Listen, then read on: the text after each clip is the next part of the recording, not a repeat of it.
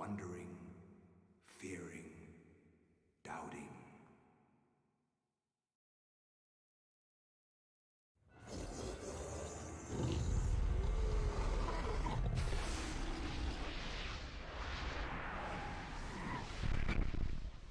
Nintendo.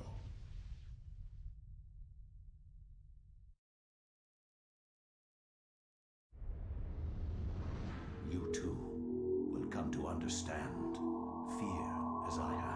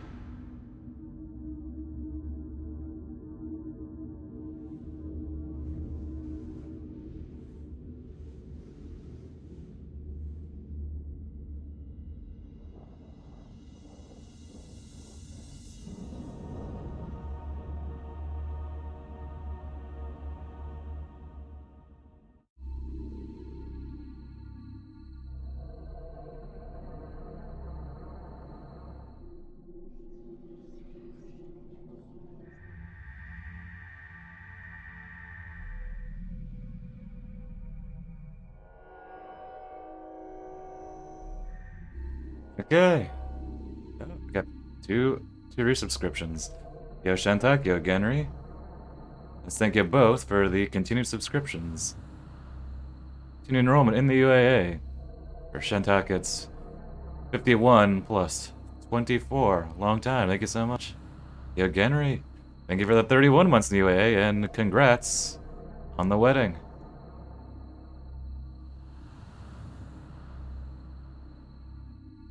Exactly. I was looking forward to this. I'm looking forward to this since last Halloween.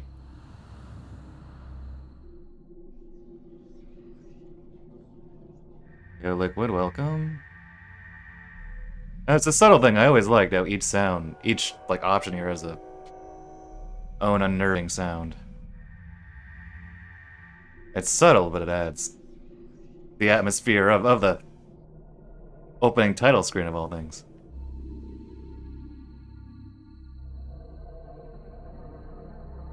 Yeah, I don't know. I have nothing else to say. Let's just jump right into it. Been dying to get back into it. And yep, carrying him over as usual.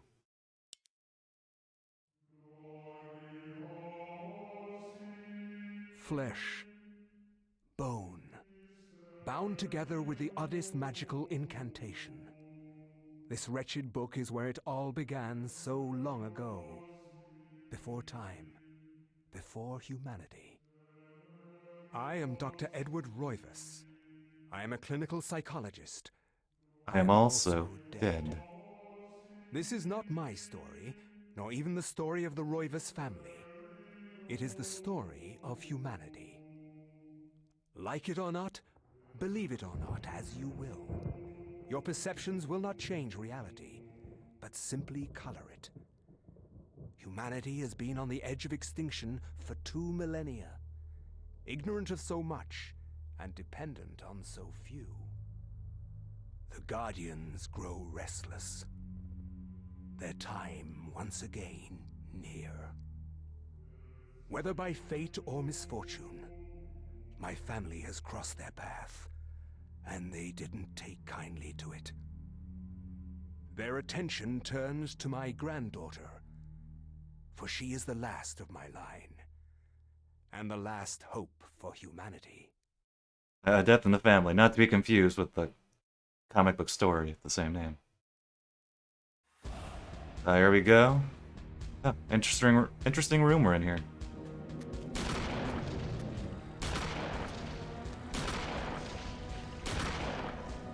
See, because I've of course played this game dozens of times, I know how to control. But here they're meant to, you know, it's a nightmare. They're meant to throw you into the thick of things, and you still haven't learned how the game controls yet. But of course I know how to.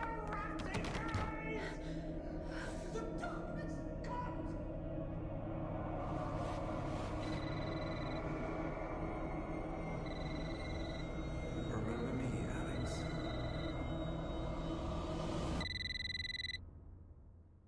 333.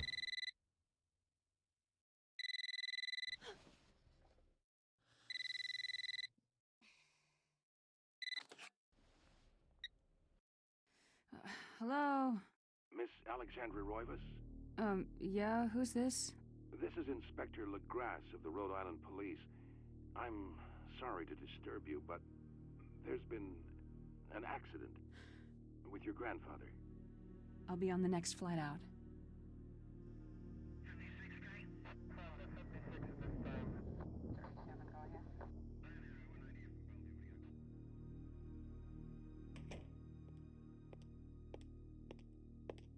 Ah, Miss Roivas, I'm pleased to meet you. I trust you had a pleasant trip? Yes, I suppose so, considering. Yes, my condolences. This is most unpleasant. It's a shame we couldn't meet under brighter circumstances. Such an awkward Yes, line. it is. Can we get this over with, please? Like, are you Of course, this way. trying to be like friendly, dude, or? It's not a pleasant sight. I'm afraid there's not much to see.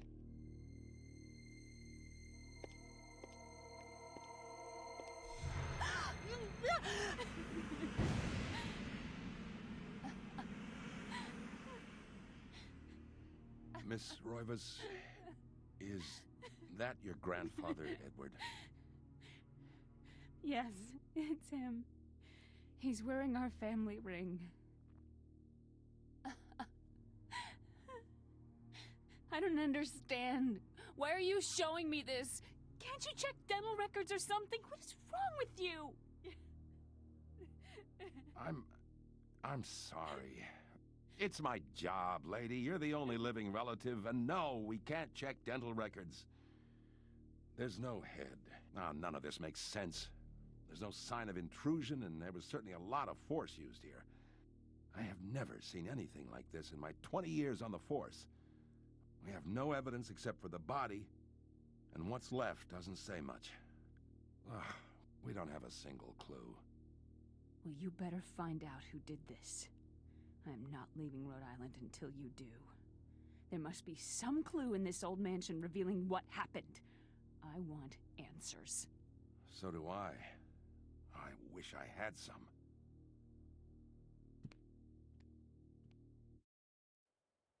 Shocked by her grandfather's mysterious death and frustrated at the incompetence of the local police, Alex vows to uncover the truth. From the mansion, if there was a tie to his past, and possibly a tie to his murderer, it would be here. There we go.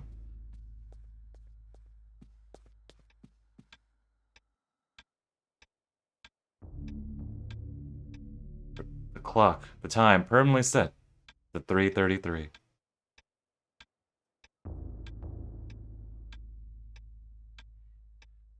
A dresser key and the clock key. Or in the clock.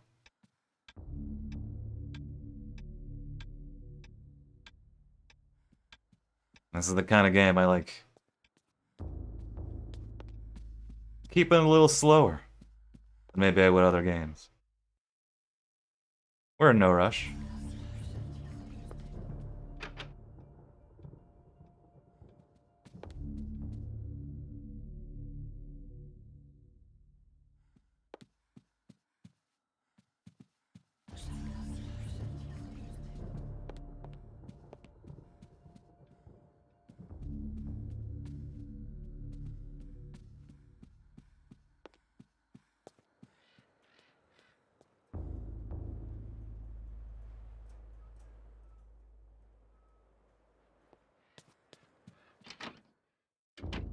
trying to think of how many times I've actually played this game.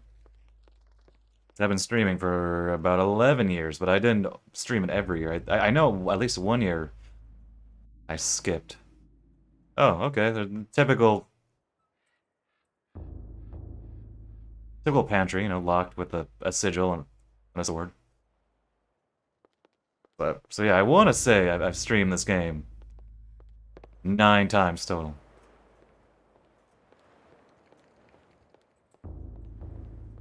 And I played it, of course, many times before I ever started streaming. So I don't know. I probably played this game like 15 times.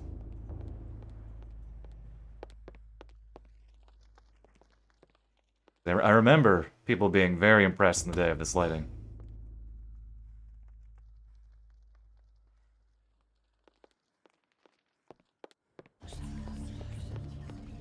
Especially for an early GameCube game. I do think the aesthetics really do hold up.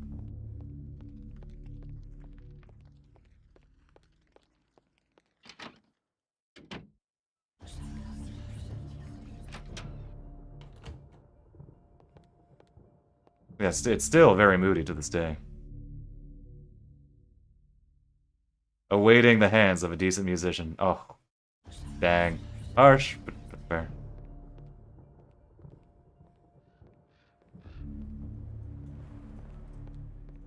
What are you looking at, Alex? She's looking up. But what specifically is she looking up at? Weird. I've never noticed that before.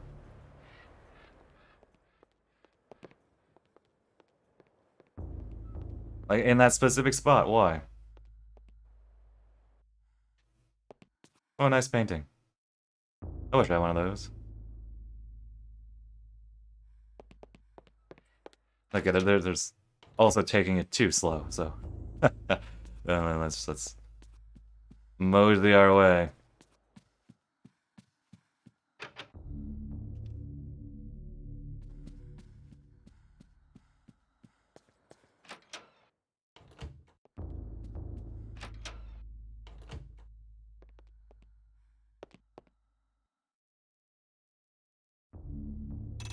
Again, just the mirror. That looks nice.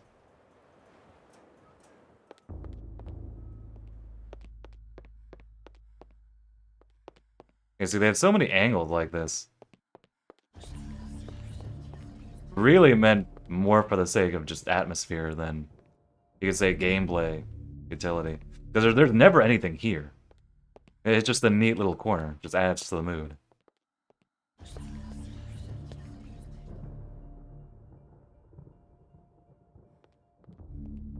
Sort of reminds me of an almost Resident Evil-esque sort of scene here. Like, you could see a Resident Evil game having a exact camera angle like this.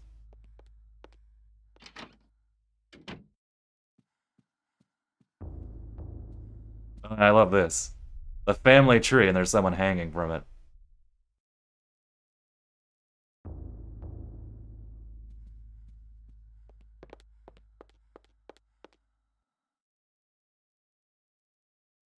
Oh. Our history is a troubled one. Mediterranean immigrants, suspected of witchcraft. Dang.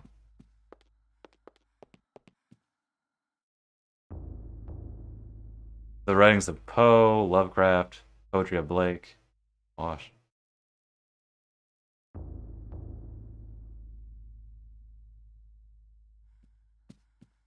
I'm reminded now of Alan Wake, where I don't think it's just the first line. I think it's literally the first 2 words are Stephen King. Like Stephen King said.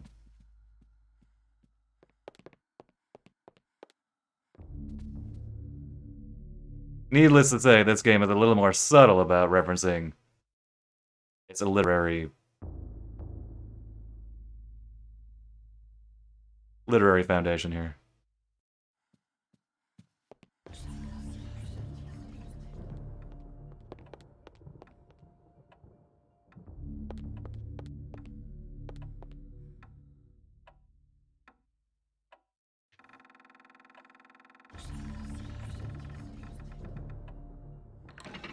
Hey.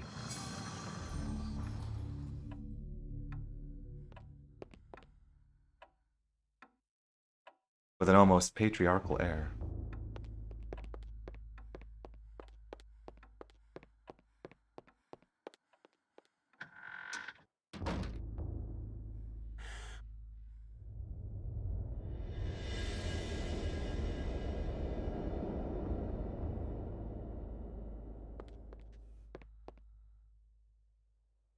Perhaps if Alex had some kind of tome, it could be deciphered.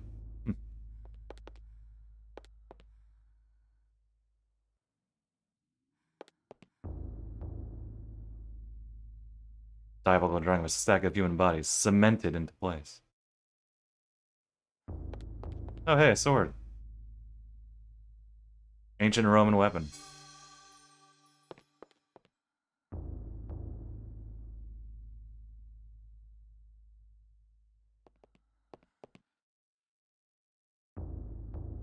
Temple in Asia, perhaps in Thailand or Cambodia.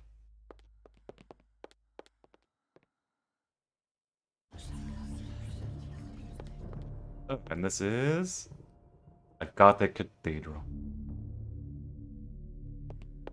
And with that, a large leather-bound antique book rests upon the cluttered desk. Should Alex read the book? Well, of course.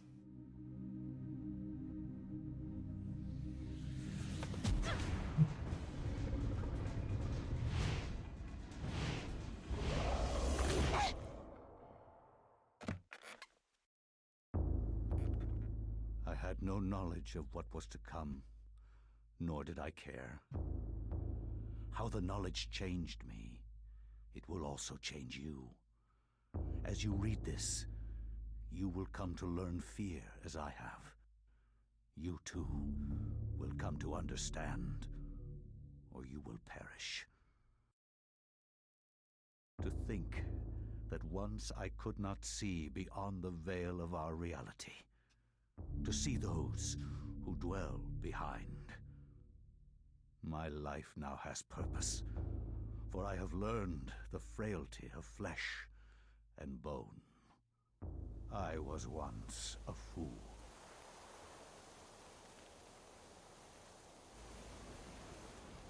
Where is Quies Candamest? Where is Conservondine? Facusatis aquae sumat, et animus eorum confirma. Pugna huis, dia sit modo prima multarum. Whoops. Si inceptum conficiamus. Quam primum, Centurio Augustus. I would like to compliment you once more on your battle tactics. Our enemies did not have a chance. Do you believe that it really exists, Centurion? I do not doubt our Emperor's beliefs, or his orders. But if we are to retrieve the artifact, then we must be strong and patient.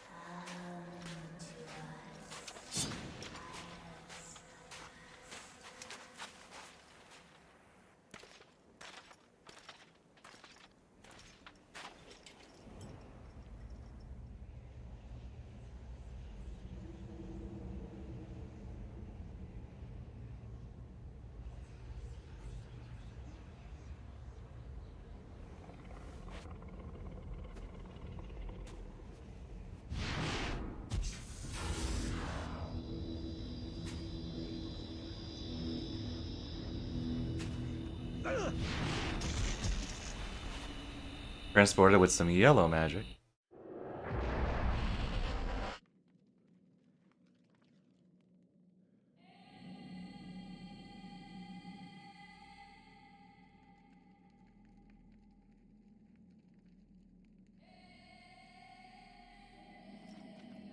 I always did like the detail of them speaking Latin, and then it translates. So it sort of gets around the, maybe not the issue, but I think it adds some nice verisimilitude to it. It's like, yeah, okay, they're not actually speaking English. The The game, or I guess you could say the book, is translating it. Especially since Alex is reading it. And that way, even though they don't do it for every single cutscene, because that would be, you know, the beginning of every chapter. They do it, I believe, just for the next 2, yeah. Or at least 1 or 2, not all of them. But then from there, you can just assume, okay, the game is just translating, it gets around the... They've already shown you it once, they don't need to show you it, you know, every time.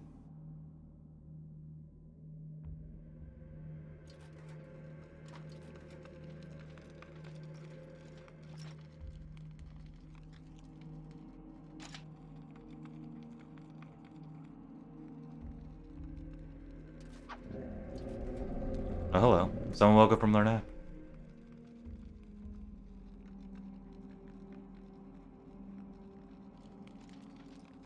Tap.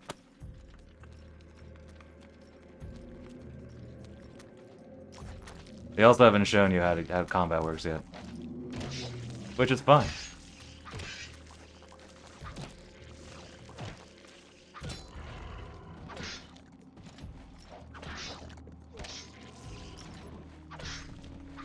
Now that I think of it,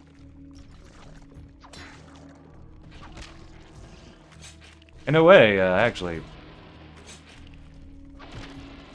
that makes a good deal of sense, because you would probably assume that, oh, well, he's a centurion for the Roman army. He already knows how to fight, so like, okay, you just fight. Yeah, exactly. Press the buttons. But then later, when they have you destroy his statue, that's when they have the tutorial in. Because the game wants you to, or, you know, contextually, they want Pais to do that. The ancients want him to do that, so they're leading his hand at the moment. They can do so in context. And in turn, they do that in the gameplay.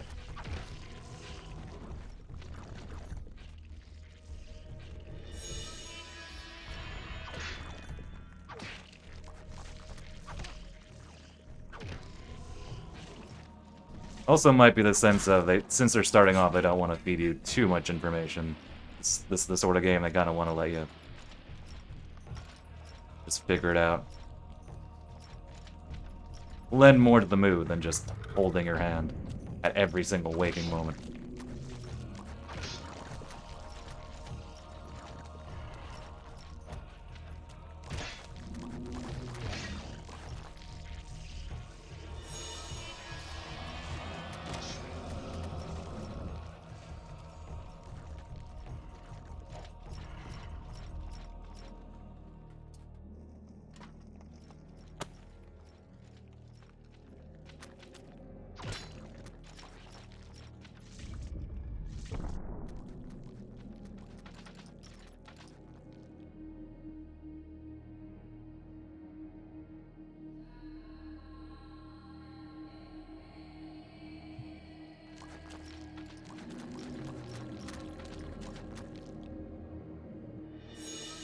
When you see strange granite blocks on the floor, what else can you do but pick them up?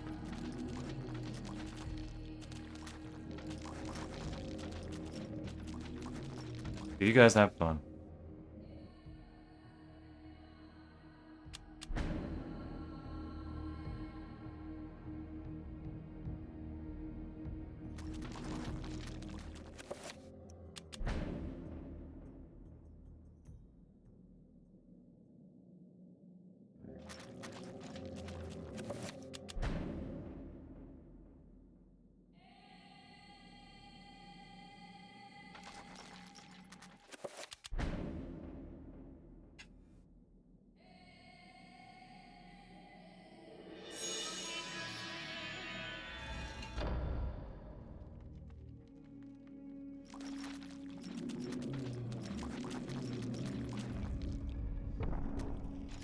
You okay there?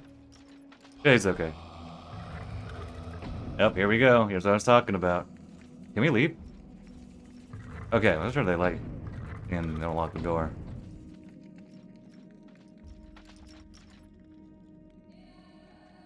Yep, you must prove your worth by destroying the statue.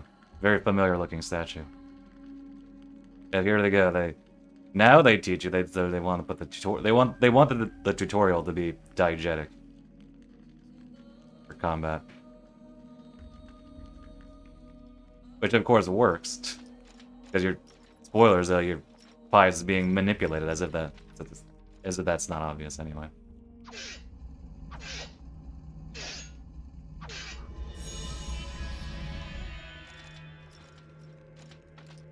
Surely we won't see that statue again.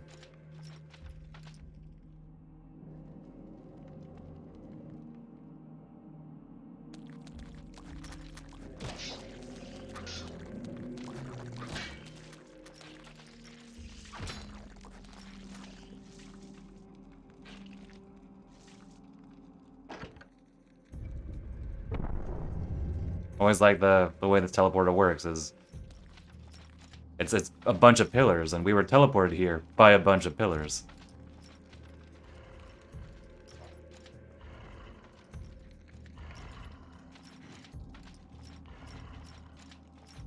I can't wait until we enter the next room, and then hey, there's a bunch of pillars, and we teleport again. More yellow magic.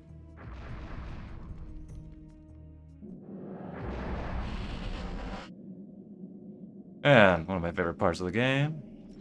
Here's the choice, and sorry chat, but I've already decided what I want here.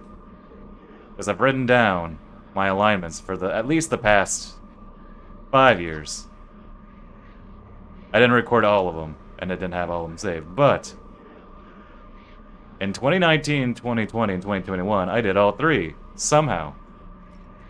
And then after that, we did green, then blue, meaning there's only one left. Red. Well, actually, let me write that down as well. I have a small text document here. Some minor information that I like having in front of me. Yep, so we're choosing red because that means we've finished the alignments across 3 years. And then we'll do it again. And so next year, you will all get the chance to choose. But here, to complete the alignment, it has to be red. A strange sculpture, resembling a red-clawed worm, mysteriously floats above the pedestal. Should Pius claim this artifact?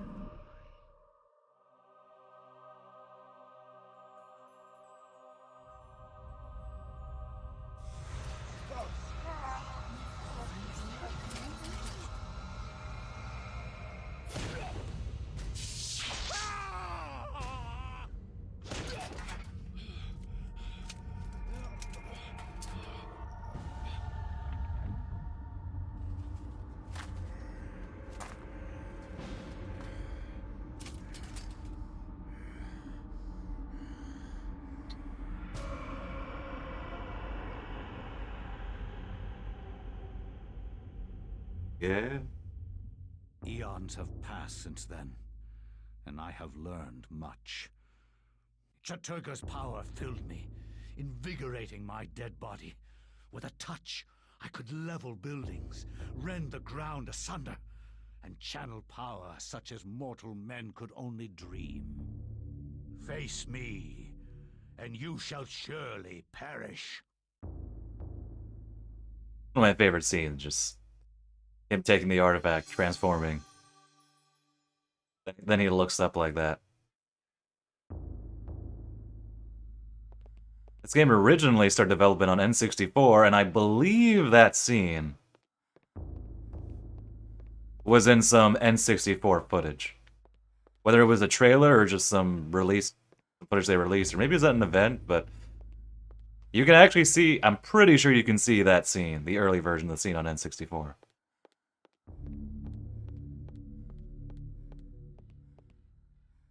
Let's save just in case.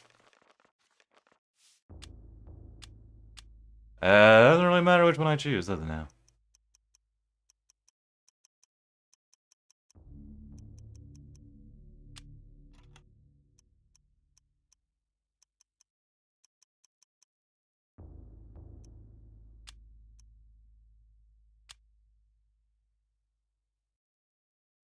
Okay.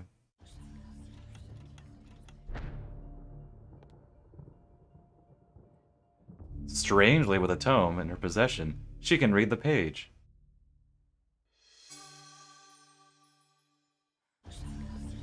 Alright. Here's a subtle thing. The game never tells you it because it's probably just pointless. You can use the C-stick to rotate items, but it's not like an early Resident Evil game where there'd be some utility to that. It's just they just let you do this. I think this is the only actual use of the C-stick in this game too. They couldn't figure out another way to use it. Did I read it now? Oh, sure. I cannot say what was the true beginning, nor am I sure of its end. So perhaps here is the best place to start. Yeah, I think here they don't do the translation I thing. am reminded of ideas I first encountered in Sir James George Frazer's book, The Golden Bough, a study in magic and religion. We are overwhelmed by a very human need to weave a web of meaning where there may be none. Since time immemorial, ancient peoples have dressed up their lack of knowledge as gods and demons. I have discovered that sometimes the fates of gods and mortals intertwine, and legends are born.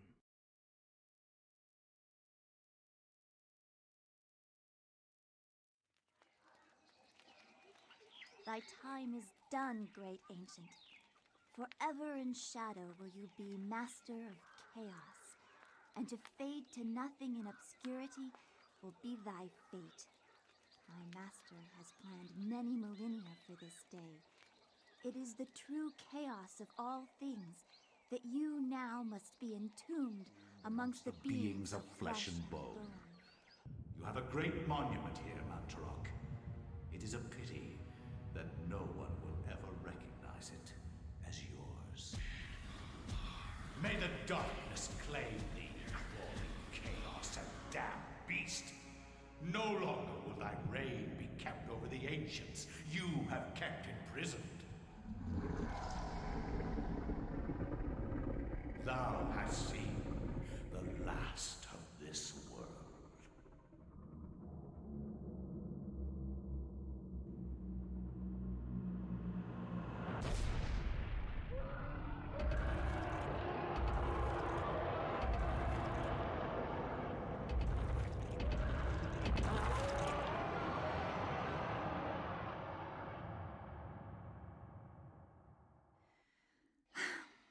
Not even these mythical fables can keep me amused.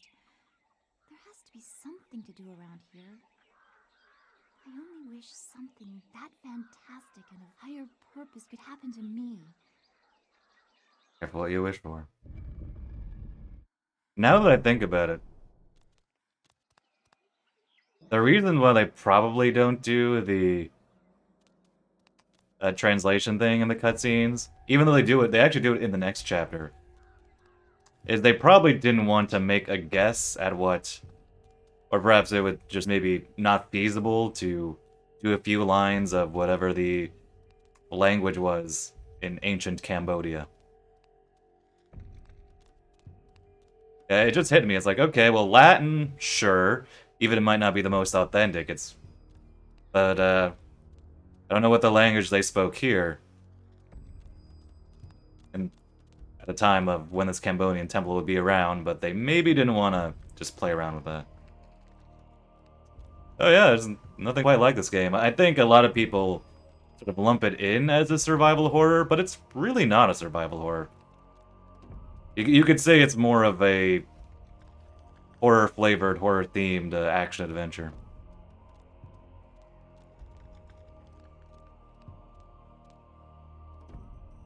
The nature of the story, as well as the gameplay having, well, this sort of combat.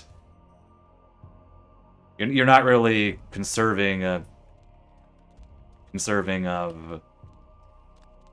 like resources like you would in a survival horror, many of them.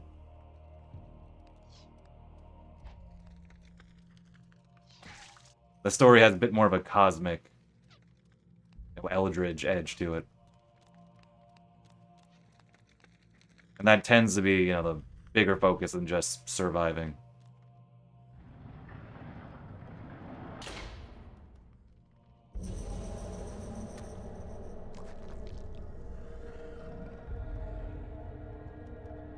Like, your characters are fully capable of handling themselves in combat. Some better than others. Like this sort of combat. Not so much. But I do think most people just out of convenience label it a survival horror. Because hey, it's spooky. It's very spooky. It has a sanity meter.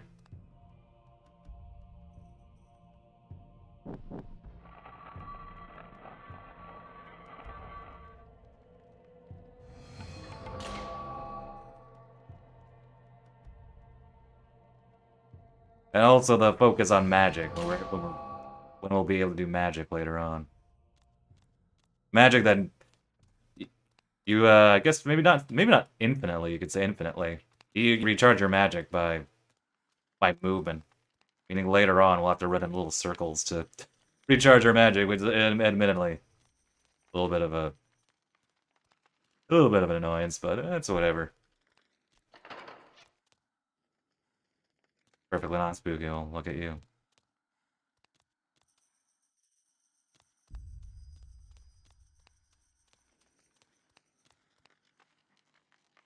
Strange necklace. Pick up the strange necklace, Elia. Hello, Redmenace. Welcome. How goes it? And this is how they subtly introduce you to magic before you can get it yourself. They give you something to recharge your health, which is also very nice. Because until you get magic, you can't recharge yourself, so it's nice of them.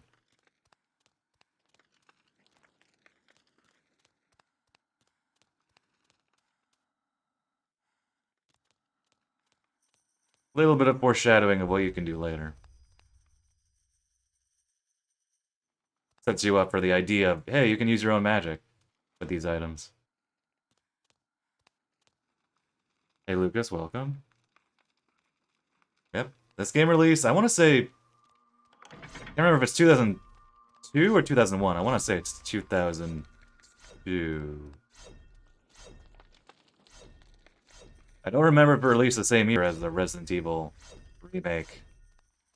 Like, I get them mixed up, because it's either 2001 or 2002 before. Okay, it is.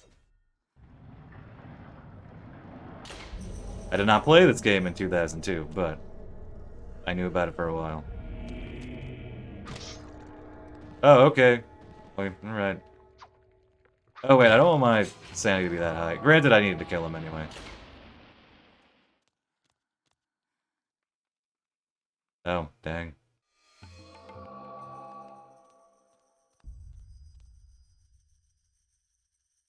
Well, there you go. You're 1 year old when this game came out. This game, I can imagine this game would probably be too much for a 1 year old, but what do I know?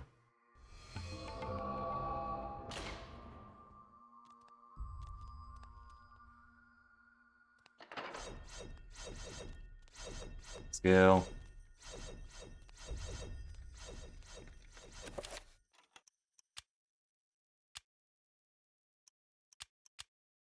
Let's look at the back of the necklace. Looks just like the front.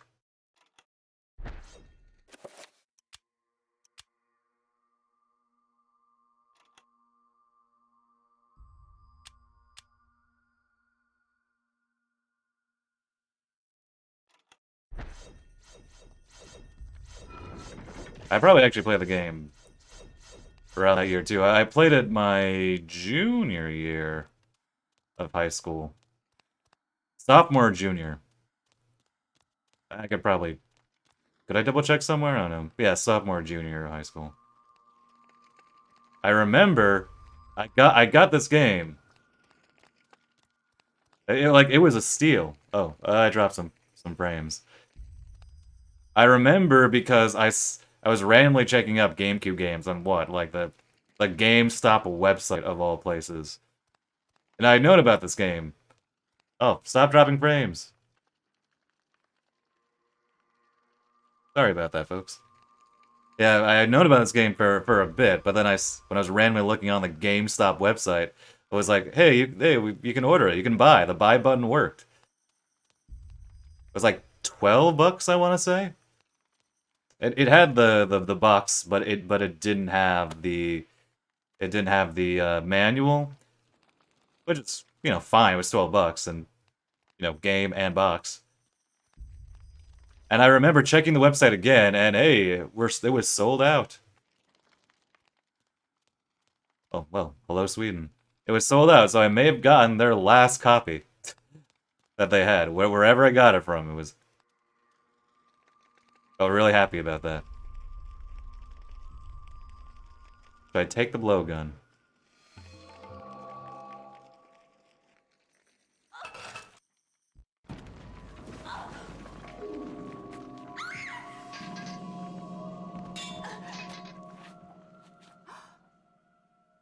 Copy now your copy, A secret passage in the temple.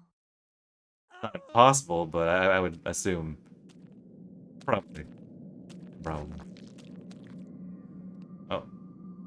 Shattered sword. Well, we don't want that guy to die. Oh, okay, we already have it equipped.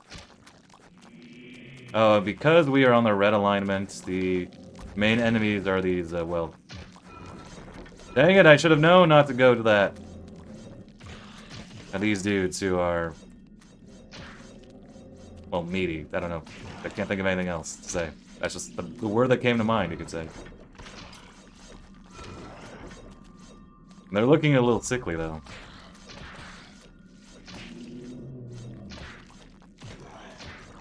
Hey, you're dead. You're also dead.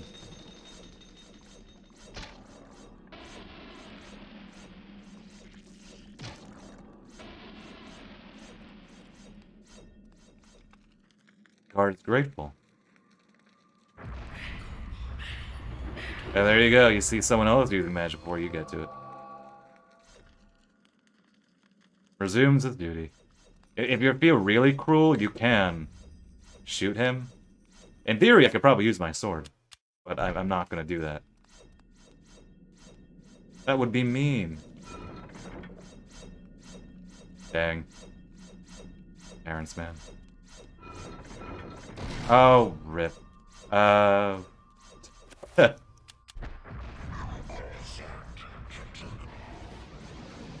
Here's another subtle thing: when you get your health up, when you increase your health, your stamina is increased to the max by default, so you'll see me take advantage of that later, especially.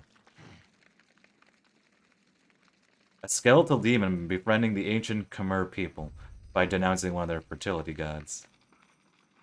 Huh. That guy looks familiar.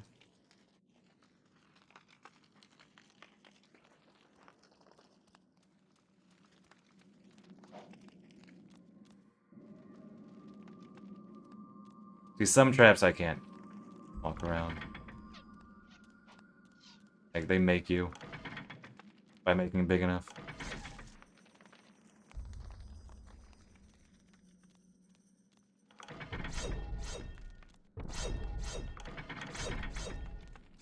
Nice.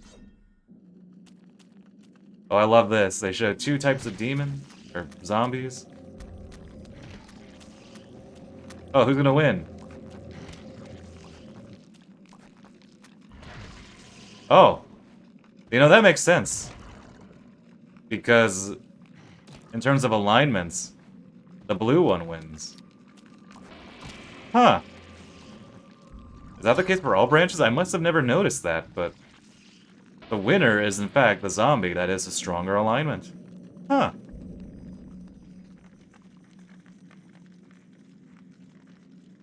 Darn you, skeletal demon, whoever you are.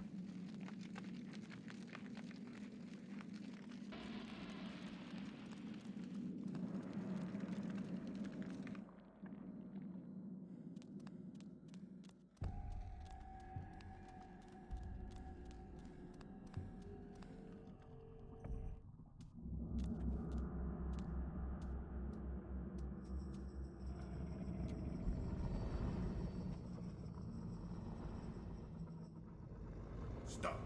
Don't go near it.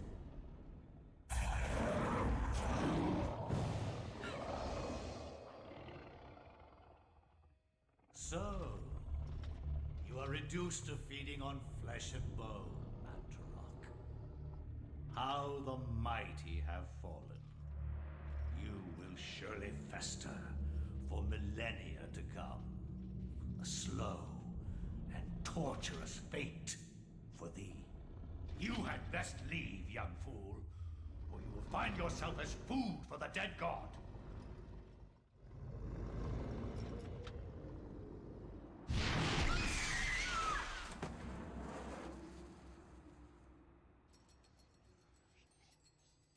Dang. You are one of the chosen many, flesh and blood. It is now your destiny to fight the eternal darkness. Dang, already got the title I drop. give you a gift in return for an obligation. The gift is your life, sweet dancer. The obligation is this. You hold one of Mantarok's hearts, the essence of the corpse god. To some, it is a source of great power. From those people, you must defend it, lest they use it to destroy what little brightness your world has left in it. Guard it well.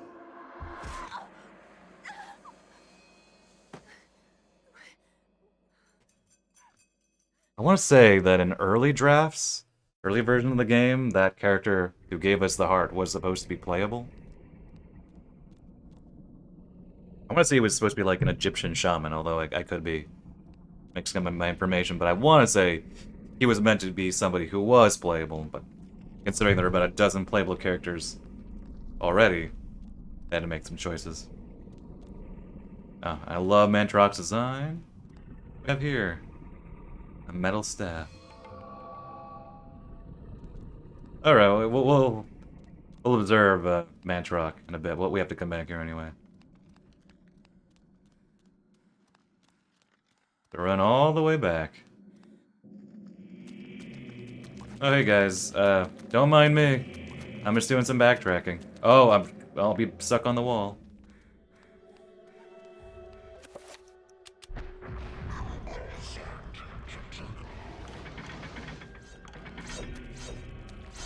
Slice him.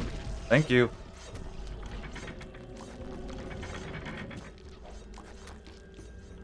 Suddenly zombies.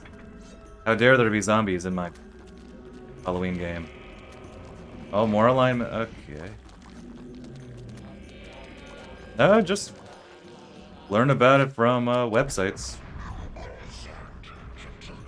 Back in the day. Wait, I probably went too far, didn't I?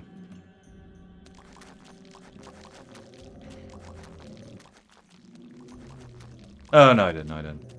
Oh, wait, no, yeah. Oh, wait, yes, I did. Yeah, just back in the day. On gaming websites. Actually, I don't need to do this. You're like, oh, hey, this game looks neat.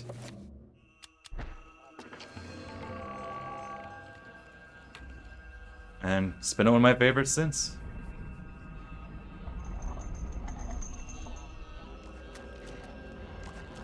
I'm getting used to the Dutch angle, I'm sure, for many kids back in the day. Wait, I went the right way? Yeah. Oh. Oh, you're silly game. This can't be happening. Oh, no, wait. This is backwards. Just say, before I laughed at that, for many kids back in the day, I'm sure this was their introduction to what a Dutch angle was, because when your sanity is low... Oh, come on. When your sanity is low, you get yourself the tilted Dutch angle. Oh, come on. Yeah, but that's one of the sanity effects.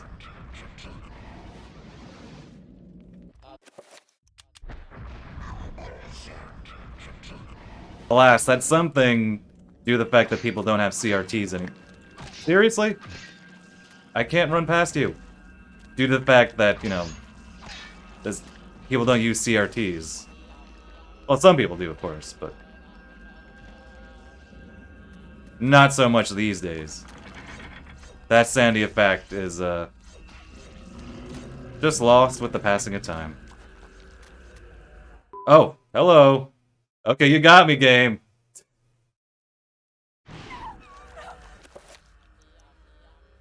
You got me, game. Well, you know what would be really funny is somebody was playing on emulator. They got the game like full screen, and that did that. I feel like they would be even more like just convinced. Hello, Prince Anime, welcome. Oh, yep, good. A little bit of Psycho Mantis for you.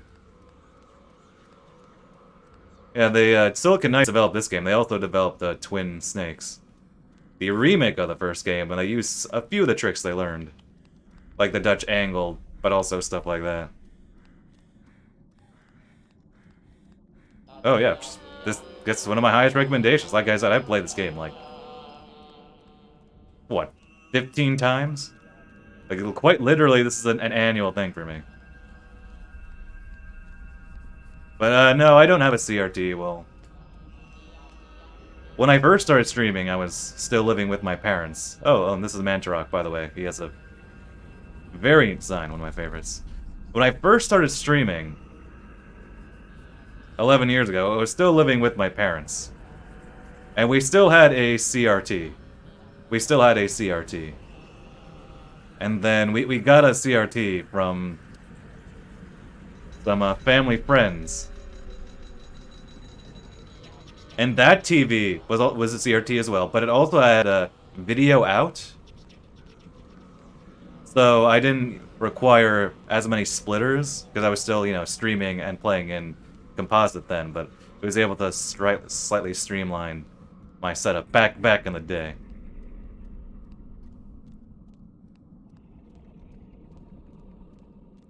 And alas, they eventually got rid of it. I'm still sad, but it was very big, and it's like...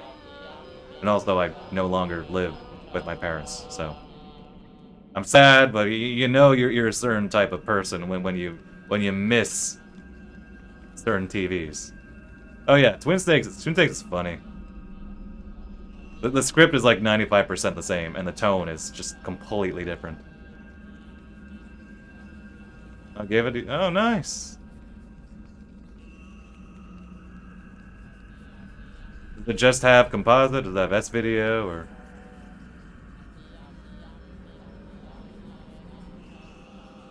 Hey, Mantarok. You're looking a little sickly. Maybe it's because you're bound in this ancient Cambodian temple. Like literally, we saw the scene of, like, the stakes getting... jammed into him. Think it's just composite? It's still something.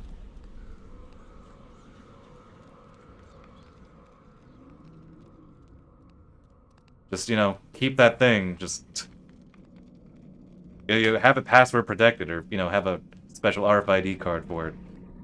That way no one can accidentally break it.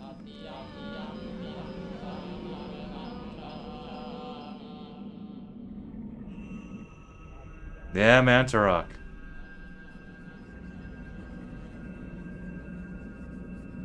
Certain things, when they have too many eyes, it's creepy. This is a good thing. And too many mouths, for that matter.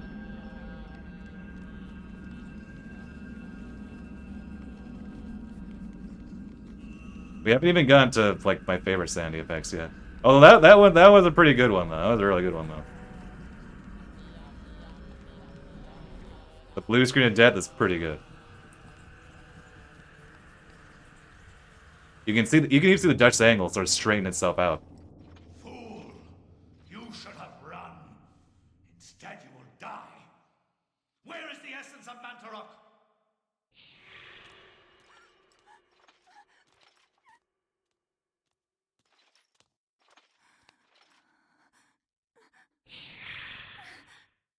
Where is it? I will not ask again, child. Very well, then. You will succumb to the horrors of oblivion.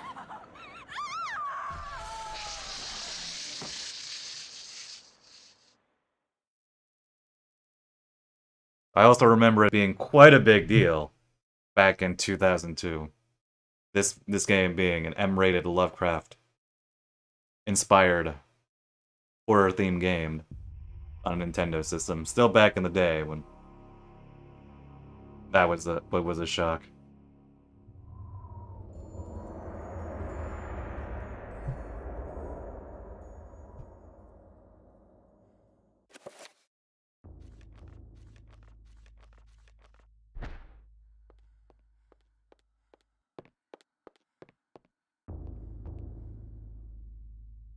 This is familiar. You know, if I set one of these things up in my house one day, if I get my own house, my own mansion, perhaps, would people be like, "Hey, what's with the statue?" Like, you even put the painting. What's with the shrine-looking thing? It's like, what are you talking about? It's my aesthetic.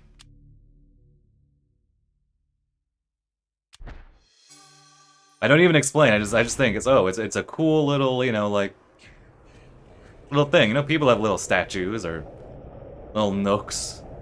Oh, there we go, Chattur'gha. Your presence is long missed, my liege. I feel that my power is weakening from your absence. Yes. Your power flows from me. Without me, you are nothing. My meditations reveal a flaw in our plan. There is no flaw. Mantarok and the others move too slowly to counter our preparations. Once Mantarok is bound, its death will be prolonged for 1,000 years.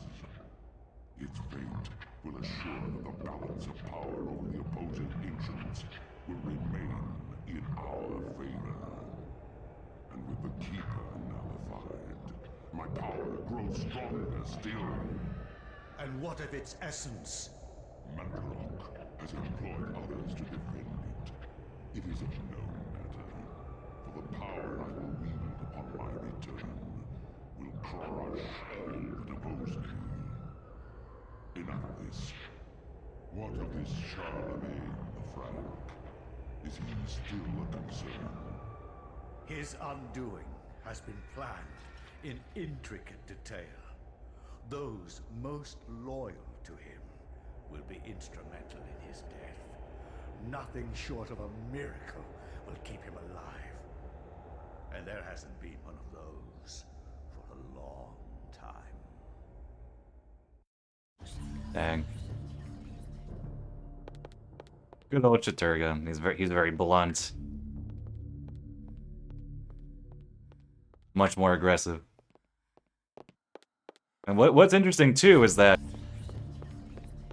depending on which of the choices you make, each of the ancients themselves are, of course, you know, they're explicitly different characters, but Pius's characterization shifts just a bit depending on which ones you choose. Based on, of course, how each of the ancients treats him. So, you know, Chattur'gha is, you know, much more blunt and aggressive. So Pius comes across as a little bit more, well, blunt and aggressive himself later on. It's a really subtle detail. It's really nice to see, not just, you know, you pick the specific baddie, so to speak, the specific big bad of your playthrough, but his second in command, Pius, is, you know, his characterization does change just a bit. He's still the same character, but it shifts just a bit. It's really neat.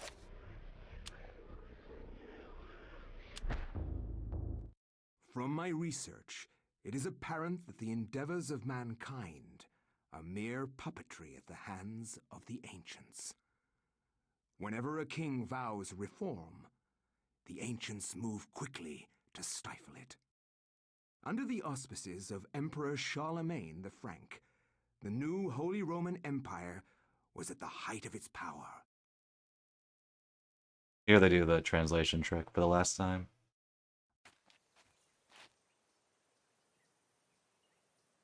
Hanc mit ad dominum et imperatorum nostrum, Carolum magnum Francum. Deliver this to our Lord and Emperor Charlemagne the Frank.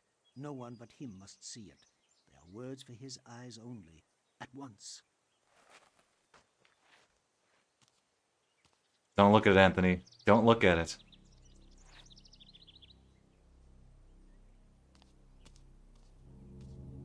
Don't do it, dude. Oh, he did it.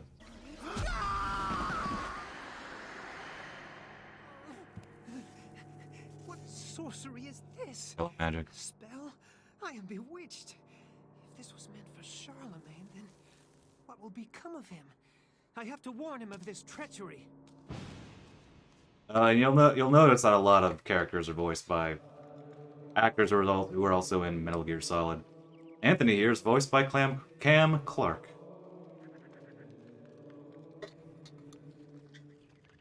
I like Anthony. He's one of my favorites.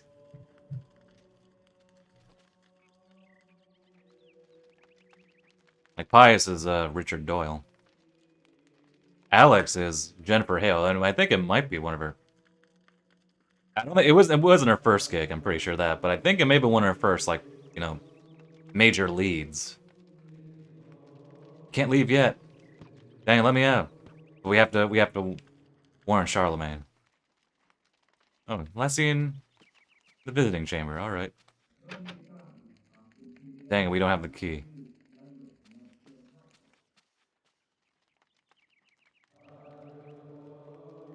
The monk seems rather subdued, perhaps out of respect?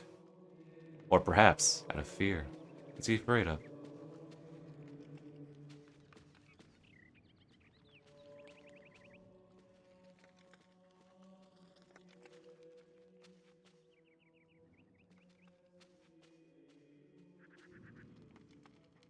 Brings grave news to the loss of one of his order, who fell from the tower to his death. Oh. Leaving Anthony wondering if indeed this is the truth.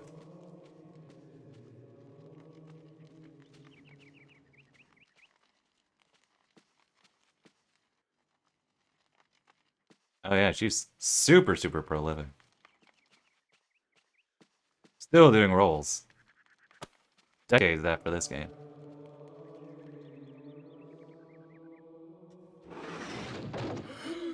Oh my god, what is it? Like imagine like Steve Bloom not being a voice actor. Meanwhile, he's in like every big game. Proven what we have feared the most. This poor man has been the victim of great evil. Look how his body has been defiled, as if something has burst out from inside him. Here, take this for your protection. And find the bishop. He must be informed of this horrible discovery. And Anthony is explicitly a swordsman. So hey, nice that they give us a sword.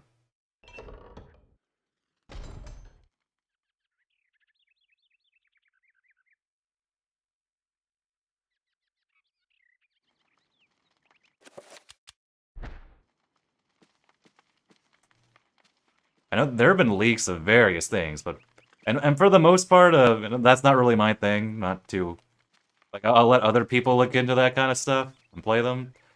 But man, can there be a leak with the Eternal Darkness N64 build?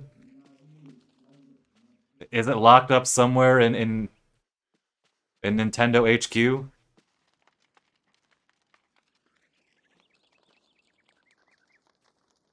If you look at a lot of early trailers and beta footage, there's a good bit of the game. Like you can notice, like, oh, that's clearly where this came from. You know, they updated quite a bit for GameCube. There are a few scenes that almost play exactly the same. Of what we could see. Like we know Nintendo is. When it comes to archiving things, they don't share it often, but whenever there are leaks, you realize, wait a minute, they literally have. Like, what? They probably have like terabytes of data since since their inception as a video game company. And since this game was produced by Nintendo, I want to believe Silicon Knights is dead. And probably for good reason. But since Nintendo was involved, I don't know.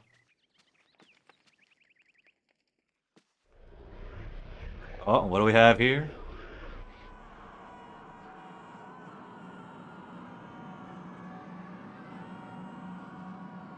That.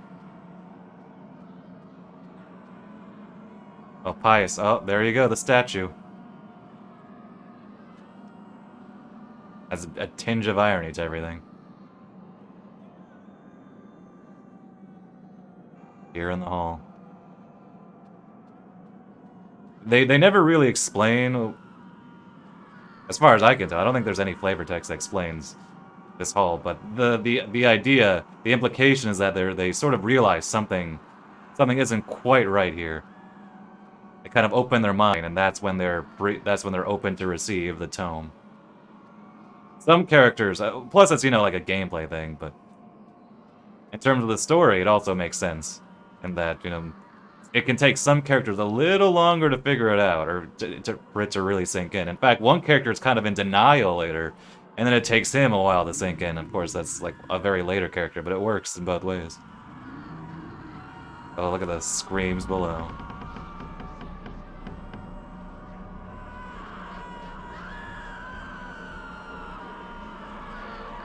Of course, flash of memories. Oh, dang, nice. I think, what, isn't there, like, people have modded it, so there's technically a playable enough build? Oh, okay, Anthony, you're not looking so hot. I don't know, that's a big dream. There's several things I would love to see just unearthed. One, it's, I want to see the DS version of the Silver Case and 25th Ward. I want to see that'll ever see the light of day. Not to mention seeing if somebody could figure out a way to port find the mobile port, bring that to modern emulators or something. But this is also up there, just the N64 build, whatever builds there are. 2 hours? Oh, that's not bad. What we have here? Something magical.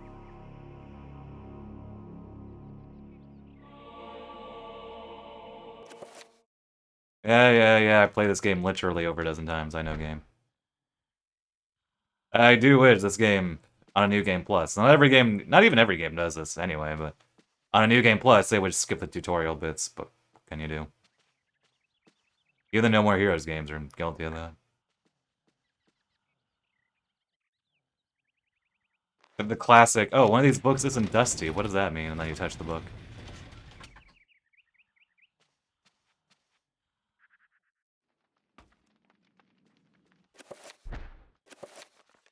Okay, I want to keep my sanity low.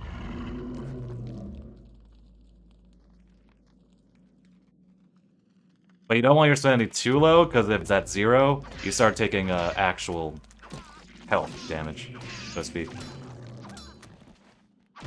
This guy, I have to do this, though.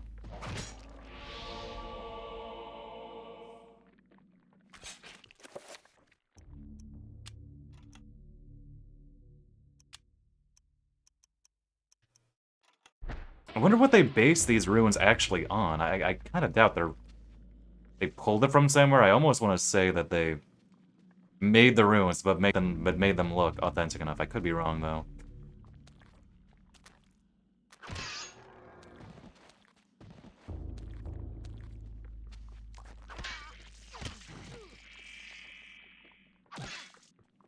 Okay, you know what, dude? You do that. You have fun.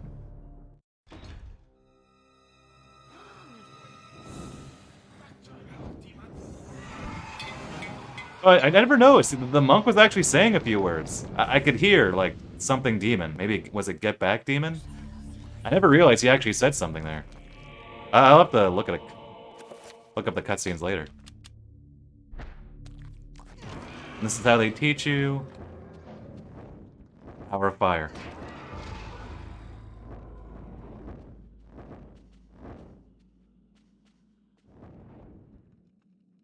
He was carrying a sacred urn.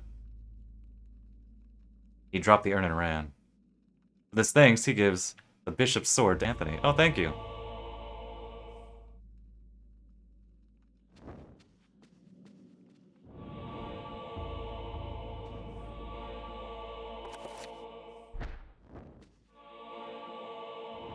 This is also really neat. Seeing the light. Oh, for clipping in, though. Okay.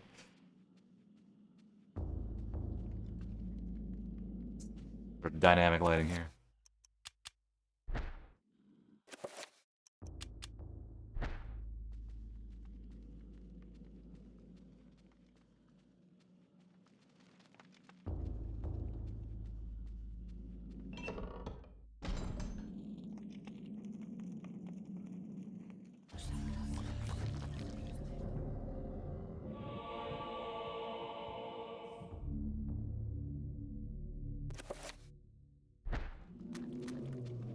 Alright. There you are.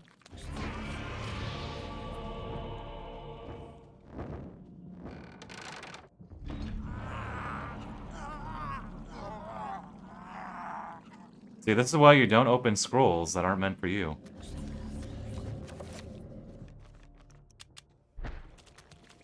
Oh, who's gonna win? Who's gonna win? Oh.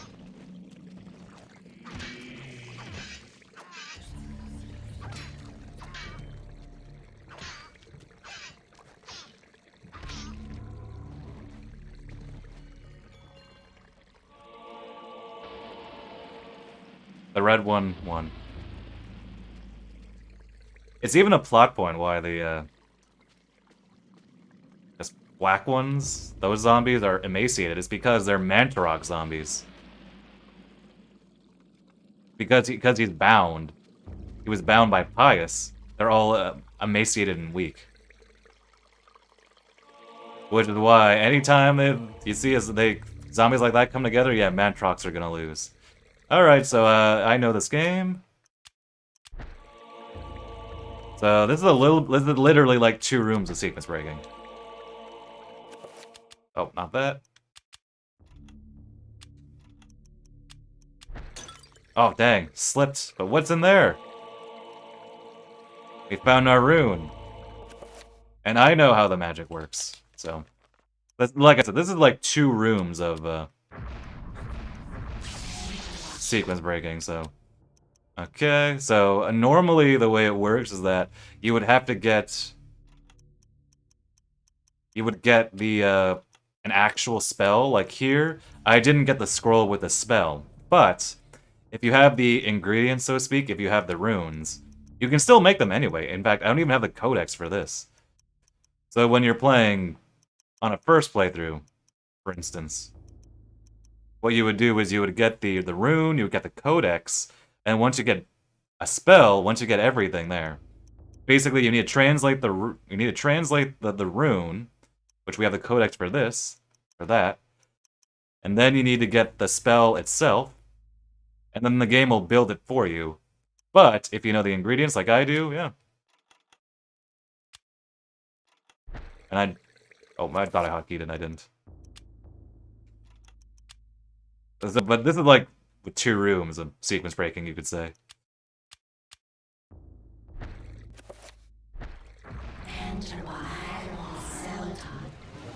The spell is like 2 rooms away. As is the last codex, I believe.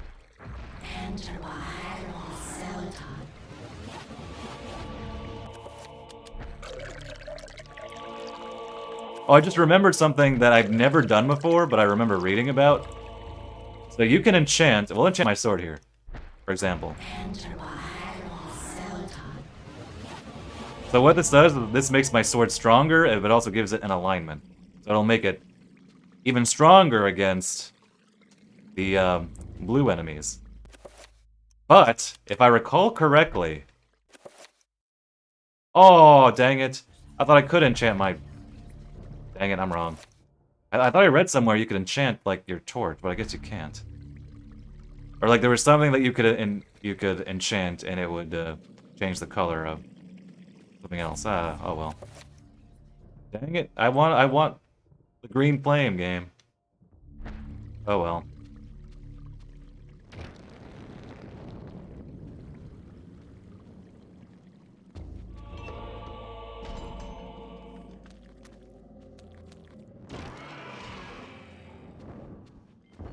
And green zombies, because they're also tattered, you can also use any flame on them, it'll kill them.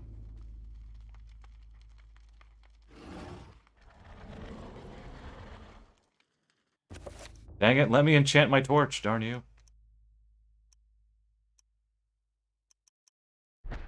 Actually.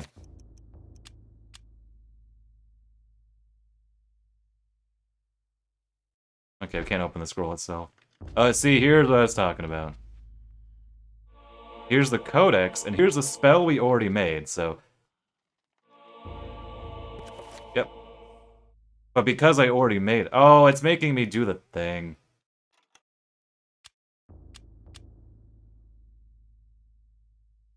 Dang, I already did that game. So long as you find everything, like you can't really soft walk the game, because if you're just looking for the scrolls and codexes, eventually you'll find them and you'll be good. Like if you want to ignore the spells entirely, you can. Speedrunners do that, obviously. And I'm sure they have the runes memorized just at a glance. And I do not, so.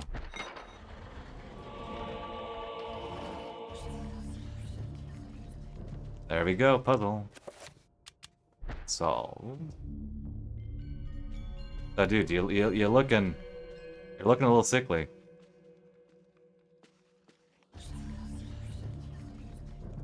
Religious texts of an unspeakable nature, written in languages utterable only by monsters or corrupt humans. Dang. Harsh, man. Probably fair.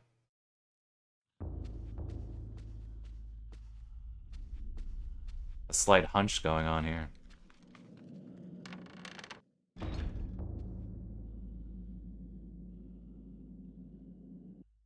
So, you have come to return my book. Very well then. For your efforts, I promise a quick and merciful death. Bishop isn't looking so hot. Oh, okay. I do think it's a little funny how his head flops like that.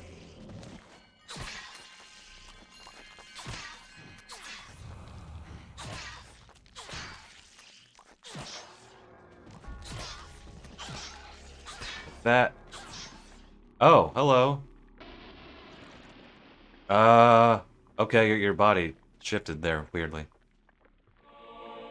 Got the key. Now we can go to Charlemagne. A shrine to a god that bespeaks of an ancient evil that graced the earth before mankind walked its valleys. You can even see enemies disappear with that yellow tinge. Yep, look at that.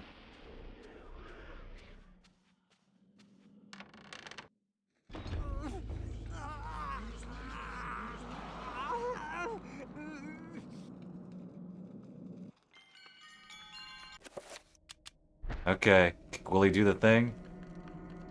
Wait, are there enemies here yet? I knew it, okay.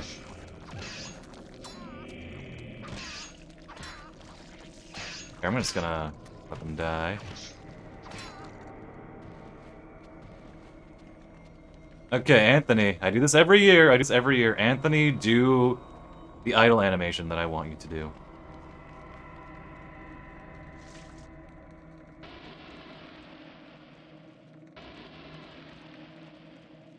He has a specific idle animation. My favorite idle animation in anything ever. He's also looking very sickly, so.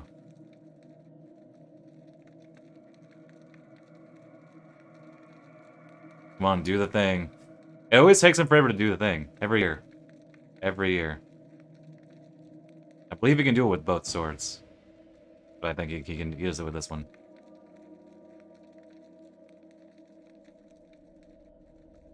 I did wonder if my sanity was too low at times for him to do it, but... Oh! Oh. Curse you, game.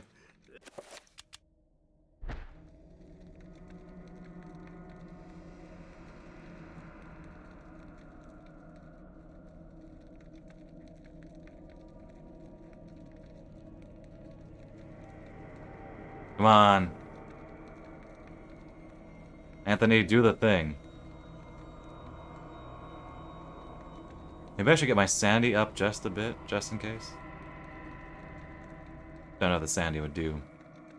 Too low if that would happen.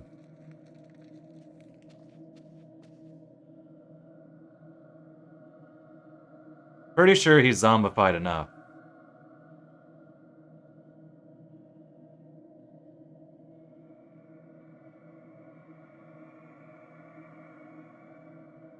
I guess he's creepy enough as is, just standing here.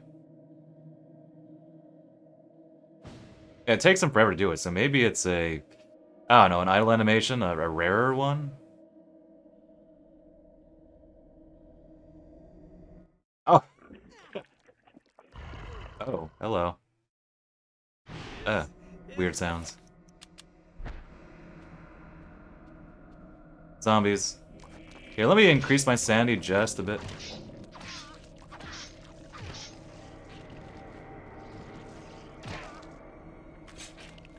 Maybe it's too low, that's causing some problems?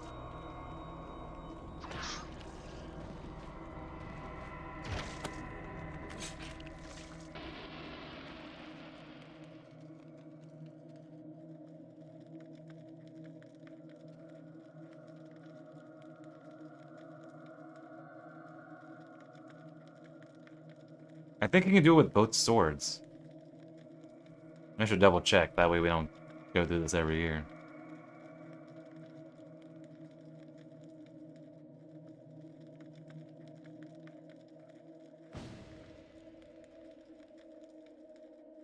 Come on, Anthony. Do the thing.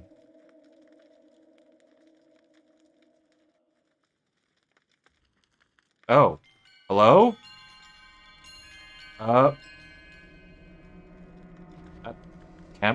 What? The camera is... Oh. I've actually never seen this. That's actually really neat.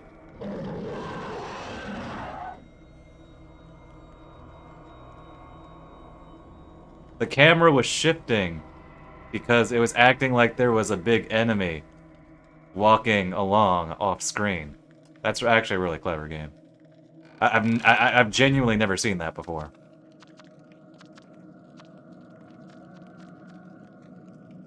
Because like every year I learn something new. Okay, that's a trapper. I don't want to go to your... Oh, he got me. Dang it, I was trying to run to the door and leave. I was trying to bait him. This is the Trapper Dimension. It's a very strange place.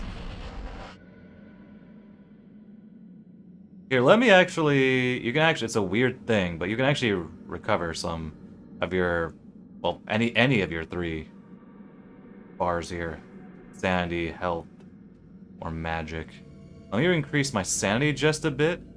On the chance that that's the reason why I can't get the sanity effect that I want. Or not sanity effect, the idle animation that I want.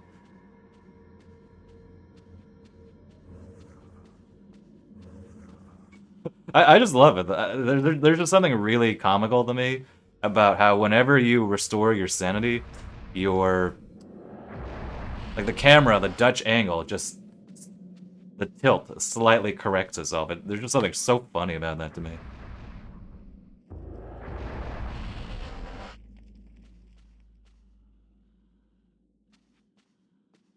I can go a little further. Oh. Trappers. Are there only one?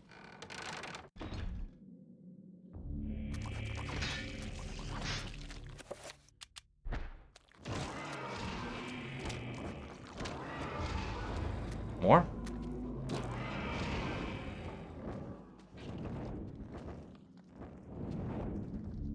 Okay, Anthony. This is your time. Do the thing. I know you can do it later. But I think you can do it now. Oh, there's just blood coming from the walls. Don't mind that. I do this every year, and every year he makes me look bad. Come on, your sanity isn't too low. You're zombie enough.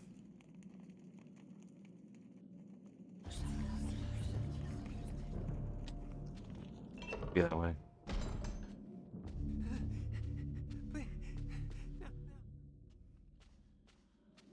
Dark in here.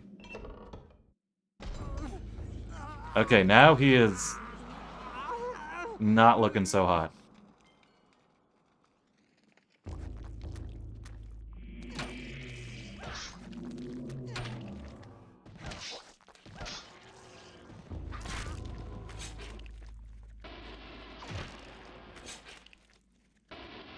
No death blow icons here.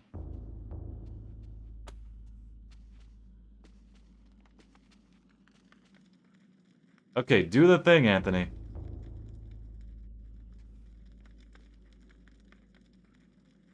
The whole world's looking at you. We're all looking at you. I might need the other sword, though, actually. I want to say it's this sword. Do I need to look up my old VOD and see?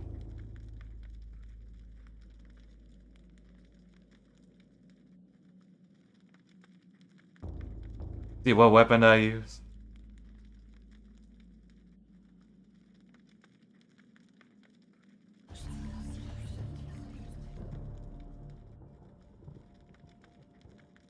Come on, Anthony. Oh, come on! That's not what I want to see again, but we'll play it either way.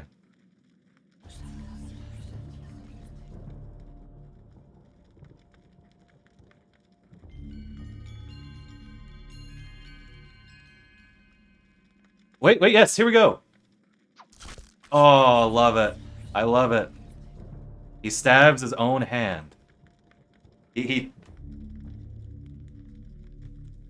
tests, you know, oh. Like, one thing that is happening here is that you almost don't get the sense that he realizes what's happening. And nobody remarks upon it. He comes across that other monk, and they never comment about how Anthony is slowly decaying, and Anthony himself never remarks on it. But then you get this one idle animation where he actually looks at his hand, examines it, and then he stabs himself as a test. Which in a way makes it even creepier. He never acknowledges it. And then the one time he does, it's just so matter of fact. It's like, oh, what's this? Like almost like, I mean, not childlike, but that sort of sense of, yeah, he act, in a way, he kind of realizes it, but you don't get a sense it's sinking in. Like, what's actually happening to him. It's so good. When I read about that idle animation, I literally booted up the game. Like, I didn't see it, like, you know, playing the game myself for the first time. I literally booted up my game in disbelief that was a thing. And I was blown away that there was actually an idle animation where he stabs himself with his own sword. Oh, the horror. Like, literally. These enemies are called horrors.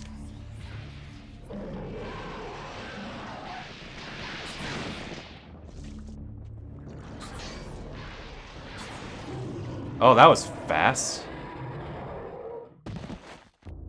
Granted, I know this game well, so I knew what to do here.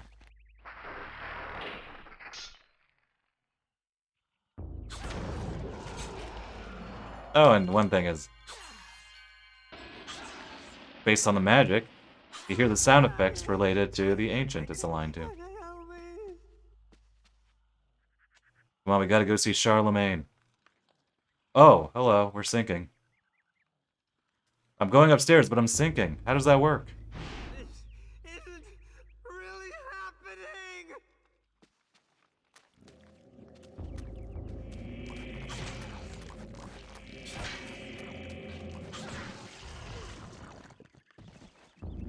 Come on, get out of my way, zombies. I need to see Charlemagne the Frank. History books say nothing bad happens to him, right?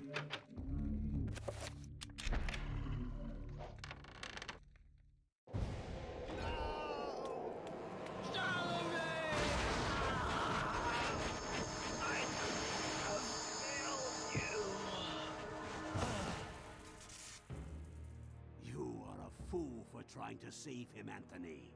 His fate was decided many centuries ago, as is the fate of this world. Despite your faith, there is little to save you from the power of Chitauri. The Shantaka. +1.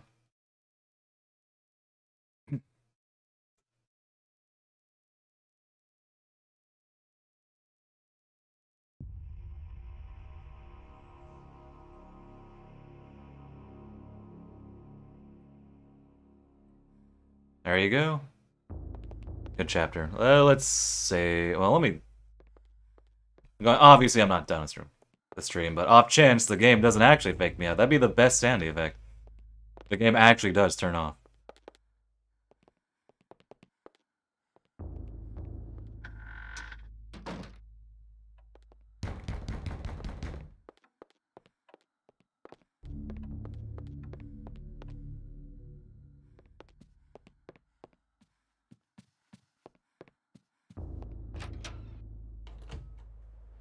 Who's at the door?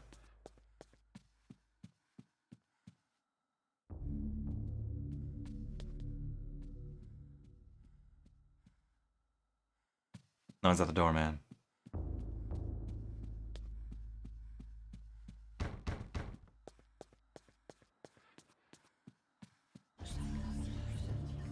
Dang. Kids these days.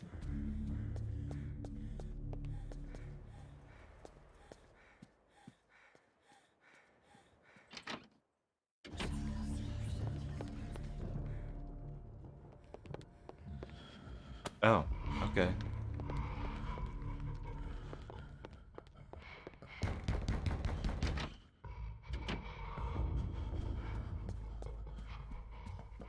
Let's go upstairs.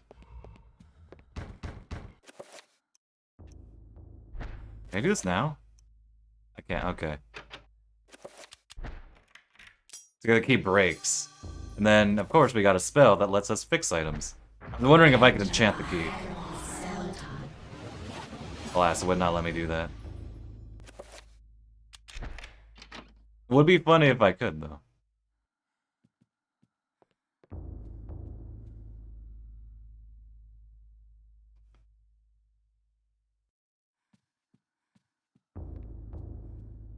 Oh, hello, statue.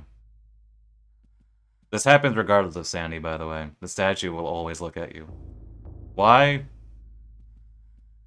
Because it's creepy.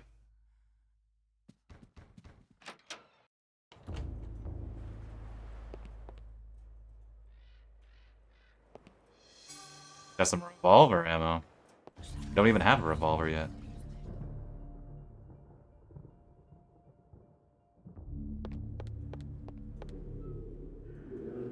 So how's everybody doing? We're all doing okay. Hey, are you looking at the screen? Good.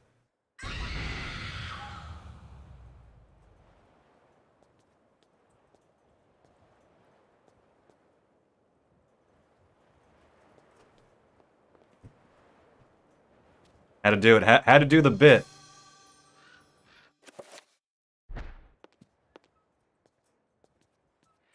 If you were scared, problem solved. Or not problem solved. The mission succeeded. From M. Roivas. Oh, who could that be? Everything that brightened my life now engulfed me in darkness. I fed on the light of truth, yet starved on the shadows of lies. I have learned through my lifetime, but no less than a newborn baby. Getting raspberries? Rip.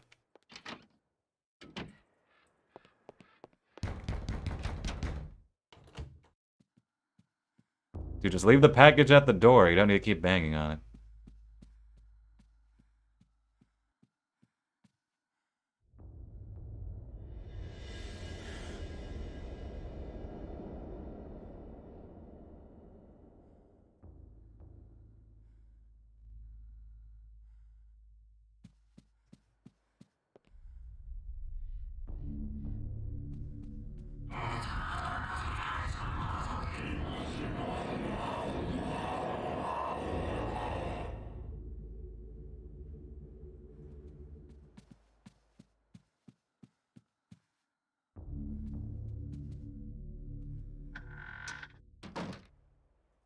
Circuit's broken? Dang.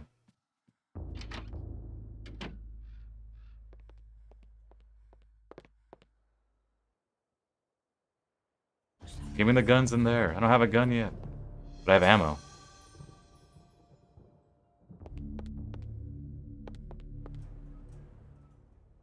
Oh, look at that. Oh, and this is another one of my favorite chapters. Here, let's save just in case.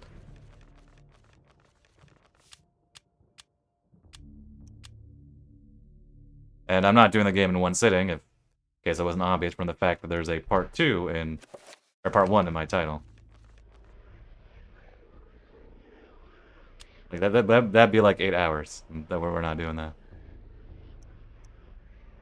Anyway, time for one of my favorite ones.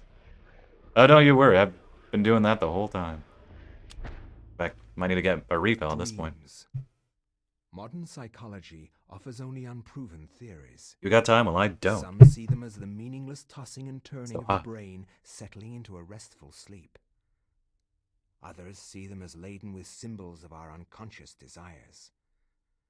To still others, dreams represent the upwelling of the archetypes, normally hidden deep within the recesses of the human collective unconscious.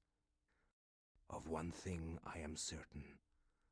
After a brush with the ancients, our dreams metamorphosize into nightmares.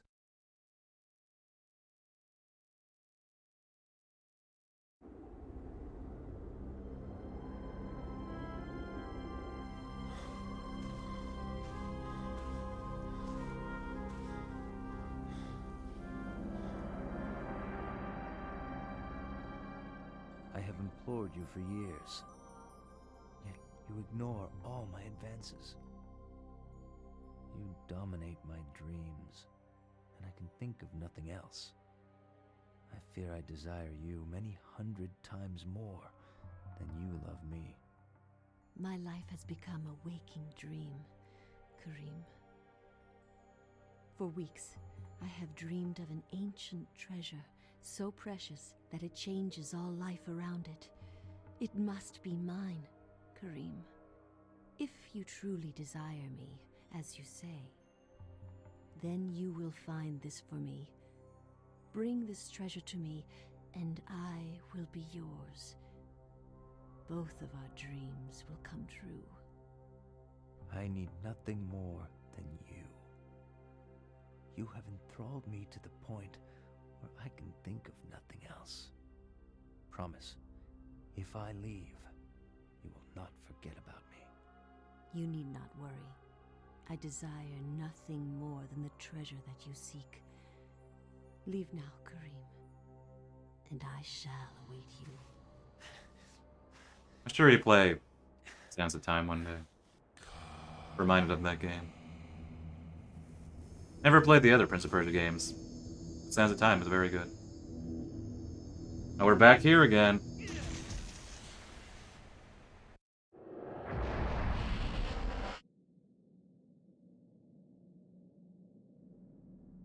So unlike most other chapters, where I prefer to keep my sanity low, for the beginning of this chapter, if not the majority of it, I am going to keep my sanity pretty high. Because the music is some of the best in the game, so I may as well take advantage of that. That's one unfortunate thing about the sanity effects, is you get that screaming and crying one when your sanity is low, but I think that's not too elegant, not too effective. Oh, right, do this first. Like it's stressful to an extent, especially early on, but there comes a point where it just becomes a little grating and the effect is ruined. But here we don't want it to interrupt the music especially, and poor Anthony.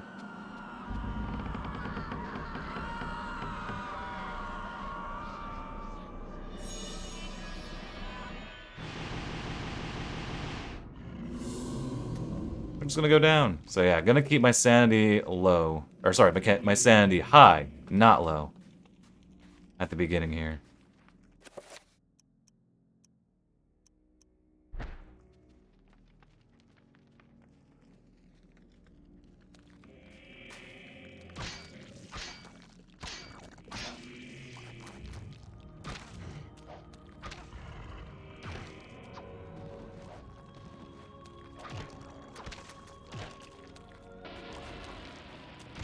They grow. These enemies grow back their limbs, so the other guy probably grew his head back already. Oh, I told you.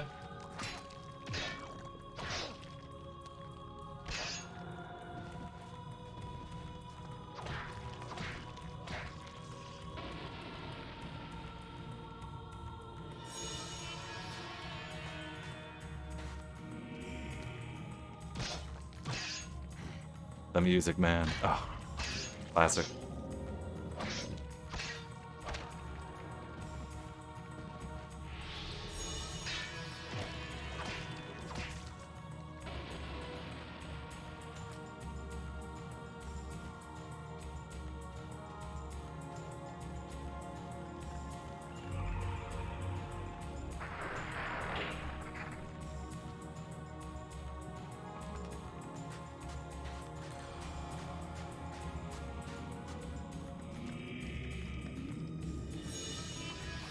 And I do, in fact, own the physical soundtrack, the actual soundtrack of this game. Ooh, I don't like this. Here. Ooh, this is really bad. This is really bad. Ooh, I could die here.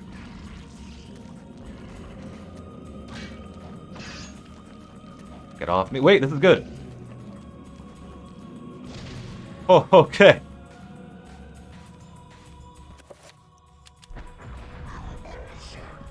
Oh, oh, coming bad.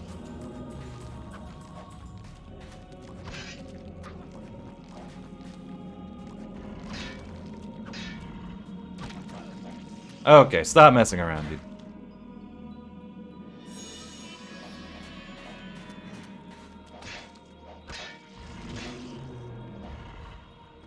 But did his head grow back right as I killed him?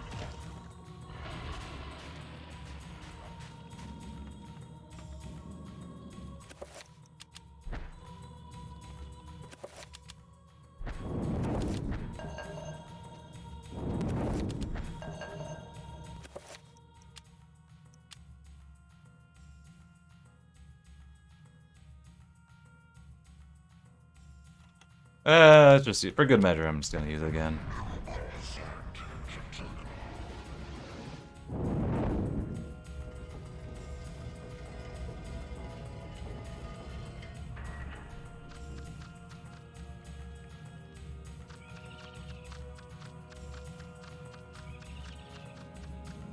Oh, nice.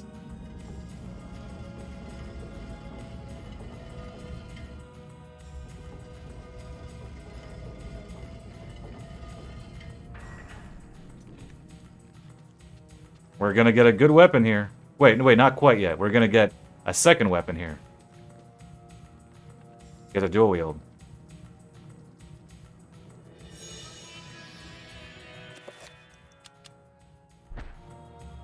We'll get a very good weapon soon, though.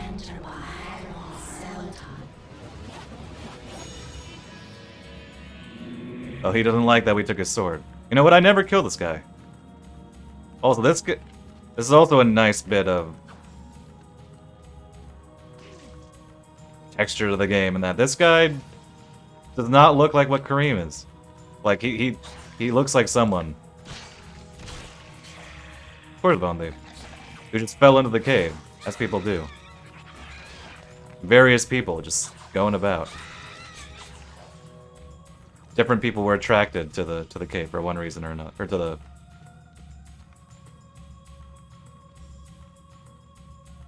city here for one reason or another. If of a dead soldier.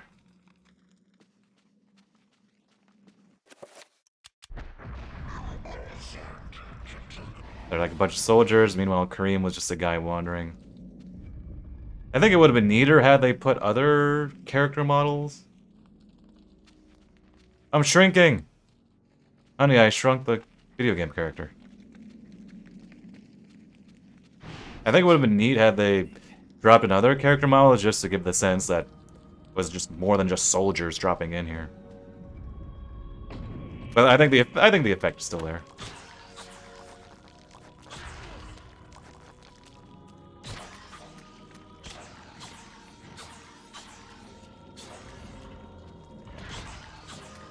One of these is the Bone Thief. And it's you! Okay, wait.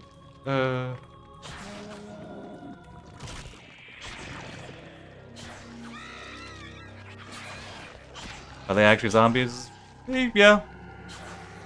Well, these guys are. The soldier I just killed, so to speak. He was possessed by a Bone Thief, so, and I guess Bone Thieves aren't technically zombies? Who are these men? Whose corpses? Okay, so they do comment on that. Were they unwary soldiers or grave robbers? They just have all this. They all have the same character model. So, and hey, we got a recovery. So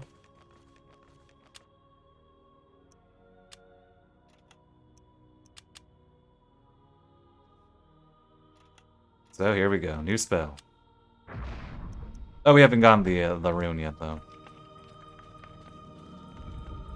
And there are lots of guys here.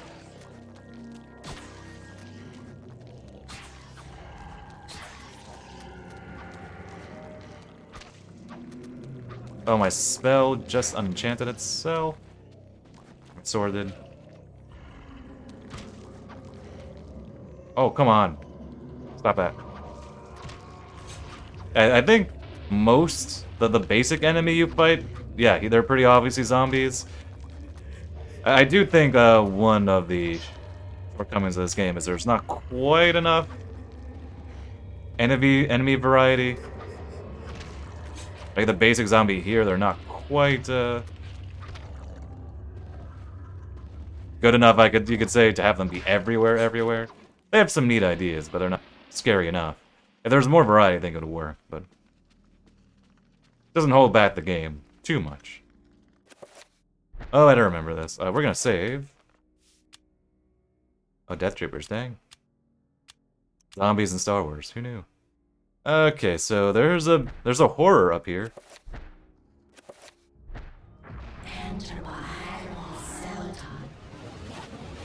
Actually, I've never done this before. What if I use a chakra mod? Very scary? Alright. I guess 'tis the season. Scary reading. I'll assume that's why you chose it. Or perhaps it was a coincidence. Oh. Ow. Alright, that inverts my controls.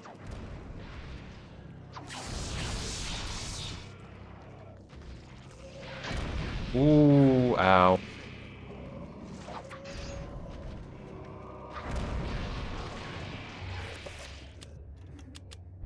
Okay, let me try this. Oh, okay. Turns out my chakrams did actually a good amount of damage. It's just by this point you don't really have a good weapon to take care of this guy, so oh, I suppose that's the point.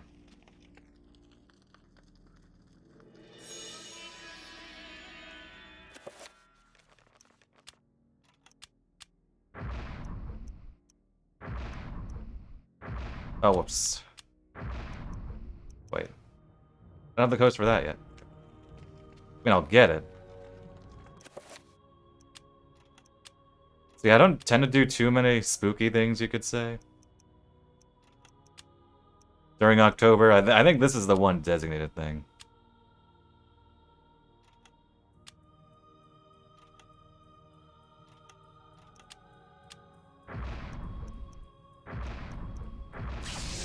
Yep, that's the recover one. I didn't get the other codex yet.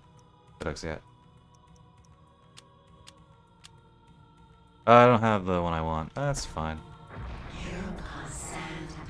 Oh, okay.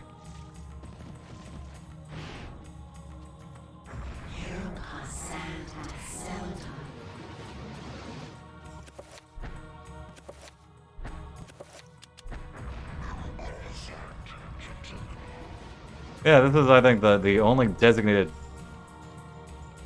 scary thing that I watch. Or that I engage with.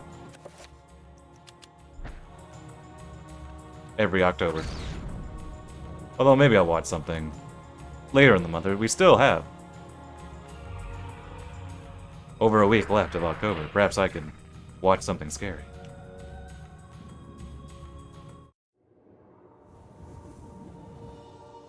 My dear Alex, I will always be at your side. There are times when insanity takes hold, and nothing seems right. During those times, I will help you. Fear not, for I will keep the darkness away. Thank you, Remnant Psyche Grandpa.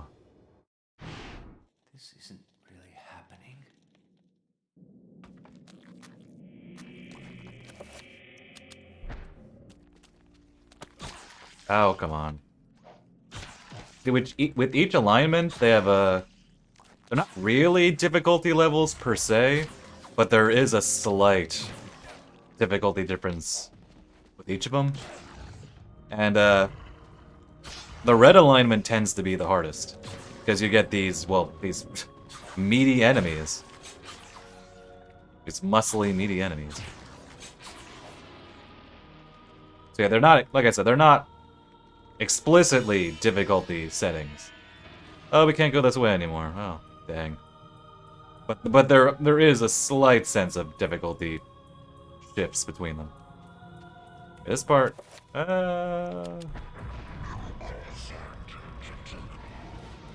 let's save here. This is one of the more combat-heavy parts of the game. This might be the combat heaviest. Now that I think about it. Back here again. Looking a little different. There's a sword there.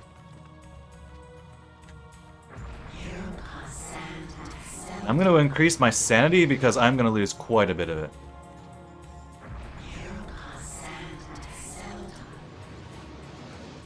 Pick up the Ram Dao.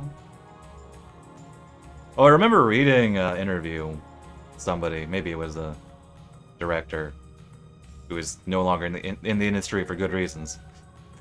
I think the reason why they stated that the reason why they wanted you to, you know, press down and then confirm this way is that they wanted the pacing to be just that much more deliberate.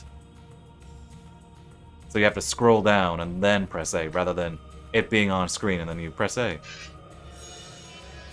Of course, I guess you can do that still, but most players would look down before they see the prompt. Oh, Swamp Thing. Excellent. Good choice. Very good choice. Well, at least I hope you enjoyed it.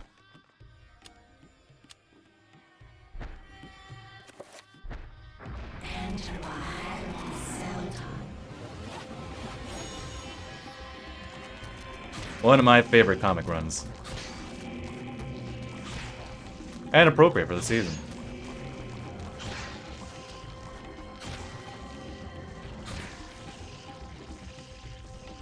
Is Miracle Man good? I haven't read it, but I've heard it's good.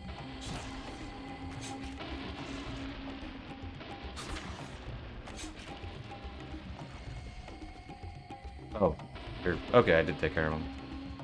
Okay, we're just gonna run around. We're gonna get our laps in. Dang it, if only we had a torch.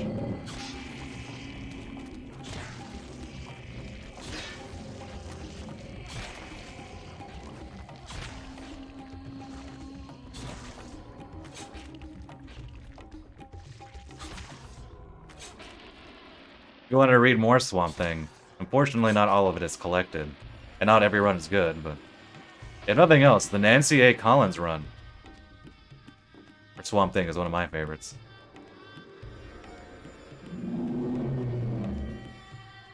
My second favorite run after the Alan Moore.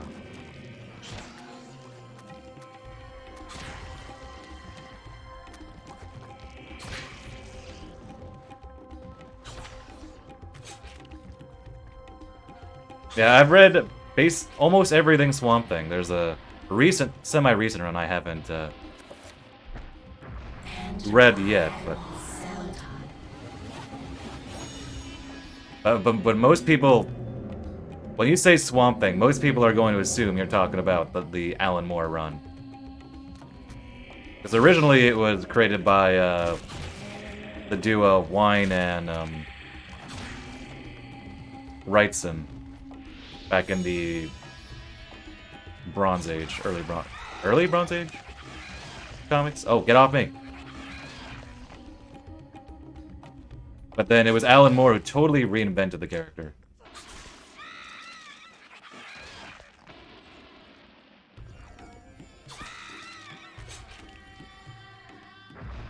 I don't know. To me, that Swamp Thing is up there. I don't care for Killing Joke too much. Watchmen is great, but yeah, Swamp Thing, and to me, that's where it's at.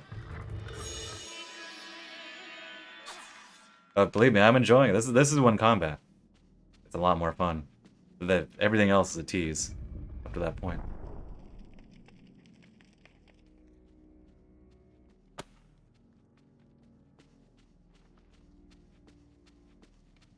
Okay, now it's time to do some spells. Wait, no, not that.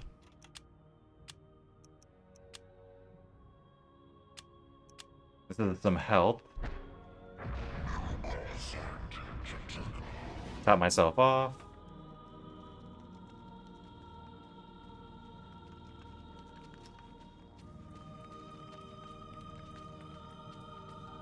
So many good ones. The arc when he goes into space is a fun one to me. But I also like the nuke face arc.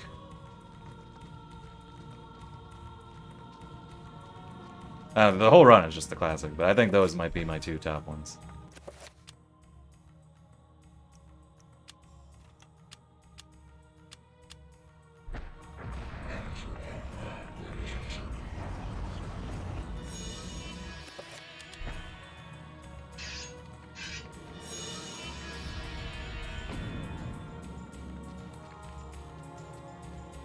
Good music. Like I said, my sanity in general and to keep high here.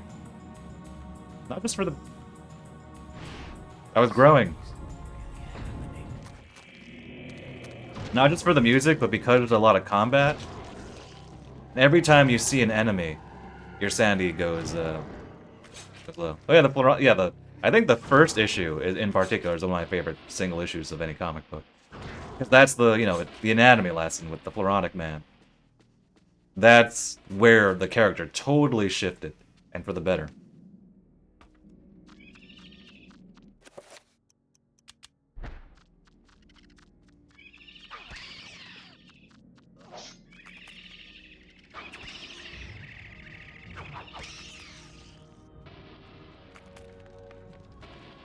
You have good aim. Ruby effigy.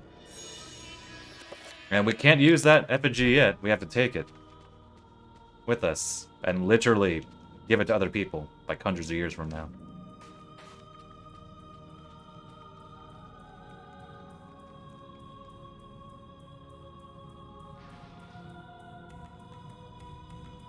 Just one of the subtleties. I guess you can press A after you've already looked at it, but then... okay, I don't want to take care of this guy because, well, he's big and bulky. Yeah, there's a lot of hardship to get there, though. But yeah, it definitely is one of the... Ultimately, it does end on the happier side, you could say.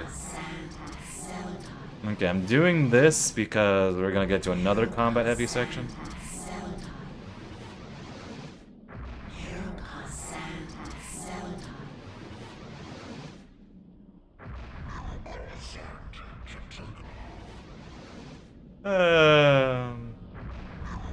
Okay.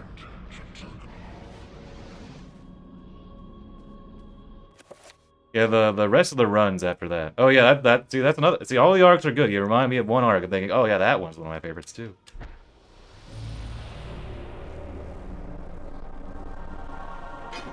And we're gonna save here. Dang, we can't leave the tome there.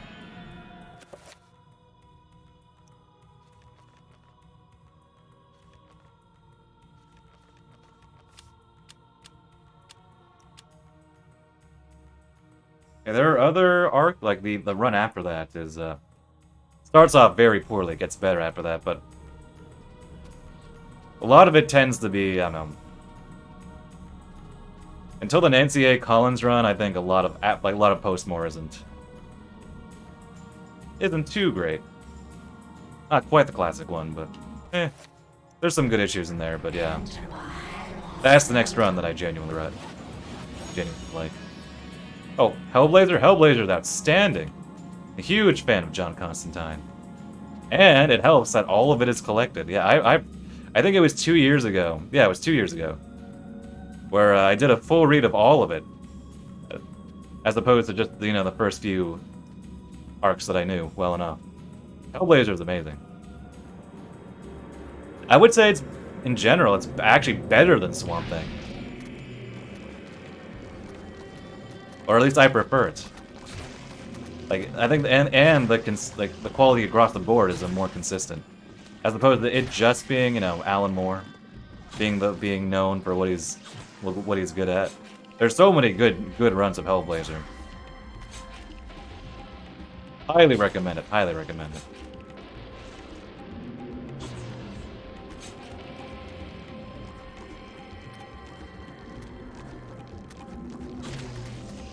I'm a little, I guess you could say biased because it's stuff I know the best. Like I said, the early Jamie Delano run, I would probably still give as my favorite. But I've known that one longer. I've known that one the best. Most people are also would list the Garth Ennis run after that one of the best, and that's up there. But then after that, there are lots of other good runs, like the Mike Carey run, or well, Paul Jenkins before that, Mike Carey. Yeah, anything well, not everything Hellblazer, but lots of good Hellblazer out there. Yeah, the original Vertigo series, much more good than bad. And nearly every Halloween, I dress up as Constantine. For Halloween. If only because it's a really easy cosplay, so. And I'm lazy and I don't feel like doing other ones.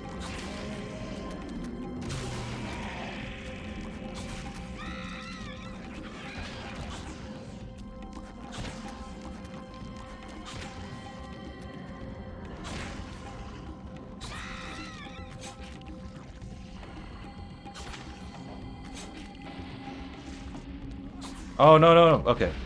Oh, the horror's already there.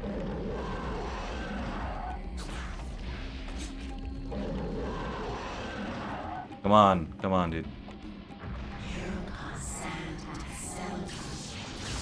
Come on, dude. I can't attack you when you're behind the shield. Oh, come on, dude.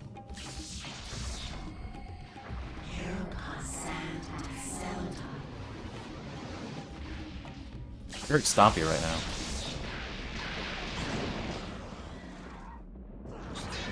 Oh, okay. Well, I knew this weapon was amazing, but that was even faster than I thought it would be. How many swings was that? 2 or 3?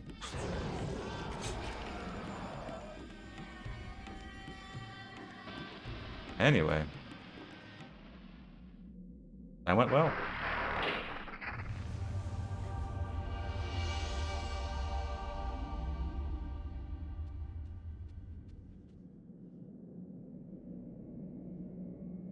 Resembling a warped angel. I love that. I love that description. A warped angel.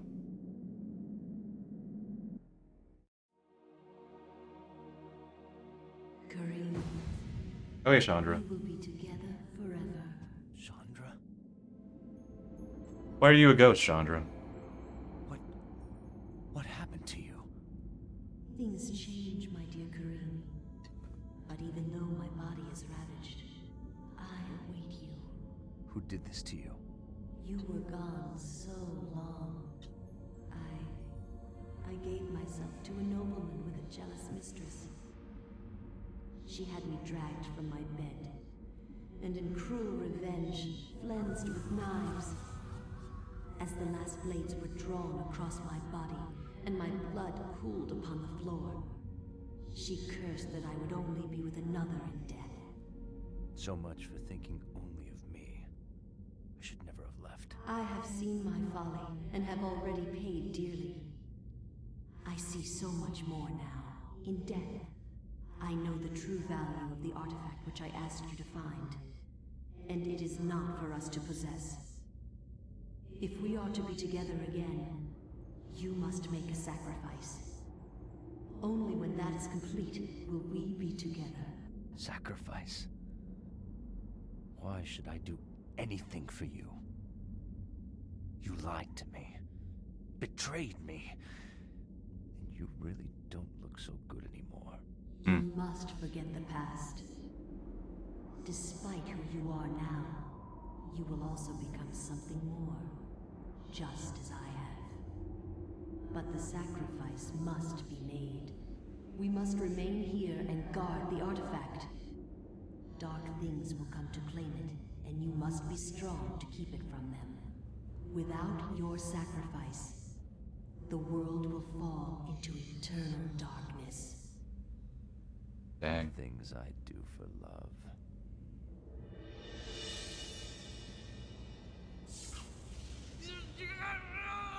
They say a kiss can be deadly if you mean it. Fatal Frame, no. One of those series I really need to play, though. I own Fatal Frame 4. I own the Wii version, even, because Grasshopper developed that one. I want to one day. Play the full series. And here, let me find the next page. I think I should take a break now. This stream is probably going to be closer to the 4-hour mark. And I obviously I don't want to push myself, but let me at least find the next page. And next one is one of my favorite chapters.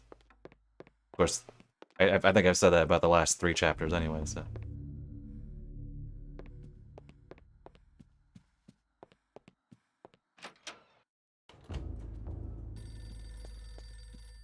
Who could that be? Remember me, Alex. Hello? Remember me, Alex. This isn't really happening. You could say I know this game pretty well. Hey, and look at that. That looks familiar. Wait. I want to check something.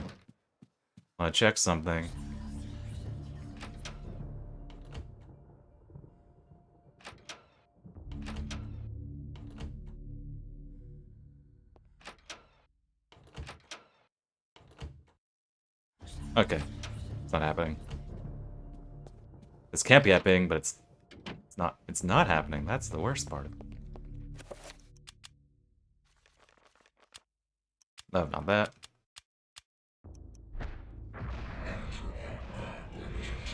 Okay, so let me at least get this page, and then I'm gonna take a break. Gonna refill my water, eat a sandwich. Oh, there's a rat. Where'd you go? Where are you going, little buddy? Are you still here? Where's the rat? Where'd he go? I missed that guy already. Spice jar. The kitchen is as empty as the library is full. Ha.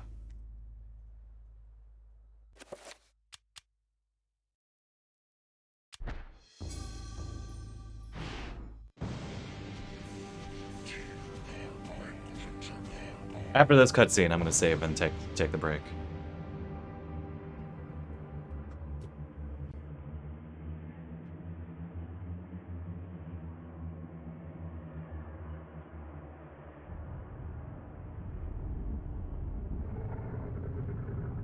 My liege, the future is yours.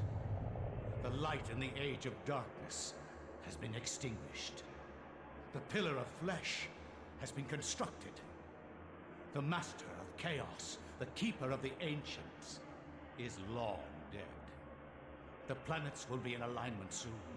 All is prepared for your arrival. I will begin the final incantation that will bring you into our world within days. The next millennium will truly usher in a new age. Your guardians, now prepare the gate. Dang it. What? I need to spice something. How dare you discard it. Okay, let me save.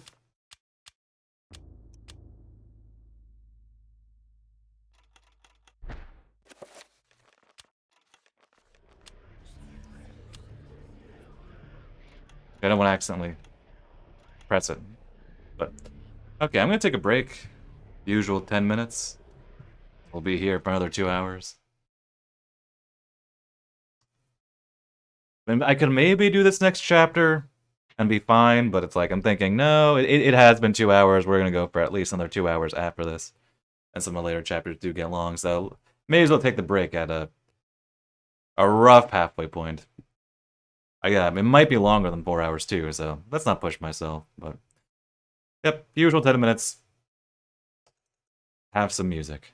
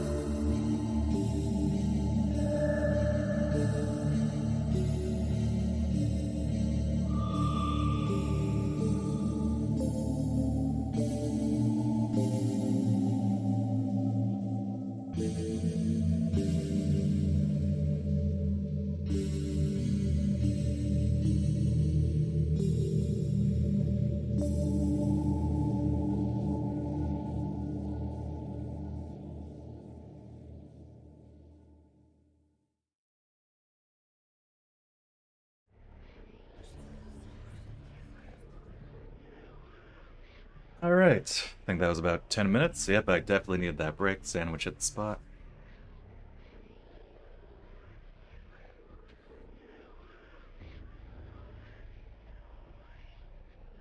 Jump right back in. It's also getting cold. Actually, here in the northeast, we have had a bit of a cold snap. Like the temperature dropped until like the 40s. And it's still a little chilly now. It's gonna warm up. Let's put on my jacket anyway. Let's go. I will not argue that I was shocked by the sudden mention of one of my ancestors, the distinguished Dr. Maximilian Roivas. It chilled me to my bones. Where had this ancient book come from? How had my ancestor stumbled upon it? I feverishly began to read more, eager to learn his story. Max, It seems that that's a good one. Maximilian had inherited his father's mansion, just as I had. Alone since the death of his wife, and since his children had their own adult lives, he explored the house to discover his family roots.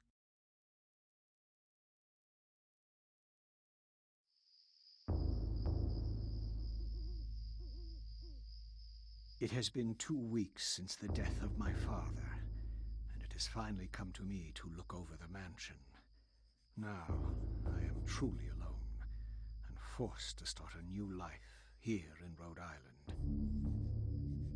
I intend to make the mansion mine, and live in it as my forefathers have, to continue the family tradition. The mansion has its secrets, I'm sure, and in my time here, I have to make them mine.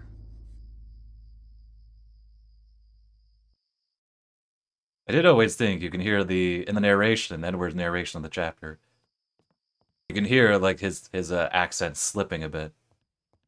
Those line readings. I always thought it was funny.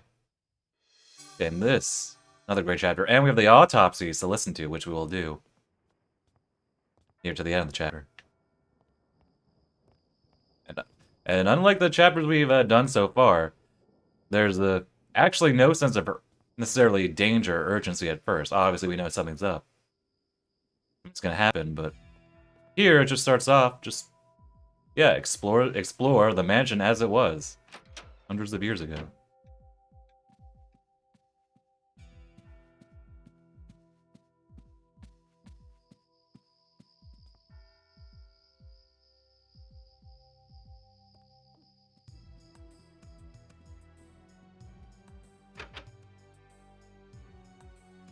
Can't feel uneasy.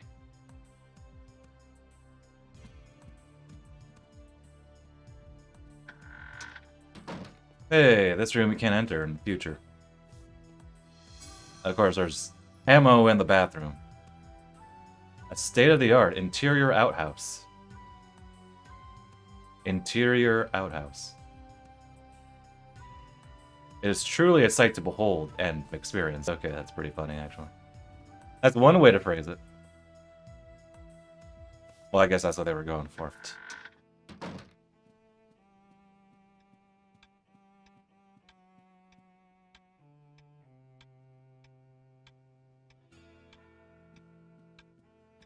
And the name of this piece of music is called The Black Rose.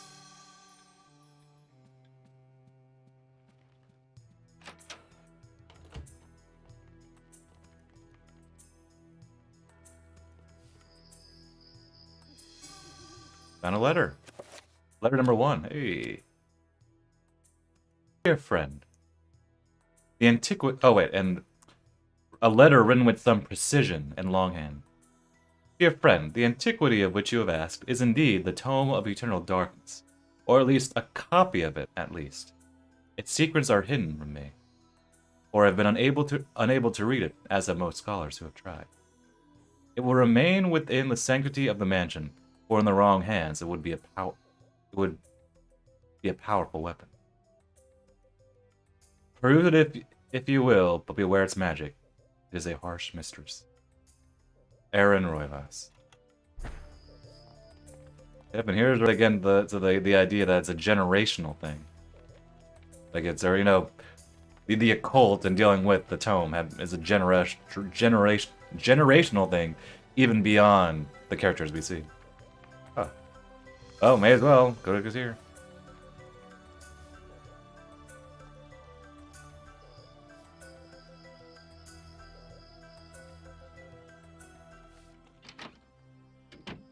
Nobody in the bathtub this time? More ammo in a bathroom. His face is racked. His face racked with sleepless nights and a strange gleam in his eye. Hint at a growingly odd demeanor. Oh, what? I don't know. I'm sure his demeanor's fine.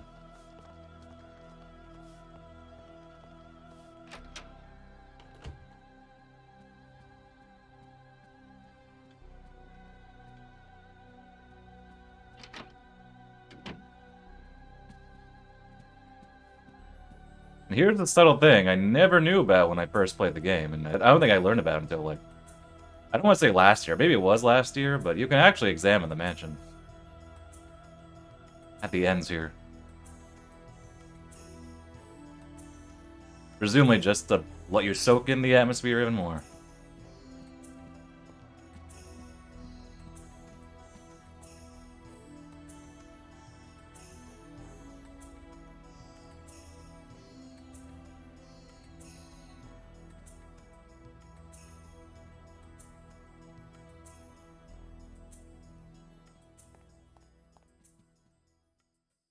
Oh, letter number 2.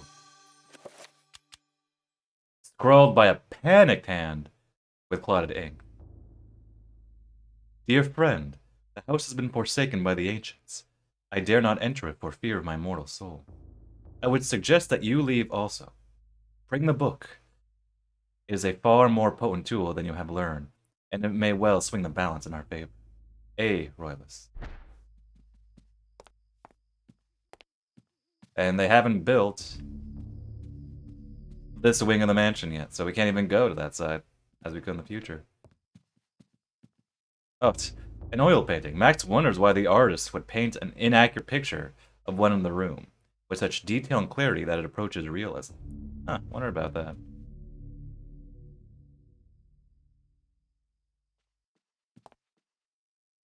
Seriously, if I had my own place, or if I could just get a good reproduction of this, can hang up now, but if, darn it, I think it'd be neat just to have one. It'd be ultra nerdy, but never claimed not to be a nerd, so just to have one of these alignments, and then I just be like, oh yeah, that's a nice thing I got at an antique store.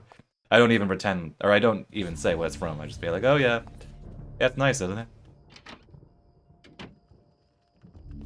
Another codex. Seemingly out of place in the room. Yeah, wonder what that's about.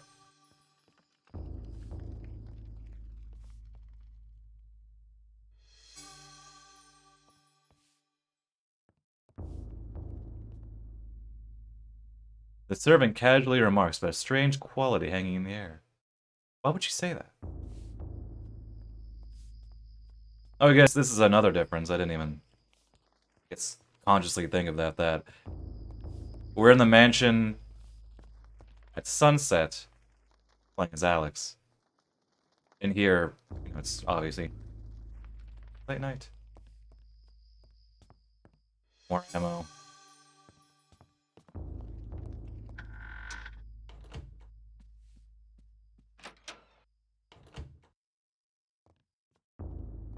No piano yet.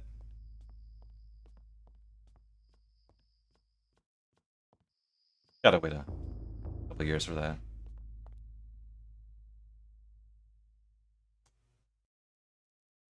Before my master, Jaturiga's greatest foe. Truth be told, the way I remember this as a teenager, I was gonna say as a kid, but I guess teenagers are kids. So, as a kid, I just remembered it in terms of Pokemon. So like, fire is weak to water, water is weak to grass, or I guess fire is strong against grass, grass is strong against water, and then purple is just, well, there, I don't count that in the type, but that's different. Dude, I'm stuck! I'm stuck! Servant, what have you done? I can't move. Out of this corner. Is this some sort of new sanity effect? Okay, that's pretty good.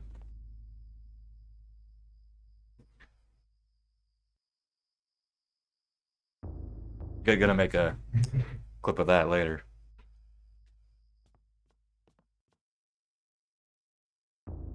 Oh, now this is a familiar room.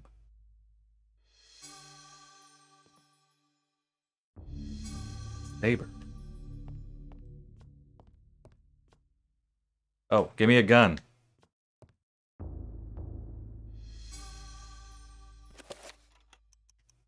And I have 2 of them now.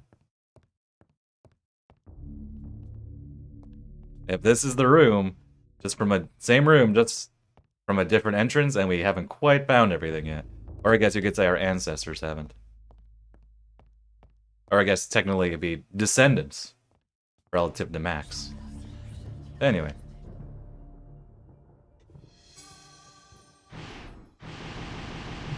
And yep, here things really start going south. You find the book, things start happening.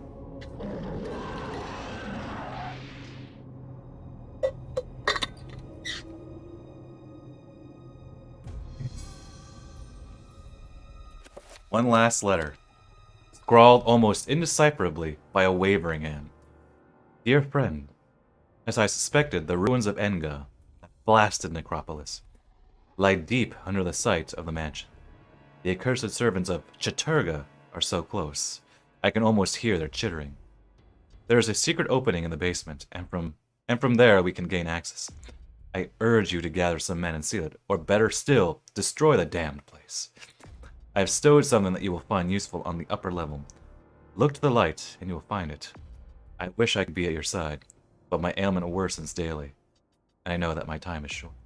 A.R. Oh, rip. Whoever this is. I always did find it interesting how, based on the different, like, various texts and how they refer to the different ancients, it's almost like they're somewhat, maybe not well known, but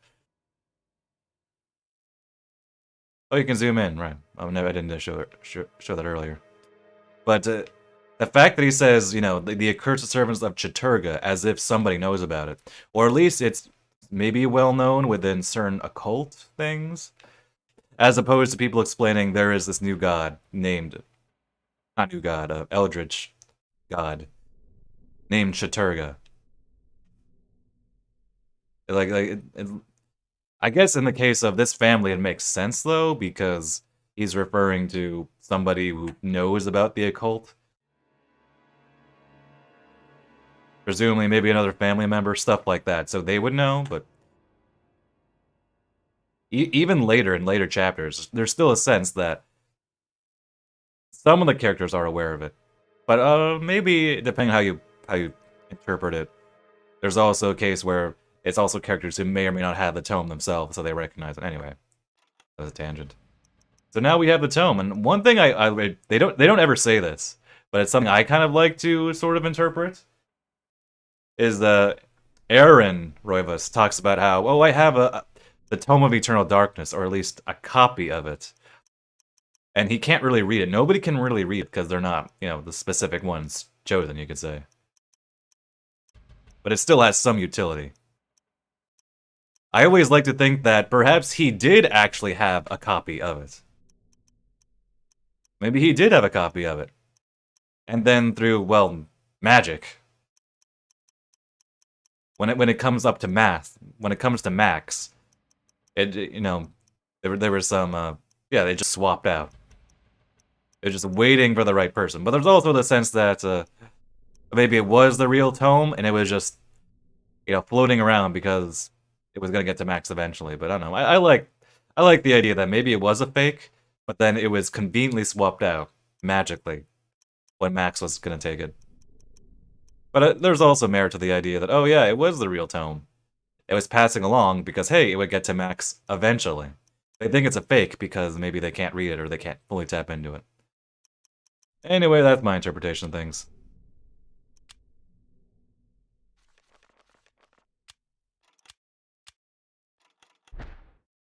I know I have many interpretations.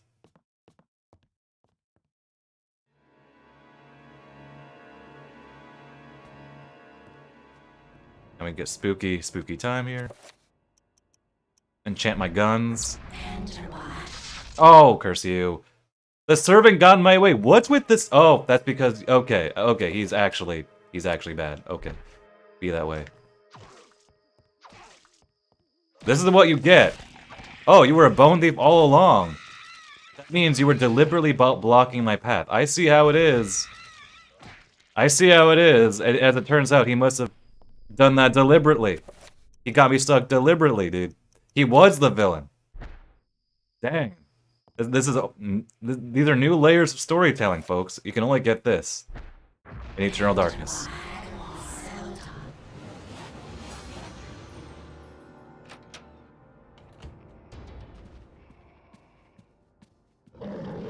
I did always dig how they gave you a different camera angle here. You have and will go through this dozens of times as different characters. And yeah, this is the time where you have a notable combat sequence and they give you a totally different camera angle to get you sort of off guard.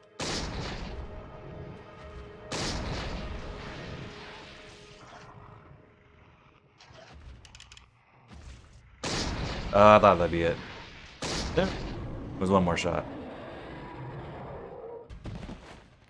I'm gonna keep my sanity low here. I'm not gonna finish him.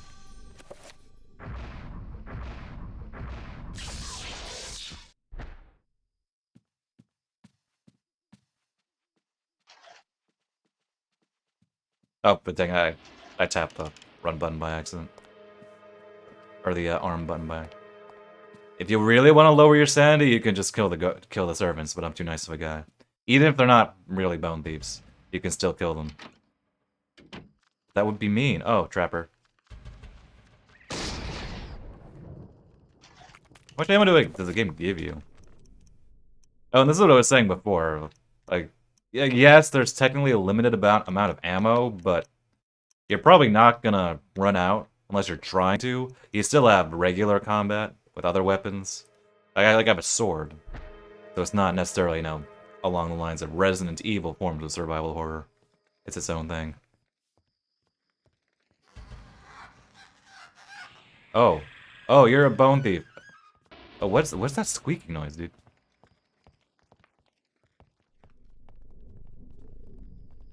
Hey, can you attack the other one?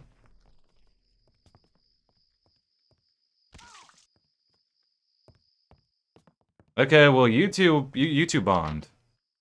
I'll leave you two together.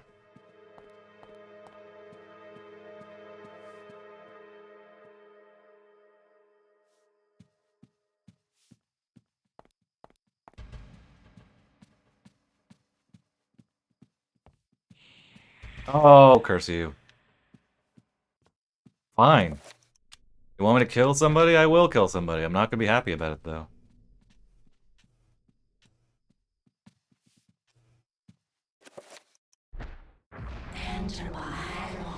Okay, barely got that.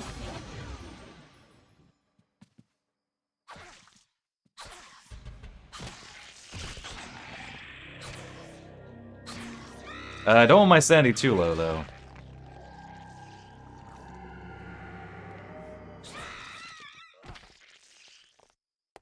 I think he was scared and he went back to work.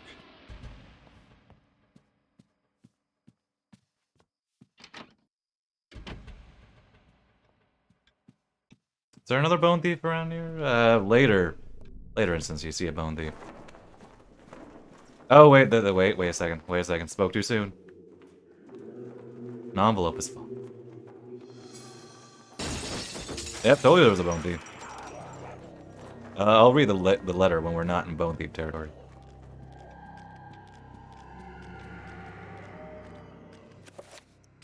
Actually, wait, let me kill it. Alright. For reasons.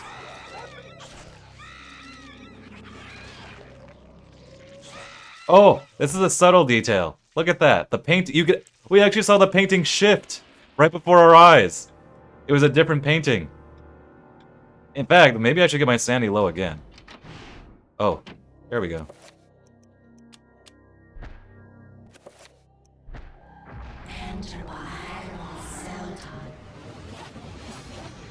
You're somebody lower my sanity. You there. You know who you are. Talking to him. Lower my sanity. I want to see the painting again. Oh, this is the... Since we're in a sanity effect sort of thing. Oh wait, I know. I could go to the Bone Thief in the kitchen.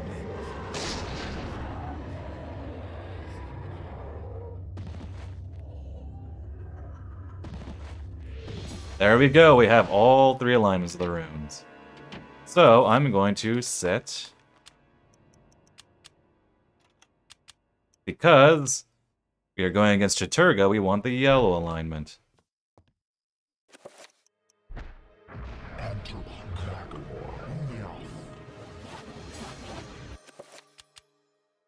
Yeah, the way it's done is because this is Chattur'gha, which, like I said, it's slightly harder than the other ones. We get the alignment like as strong as against our main foe last. At least maybe the other ones work that way too. But okay, see now. Oh, now my sanity's dead low. We'll leave it at that, actually. I think I've seen this one before. Nice. Huh.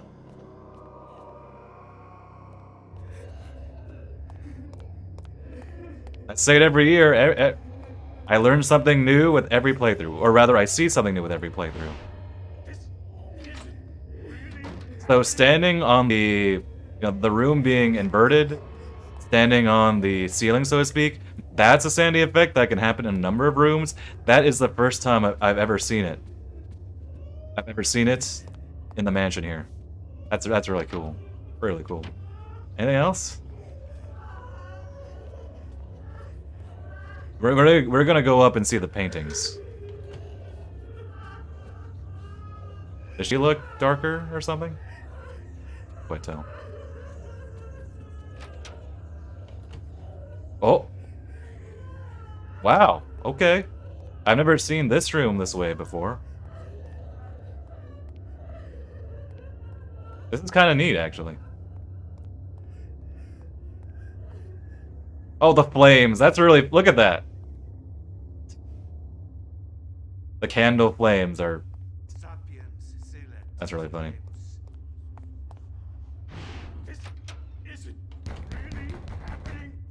Come on, someone's banging on the door now? What happens if we go back in here? Anything else?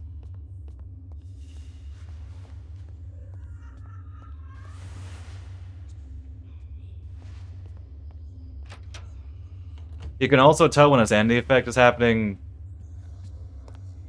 because you can see the load time.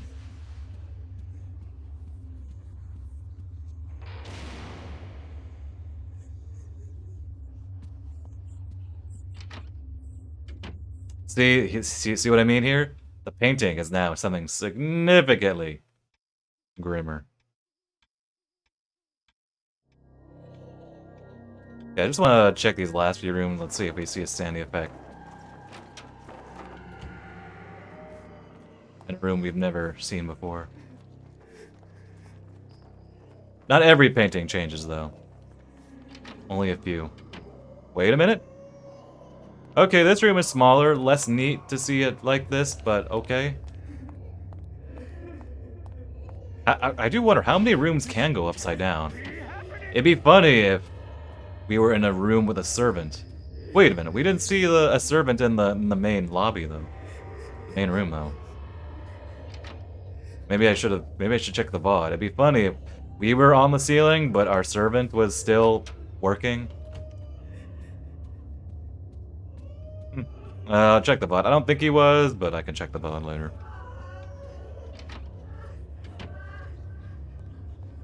Yeah, see, these paintings are the same.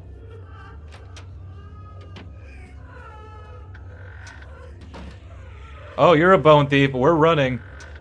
Enjoy the interior outhouse, dude.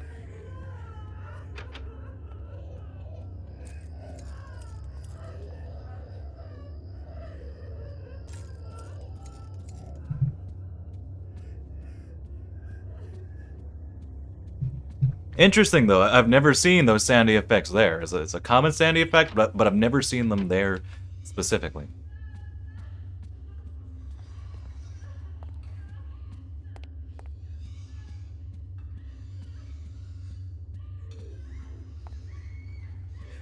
Okay.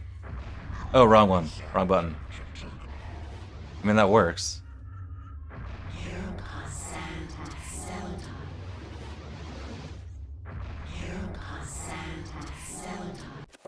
Okay, so now... Wait, where am I going?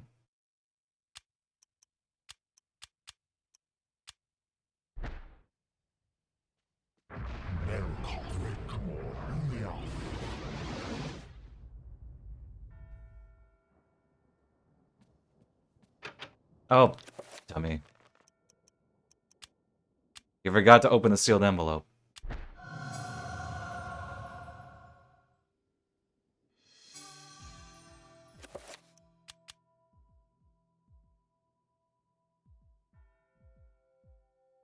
Okay, so this is our father. Okay. Azrina, father's aid. Aaron Roivas is our father. That makes sense. I kind of assumed that much, but I wasn't sure where it was stated. Dear friend, wait.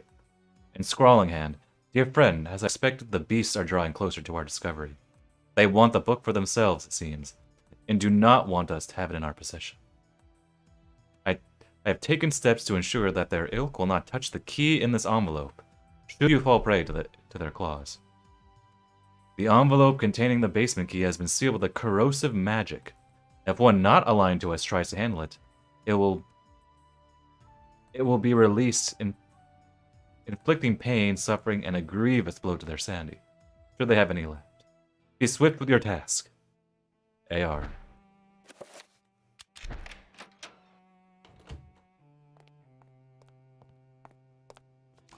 Oh, hello.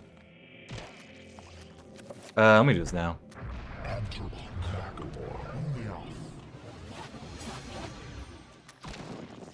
Ooh.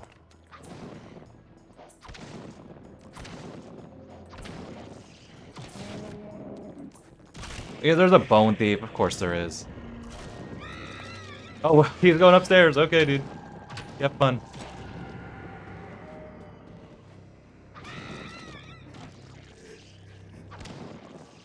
Okay, we're gonna listen to the autopsies in just a second.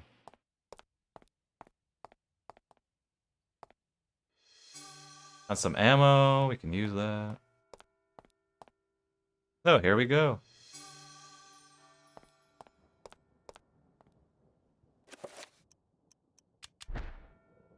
Okay, once we go downstairs, we will listen to the autopsies.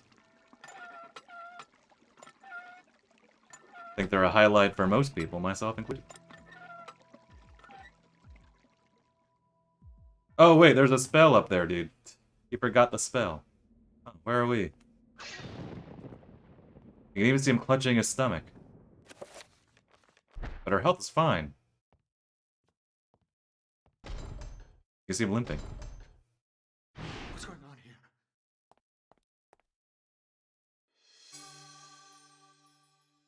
Oh, almost forgot. I can unlock a couple of new spells. So, let's do them now. Wait, there's an enemy down here. At least one.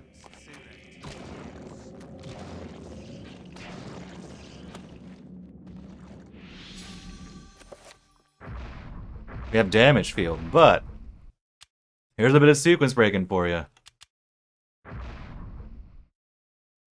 Protect.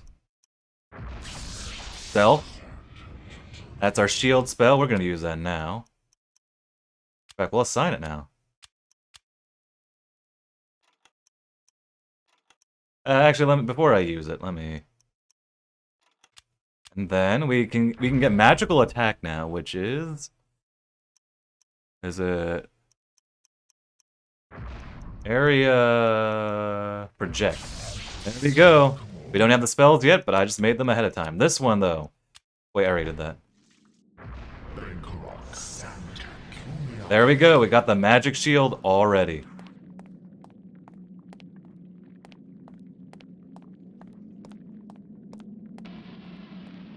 And the ruins of Enga. Alas, the game is... The effect is betrayed because you can tell it's a 2D texture. Here's Enga.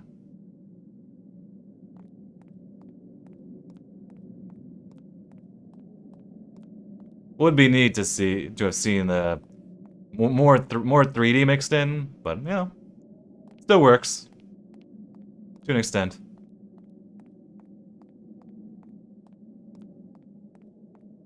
I guess when I was younger, I didn't really notice. Now it's like, oh, that's 2D texture. Oh well. Okay, time for autopsies. So you can only get all of the autopsies by going through the game 3 times. And I've gone through the game many more than 3 times. You pick up more with each New Game Plus. So you get them all. So let's go. This will take, what? I forget how long this takes total. 10 minutes? Let's time it. See, it's looking at OBS right now.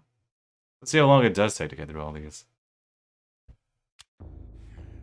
Corpses, lumbering, rotting cadavers. What contrivance could have wrought this abomination? Disease, science, blasphemous occult rituals. How can something so dead, yet be so alive and hungry? They lust for flesh, human flesh, and feast upon all the sweetbreads a man has to offer. Sweetbreads?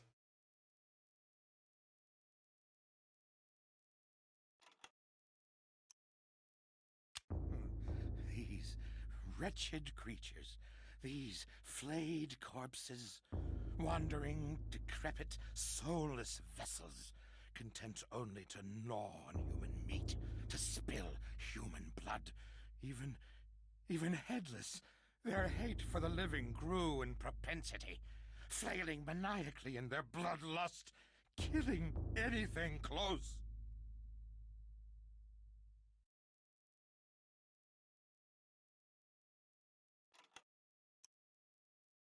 Neither the embalming salve of their wrappings nor the numbness of death could override the dominating madness that is Xenotarth.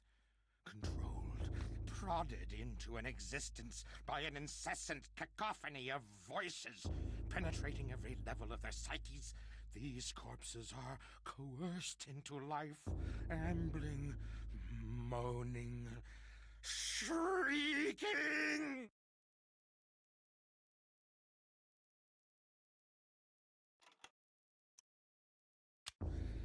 Rotted from within, worried apart by the ravening fish and parasitic fetor of their sunken graves, these drowned zombies emerged, spilling their festering entrails and slopping fluids with each pain-ridden step, each step hoping to bring an end to their pain by spreading it to others.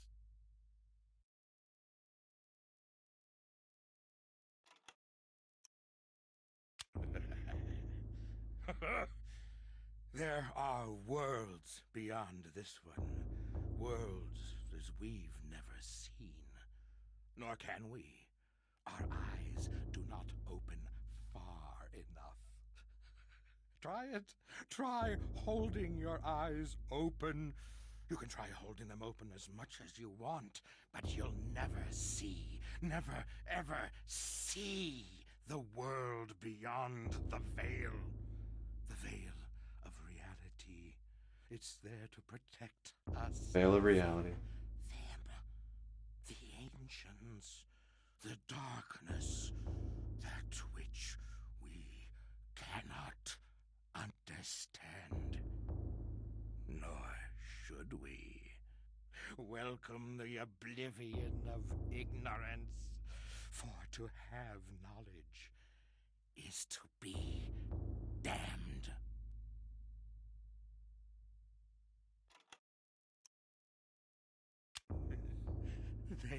are amongst us. I knew they would come after me, for I knew their devices, their depraved methods, creatures wearing human skins as we wear clothes to cover their hideousness from our eyes, so they might consort insidiously with our species, infiltrating, manipulating, playing us against each other. Damn our eyes! We are blind to them, but I knew. Oh yes, I knew. I knew they were there, plotting behind that door. One has to be careful. One must separate their heads from their bodies. And yes, fire is the key to purge their souls from this earth, sending them whimpering to their masters in the beyond!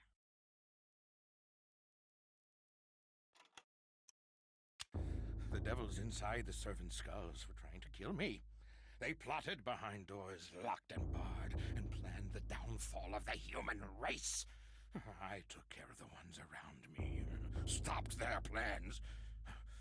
There are others, I'm sure, out there, manipulating us, secreting madness inside our very heads, while our souls are pushed into the corners of our skulls, watching as our hands do tasks that we have no control over.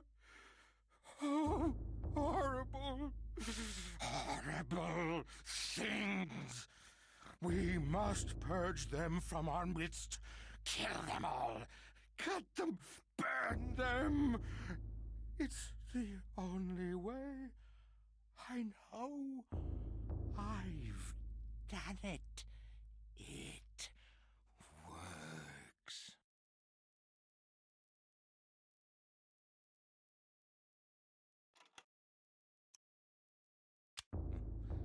They are so close, their stench fills the air. You can smell them, I tell you, somewhere between the spice of vanilla and the bitter sweetness of pustulant rot. Those creatures inhabit the bodies of men and women, exercising the human soul and replacing it with their own putrid spirits. But they couldn't fool me. No, not at all. I could smell them, you see. They were all around me. Dear God, all around. I knew what I had to do. They had to go.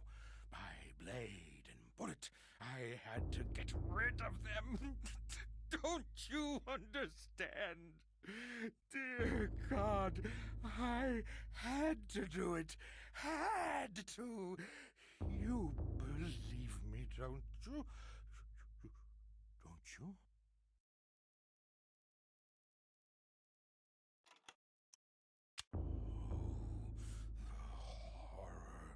The horror. A behemoth of hatred incarnate. What manner of creature is that? A ton of flesh and sinew, wielding muscles thick as ropes strung onto claws that could crush stone and sever metal as though it were threshed wheat. Crushing, cutting. The walls shook with each step it took. Oh, the horror! An abomination. Its physiology remarkably abstract. No real organs or anything. It shouldn't work, but it did. And the mouths, those gnashing scythes of teeth. I tell you, it existed only to eat, to consume, to gnaw, to bite, to devour.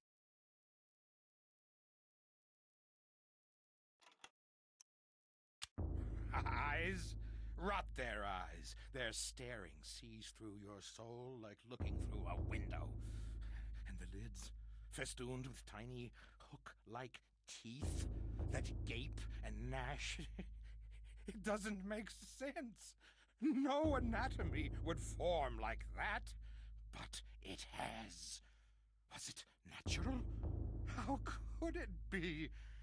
Oh, unholy beast, thou must be killed, lest you corrupt my world. Have at thee!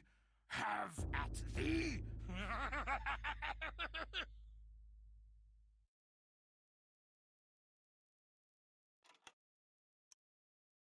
They But they can see, I tell you.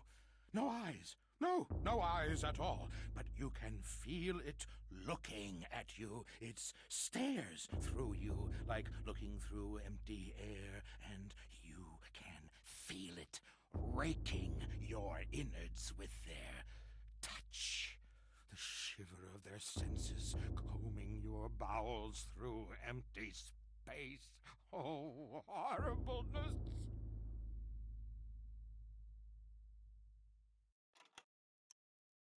They came from the darkness, chittering spider-like parasites infesting the city Enga. Enga! They killed the city's inhabitants, using them for food, for slaves, for play. In the city's last dark, doomed days, blood filled the waterways, drained upon the streets, a proud, mighty race, now nothing but bloody goblets of meat in the gutters. So it has been for eons. The Guardians, those eternal parasites, still swarm in that necropolis, feeding on those that live in ignorance many miles above us. Damn you, listen to me! They feed on us! The darkness comes. It will consume us all. We must fight them, or all is lost.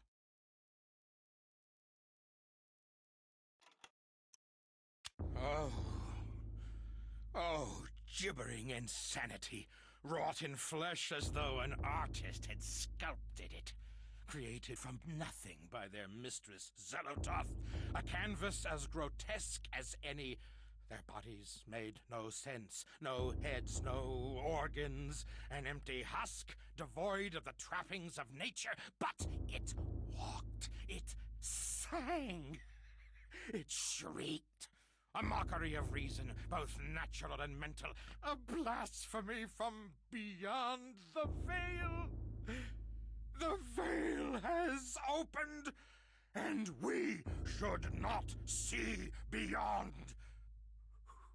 We weren't meant to, never, ever meant to.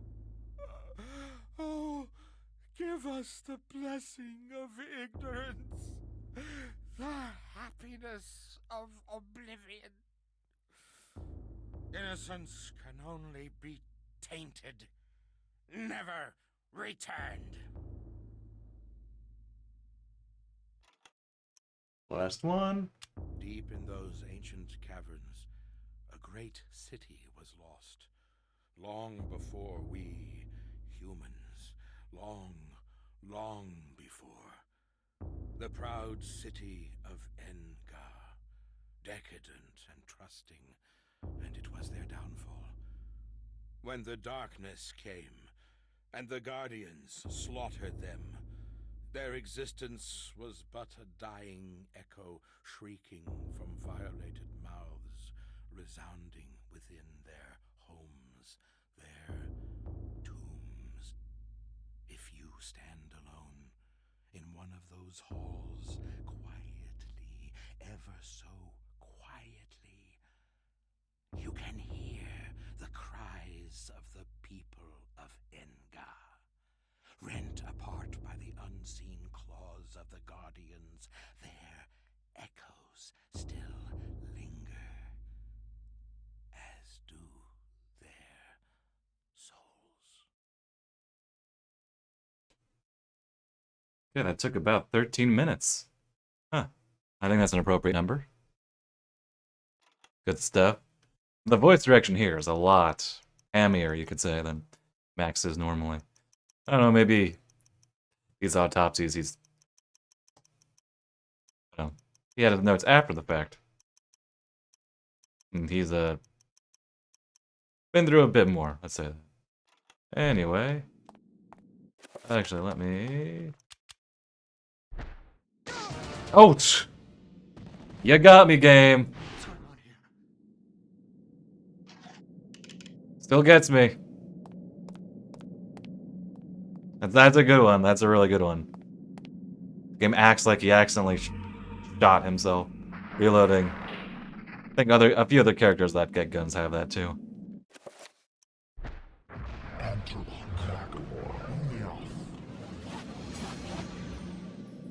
Alright, let's go down. Down to Enga.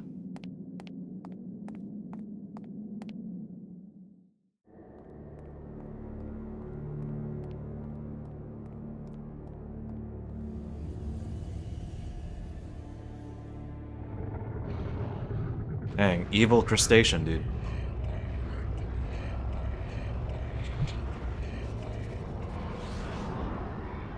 Of course, he puts a seal that we can't break.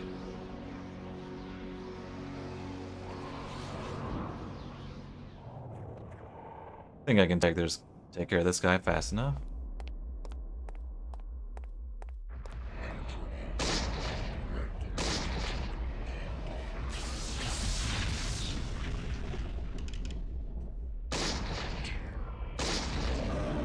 Wow, that was fast.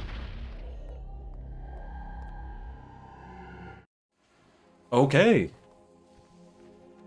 I mean, I know this game well, but even with that knowledge, I wasn't expecting him to be taken down in 4 shots. The accursed beast was dead, but not without its toll on me. That was but one, and there was an entire city of them.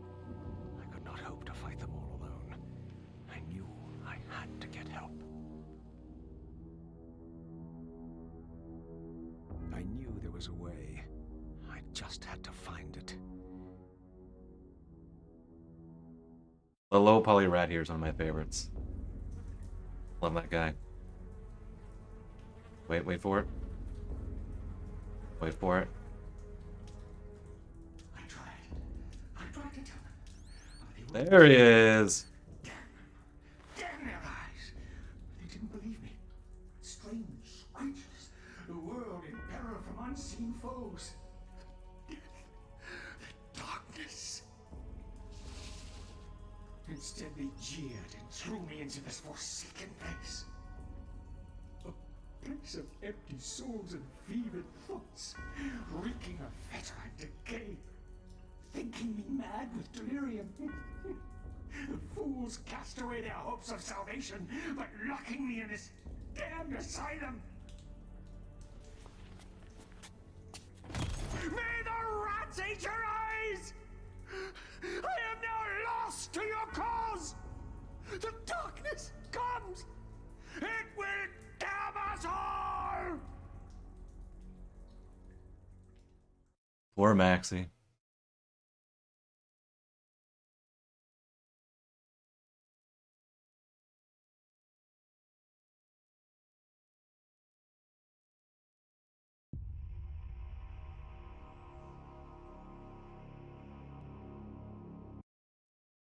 Oh, dang. I know, right? Too bad there won't be a sequel. This isn't really happening.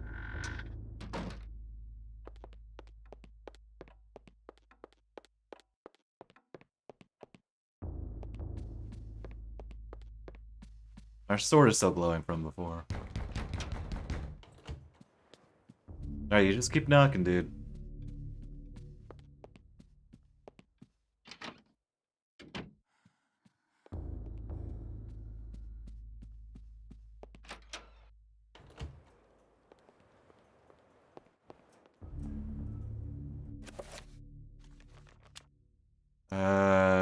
Reveal.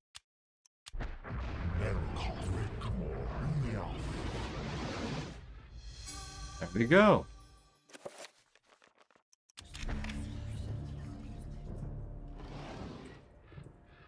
And now we get a gun and a page for our troubles.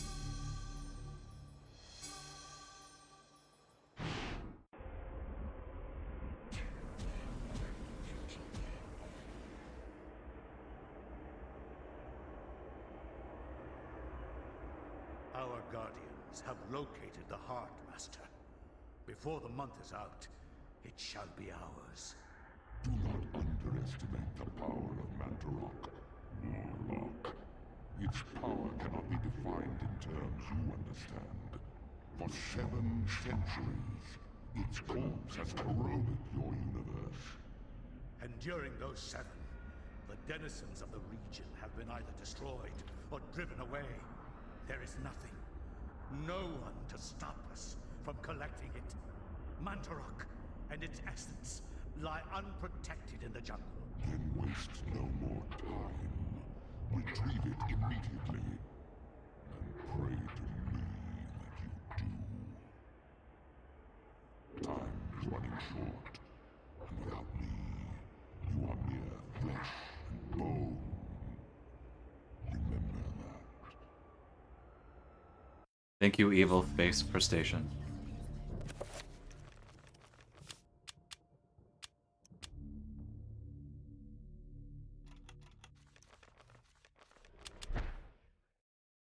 The Ancients' influence was incredible.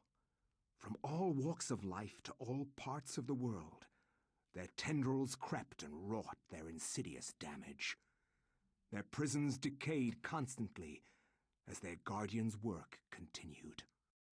I discovered mention of a breakthrough in satellite radar imaging that revealed the presence of a hitherto unknown temple mound in the Angkor Thom region of Cambodia. An archaeologist of some repute, Dr. Edwin Lindsay, took it upon himself to investigate the area, to reveal the secrets of history. Unfortunately, the local government at the time thought differently, requiring that Lindsay find other means into the country and to finance the expedition. He found these in Paul Augustine, collector of rare items who professed an interest in the discovery and agreed to help.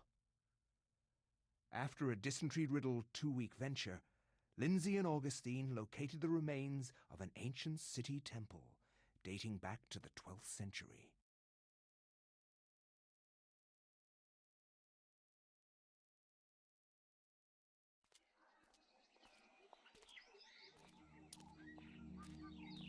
Yes, this is it. It has to be. I hadn't expected the information to pan out, but here it is. The satellite data was correct. For years, I have searched for it without success. Here, all along, clouded from us beneath the great ancient's insidious magic. I am very pleased with your performance, Dr. Lindsay. Very pleased. In fact, so pleased that I will give you an early bonus.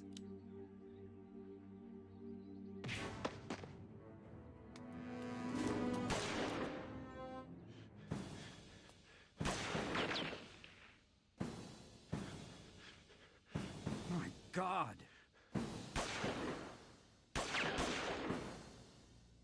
You are a scholar, Dr. Lindsay, not a warrior. In that regard, I have several centuries more experience than you. Don't be a fool. Die quietly. And you will not suffer. You cannot escape me, Lindsay. This place will be your tomb. Just as it is Mantarok's. Dang, Paul Augustine was Pius Augustus? Kill him. Who would have guessed? Okay, let's pull out our shotgun.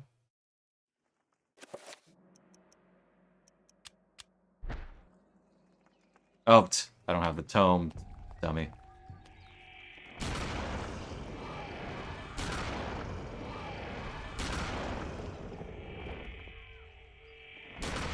There we go.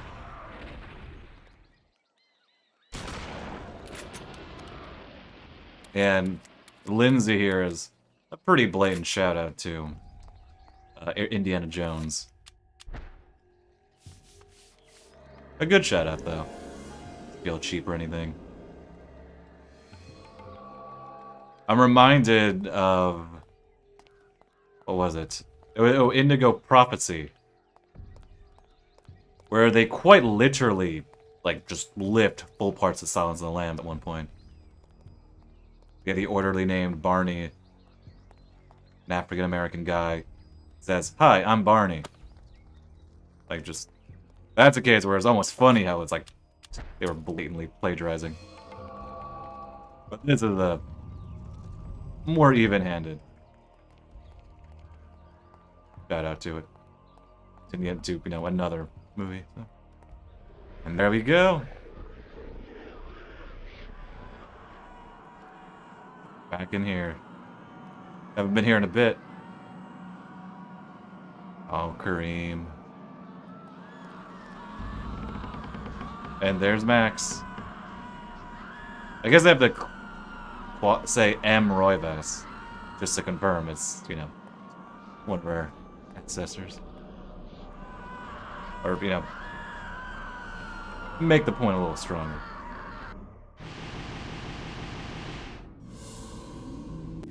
Oh, and now we use this. Let's see. Oh, hey, Dash! With the raid! How goes the Dash? Welcome, Raiders. Hope your stream went well. Oh, hello! Oh, you two have fun. Oh, they're no longer having fun. It's welcome. We're in the middle of my annual Eternal Darkness playthrough. And I do mean annual. I have played this game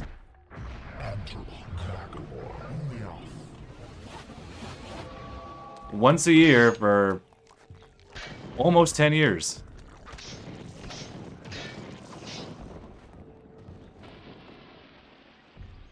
I think I skipped a year. But no, I've streamed this. Okay. Yep, I've streamed this game every year near Halloween. One of my favorites.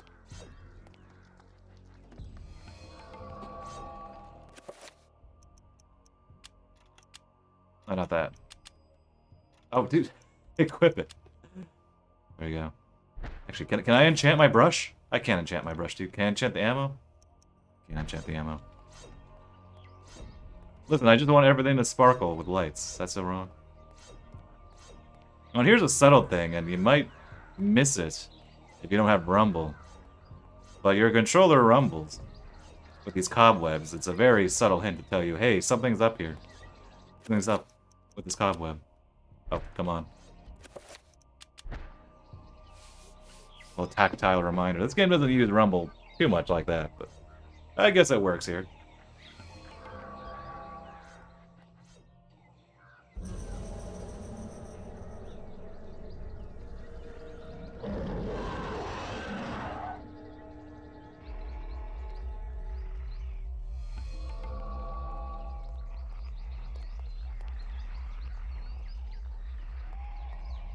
And now you can't shoot him. At least I don't think you can.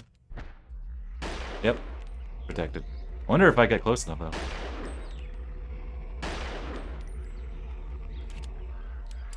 No, magic can't get through, but what am I... Bullets. See if I can clip my hand through it. Oh, well.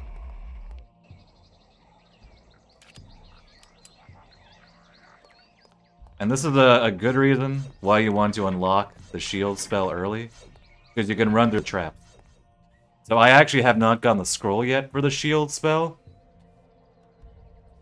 but I knew what the ingredients were ahead of time, because well, I've said I've played this game before, but also I do have a cheat sheet in front of me for some information, just in case. And this level especially, you want to have shield on. Ooh, and I'll get a magic pool later, and that'll let me run infinitely.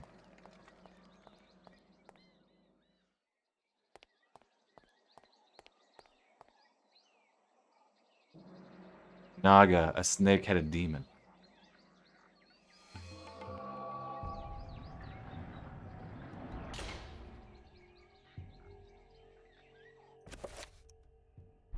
They walk away. I don't usually show off. What happens here?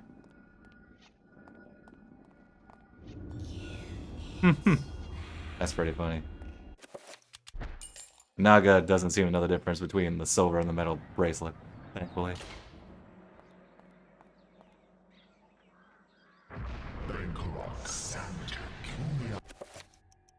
Oh, darn it. Keep doing that.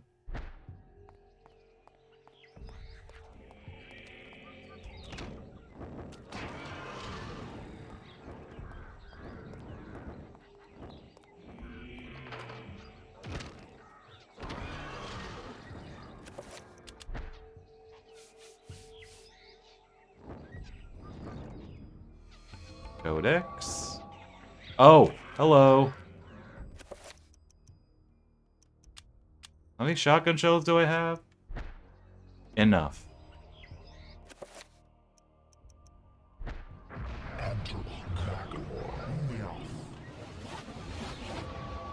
Actually, I unlocked magic attack earlier, so... But, whoops, not that.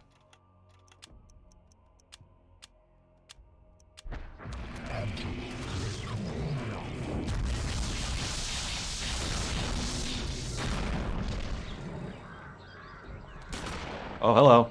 Oh, this is bad. This is bad. This is real bad.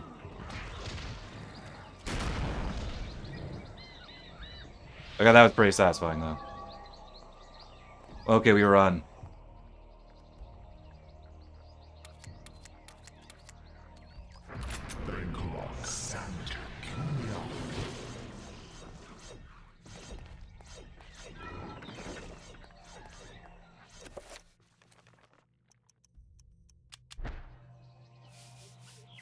Once I get the higher tier for the magic circle, I will be able to have shield last longer than just the 3 here.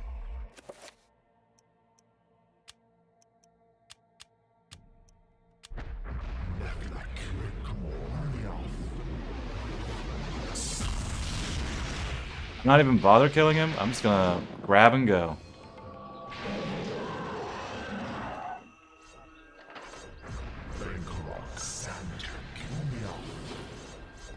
As much as I like the story behind this level, the general tone, I do find the traps to be more on the annoying side than anything.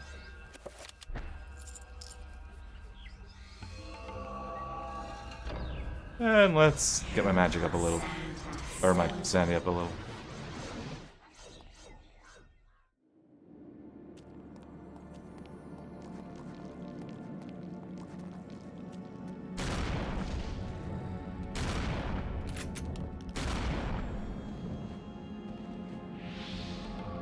I'd like to think that after Max's chapter, where we have weaker, earlier guns, got a full-blown shotgun here to provide a degree of catharsis.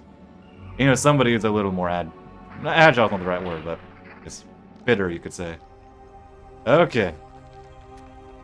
And now we run a lot. Oh, hello. Oh, nice. That was fast.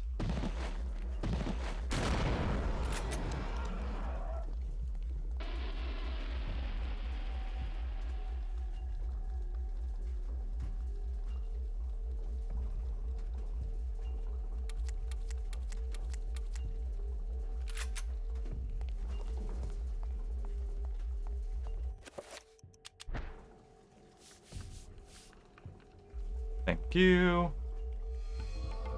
Okay, we'll dispel this, and you actually don't need to do this. I keep doing that to beat the game. But you get something really nice when you do.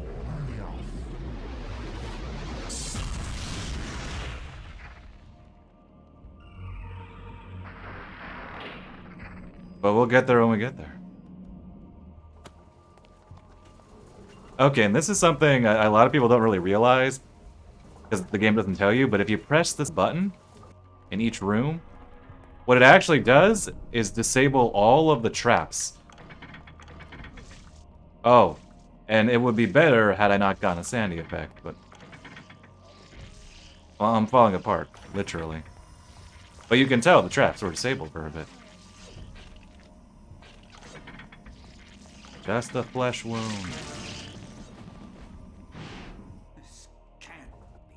Did that take my shield? I think it really did.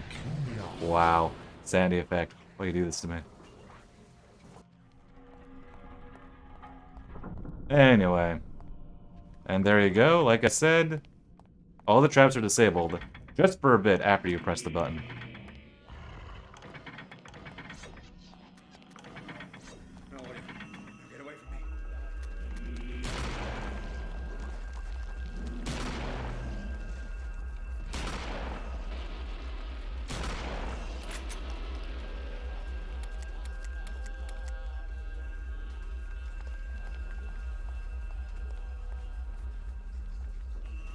Spooky. No puzzle in here.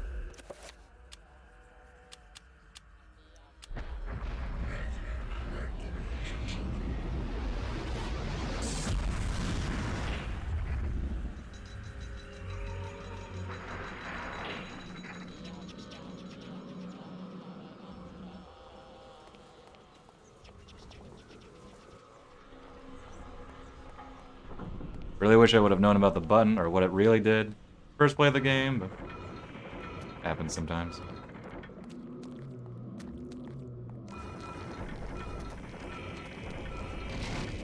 Ooh, my shield broke at the wrong time.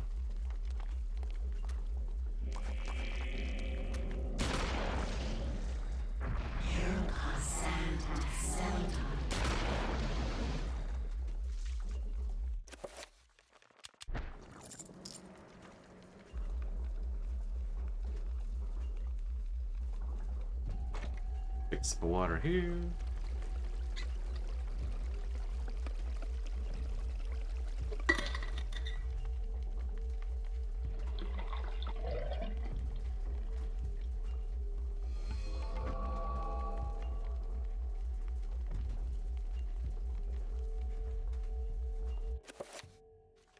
It's actually a good thing. It was a coincidence, really, that I got to this room last because it meant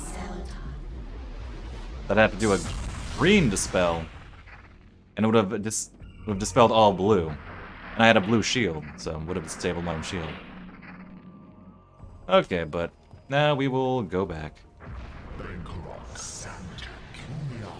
Can't quite take advantage of that yet.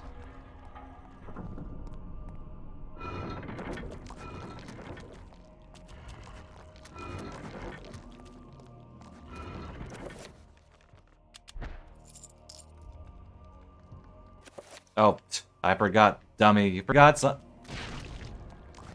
Got ahead of myself there. There's one more. Oh, now they're enemies. Weird.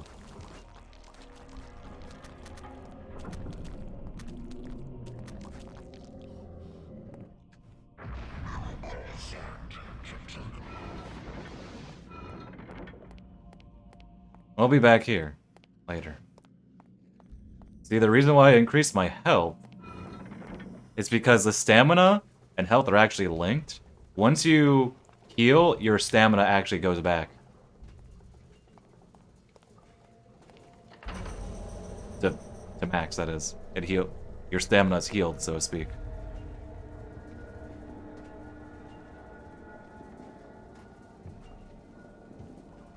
Hey, Kinvey, welcome.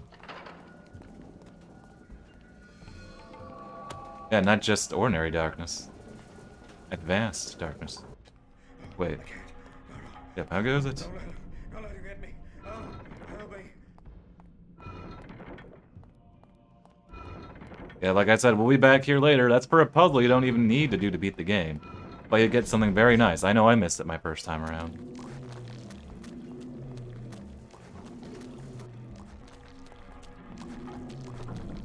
Okay, just do a ring around there. Gotta wait until I get another rune. I don't think I've gotten the rune yet. I'm going well, yeah. Always look forward to the annual playthrough of Eternal Darkness, so. Never go wrong.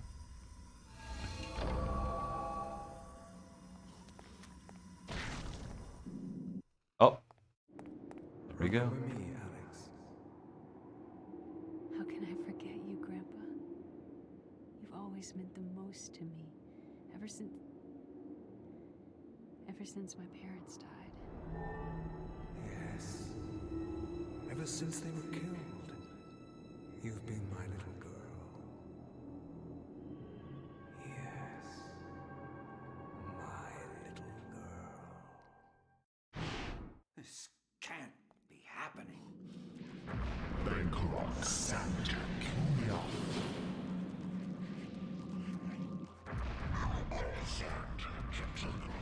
Like I said, that's to heal my stamina of all things, not my regular health.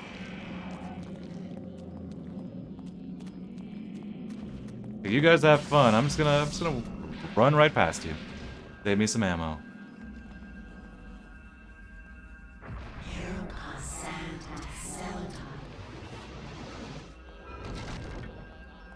Power of shield. What do we have here? Like I said before, you can tell when a sanity effect is gonna happen. When a room takes longer to load. Oh well, it's just part of the deal.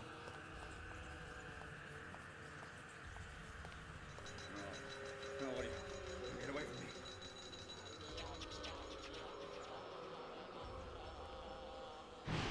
This isn't really happening.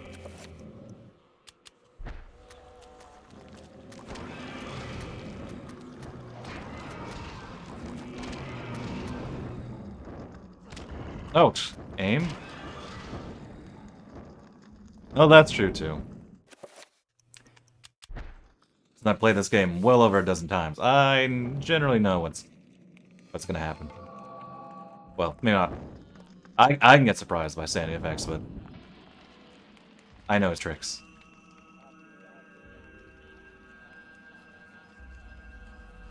Lindsay cannot recognize the god in the mural. He's mystified.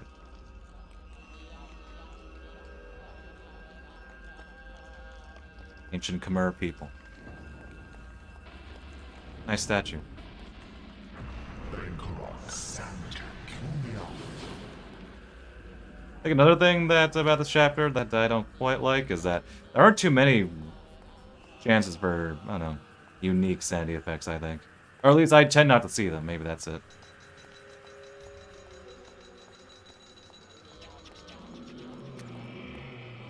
Like that. I'll keep my sanity low. Maybe we'll see some good ones.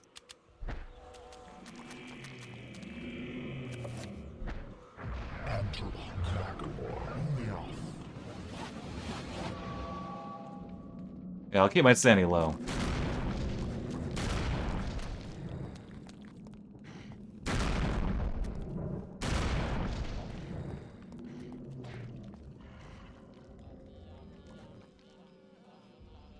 Coexisting with some kind of fertility god. Mantarok. You know, for an Eldritch abomination, he could have a soft side. I mean, he's all flesh, so I guess all of his side is soft. But you know what I mean. Could it be so bad if he, you know, helps them with their crops on the harvest?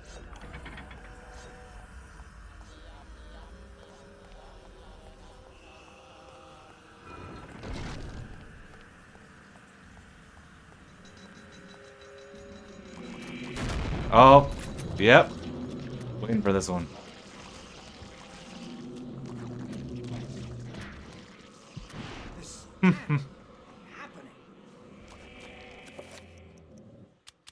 That's a fun one.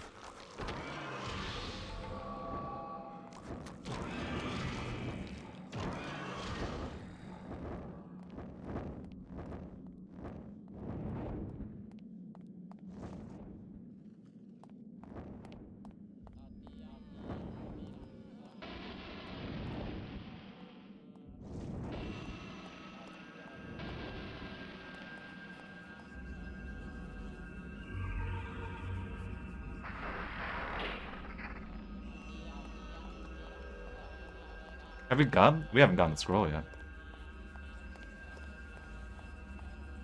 Probably because the game hasn't. Okay, wait, let me go up one room. I don't think I need to, but...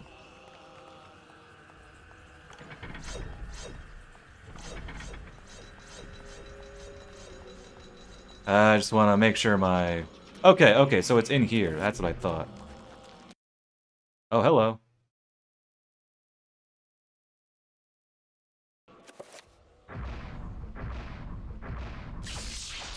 Okay. That's good. Yeah, I didn't need to go up there, but I was thinking, oh, is it up there or did I miss another room? I'm pretty sure it was. All right. Now it's time to backtrack. So this is totally optional. I missed it. It can be easy to miss. Even though the puzzle itself is very obvious, because it's such a backtrack, and this game, at least at this point, doesn't have you backtrack too much like that. Unfortunately, later chapters do. But there is a mighty nice find the further we get.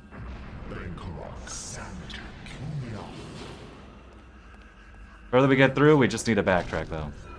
And we need the Trapper spell. They also kind of allude to it by virtue of putting the Trapper spell there, but it's easy to forget. You're just barreling on through.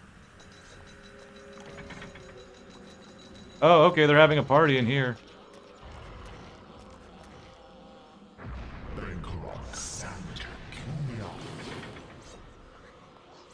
Oh wait, I can develop Magic Pool now. Oh,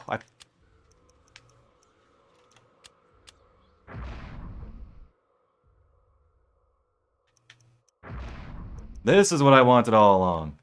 Almost forgot. So this is a Magic Pool unlocked significantly early.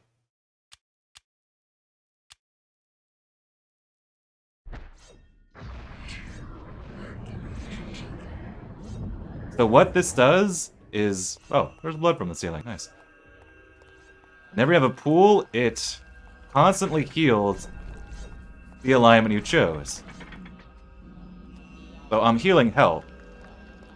But that's not why I wanted Magic Pool. Why I wanted Magic Pool was because it will keep my stamina at the max. I will be able to run infinitely. In a chapter like this, especially with this backtrack, I want it. Whenever you heal any amount to your red health bar, your stamina gets healed as well, so to speak. Your stamina goes back to the max, so my character will never get tired. Let me go. Is it this way? And in a chapter like this, yeah, I kind of want the ability to run. You can even see on those larger backtracks, those larger treks, that I'm actually outrunning the sigil quite a bit.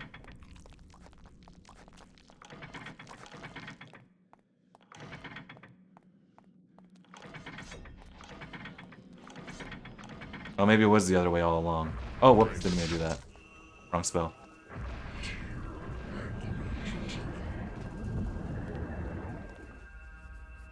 Sandy? Yep. Okay, let me through. Ow.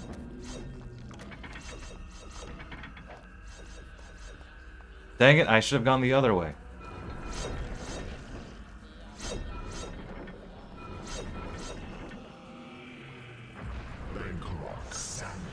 Went the wrong way.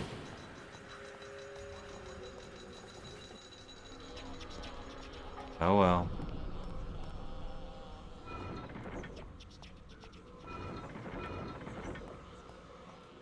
Alright, so I do need to heal my sanity because I need to summon a Trapper. Whenever you summon a monster of yourself, it lowers your sanity, and I was at 0 sanity. I believe this happened 1 or 2 years ago, where I tried to use a Trapper, and it disabled immediately because my sanity was at 0. So then it goes to my health bar instead. So it just disabled immediately.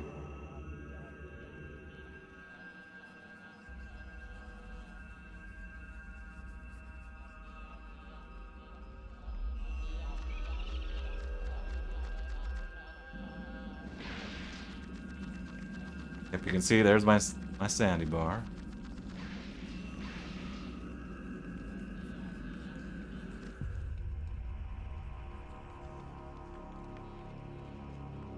Like I said, totally optional, but oh so good. There it is.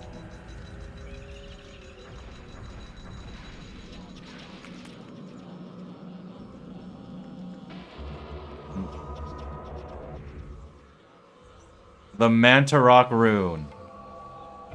Now let's get our codex and get out of here.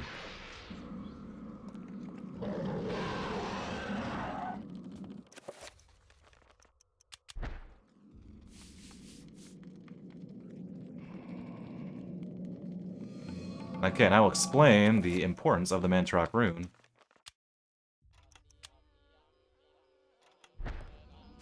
Oh, darn you. Ooh.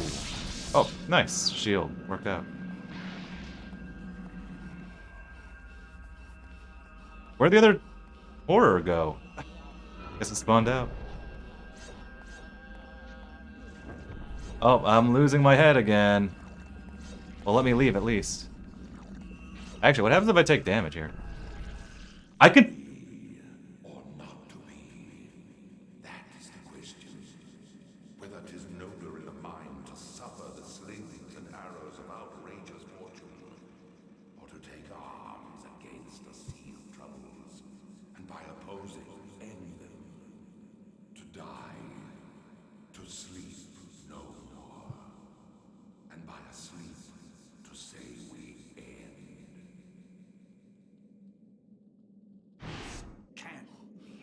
That's why the horror didn't show up, because of Sandy Effect.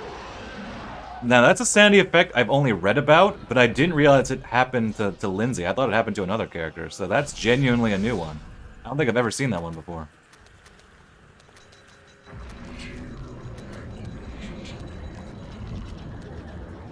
That's creepy.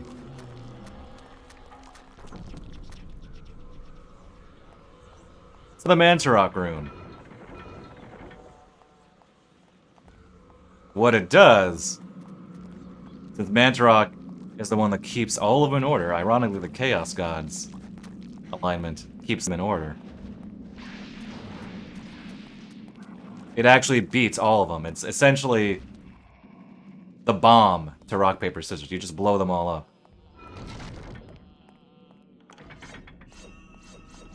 So that means that, let's put my enchant. Okay, let me do this first.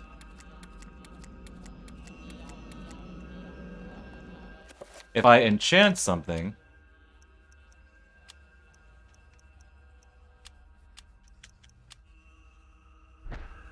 the enchant will be stronger, and it'll add poison damage to it. It pretty much breaks the game. And actually, I wonder...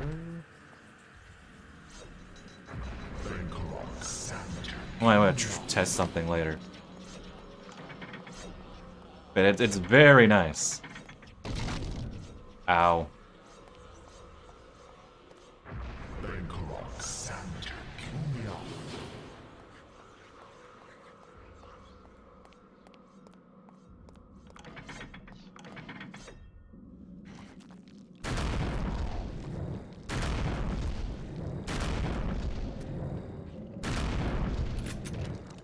You see that enemy glowing red? Or not glowing red, that red enemy glowing purple.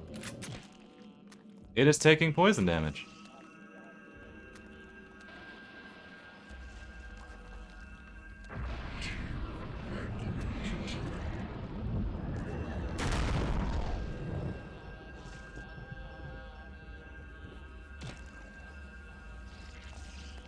I don't want to rely on it too much. I generally just like having the enchant one. Because some of them break the game. In fact, Reveal Invisible is the most broken, because it doesn't reveal invisible with the Mantarok alignment. What it does is it makes you invisible.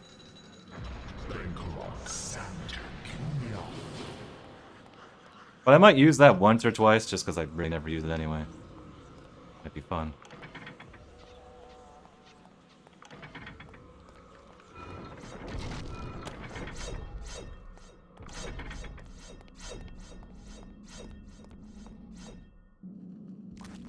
Actually, let's do that now. Let's do that now, actually. Oh. Where are my items? Can't be happening. Where are you? There we go. Oh, damage field is actually a good one.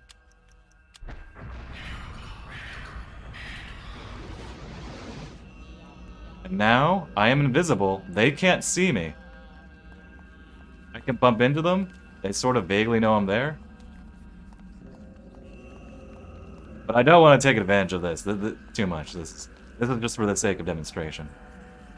Using purple reveal invisible breaks the game. So.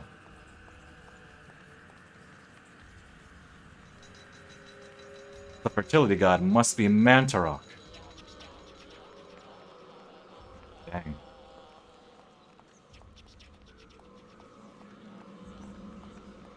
And we're near the end of this chapter. Be funny if we were invisible in the cutscene, but it doesn't work that way. Ooh, one detail I also quite like. You can see Mantarok's flesh underneath these broken parts of the path, as if he's encompassing even more than you can see, much more. Which is kind of already shown, but it's great to see in this sort of way.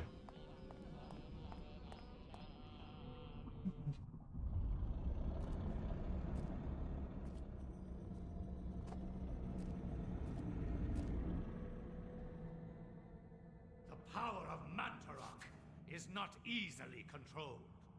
What makes you think I want to control it? Arrogant man. Kill him!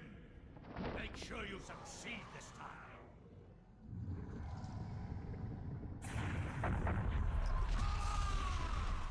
Hey, thanks, Mantarok.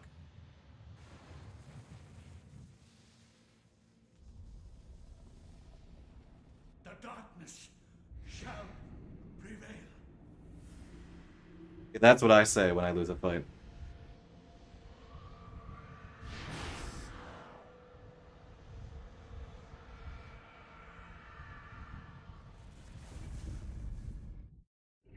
Hey Mantarok, how you doing? I know you've been bound for centuries, if not millennium. Defies all human description. Oh, we're rumbling now. He's dying. I wonder what he looked like if he wasn't dying. What is full of life, Mantarok? But he's a corpse god, so can he be full of life? Who knows? Again, I love his design. Honestly, if I had to pick, like, enemy designs that I truly love, this would be one of them. Top tier design here.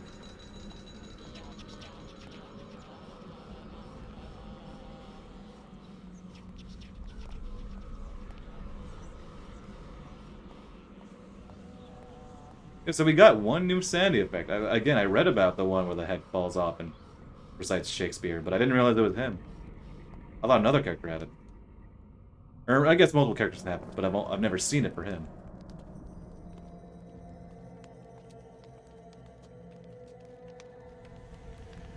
Do not touch the heart, flesh and bone, lest you become like me, a dead, rotted husk. I have waited many centuries for you. It was not easy hiding from the Dark Ones as they searched for me. At first they passed by, not thinking that the heart was inside my dead body. But I was forced to find refuge here.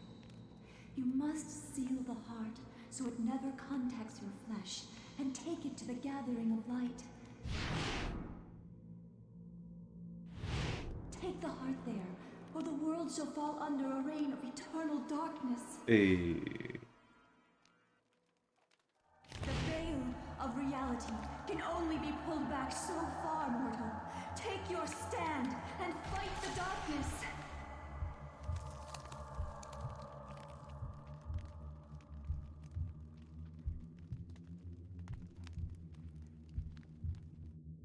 She had two hearts for a while.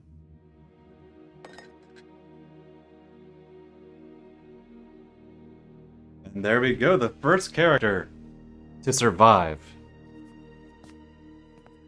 Maybe it's not a coincidence that, of course, the character where we get heftier firepower. He can actually fight back. And he wrote none other than a pulp novel, but based on his experiences. Good old Lindsay.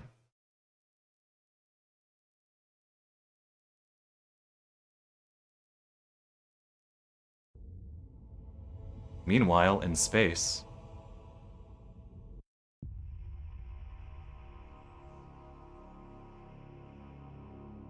and we still have the blue tint from the earlier puzzle. And our sword is still glowing, for that matter, from an even earlier puzzle. In the first half, if not like the first, what, 3/4 of the game, maybe two-thirds. You don't play as Alex too much. These sections tend to be shorter, but they do expand. A pulp novel, yep.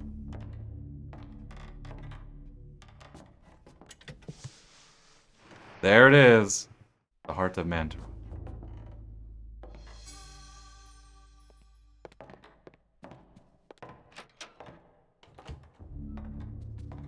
Creepy footsteps.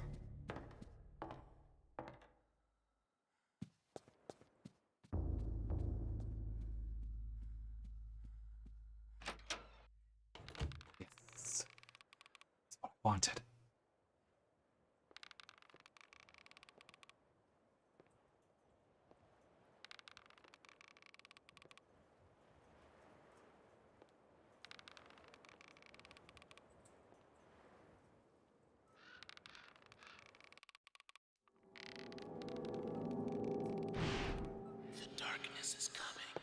Love this one.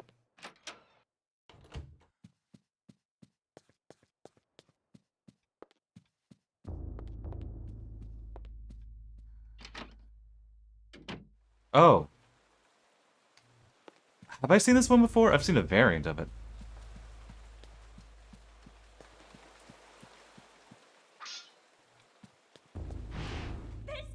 Okay.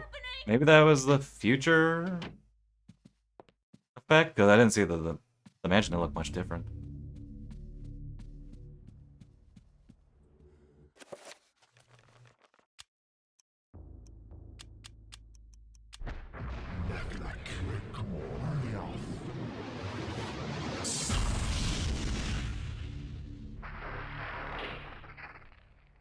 And floating page, not ominous at all.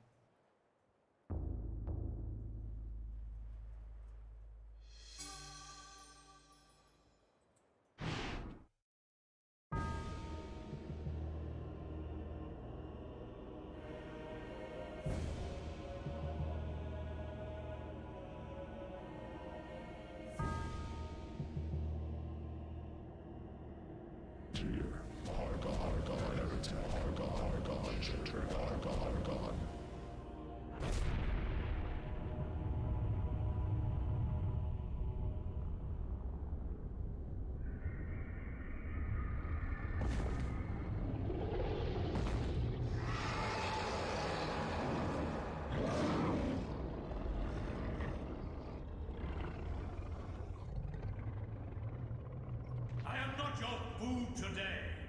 I am your master. Your task is to guard the artifact before you. Let no one touch it.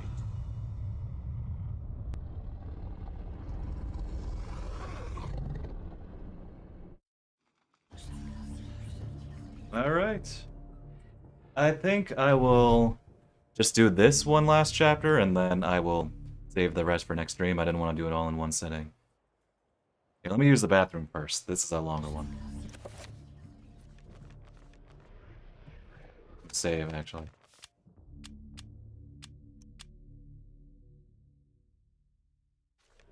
Okay, so I will be right back. Just gonna run the restroom really, really quickly.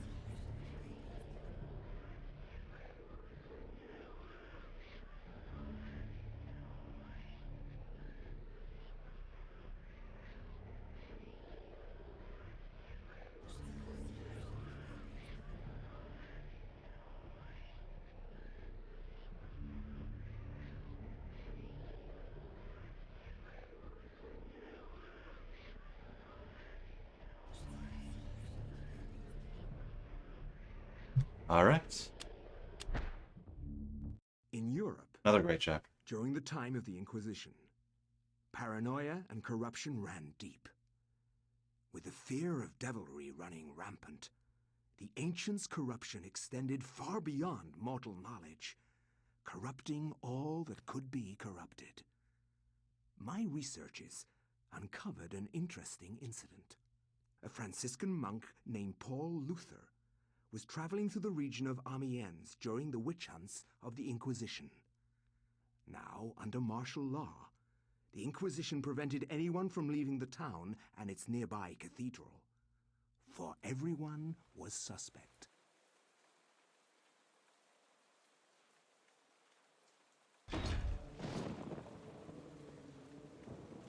Welcome to Oubliette Cathedral, Brother Luther.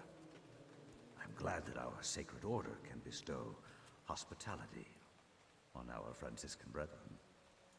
I shall not impose, Excellency. I merely request lodging and a viewing of the sacred relic, the Hand of Jude. Many have traveled far and even risked their lives for a glimpse of the hallowed relic's true splendor. Of course, it would be wise to keep quiet during your stay. The Inquisition is here for a reason, brother. A little too close. We seek to purge the deviancy from this town. I am sure that will not be a problem. Amiens appears to be a peaceful hamlet.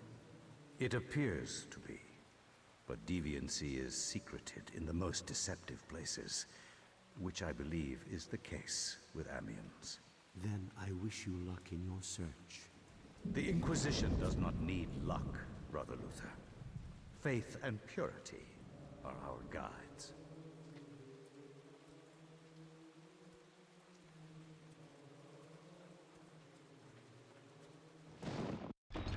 Not bad. Another great chapter. It would be inappropriate of Paul to leave so soon, considering the kindness of his Excellency Philippe Augustine. Oh, Pius. Oh, Pius.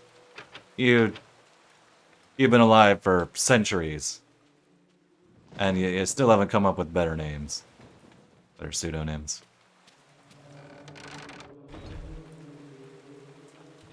One sec. Go. Sorry, I had to just close the window really quick. That's one of the bigger environments in the game. And this upcoming scene is one you can see in early N64 footage. I think they might use even the same voice work, like they kept the audio track, the voice track, the same.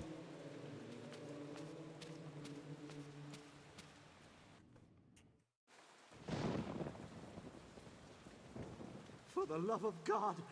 God! Help! Come quickly!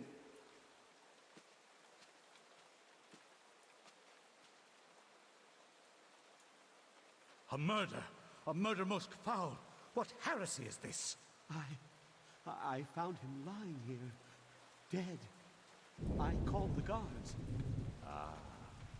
Is this our first suspect? Make sure no one touches the body. It must be examined for signs of devilry. As for this man, make sure he doesn't leave the cathedral. We will question him later. What? Hold your tongue, Franciscan, or it might bring my wrath upon thee. Who is to say that you did not commit this murder? If you trust in the Almighty, and you are indeed innocent, then you will have nothing to fear.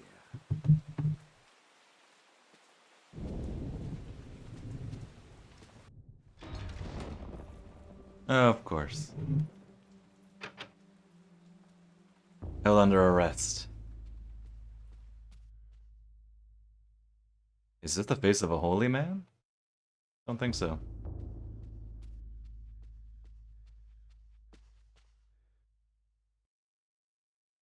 Makes reference mostly to diabolical entities.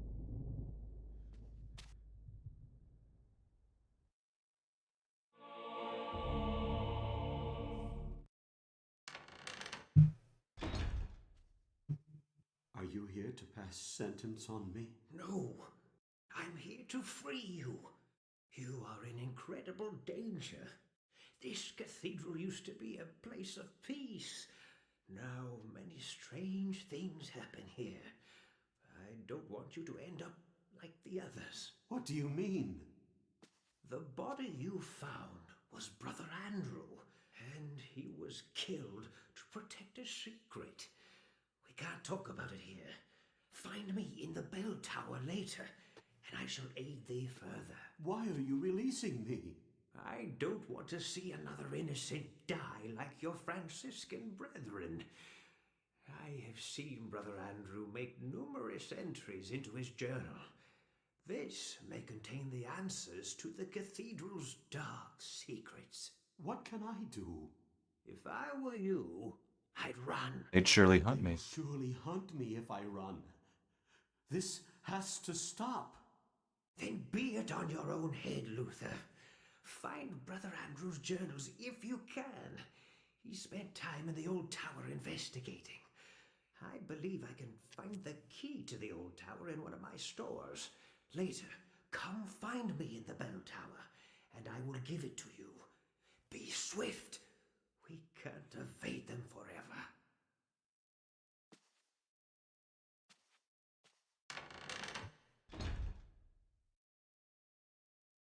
The bell tower. Wait. Okay, so this I think they could have justified a little better. See, we are a devout Franciscan monk.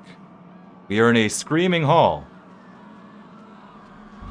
There's a book wrapped in bones and human flesh with a leathery arm, and yet Paul claims it anyway.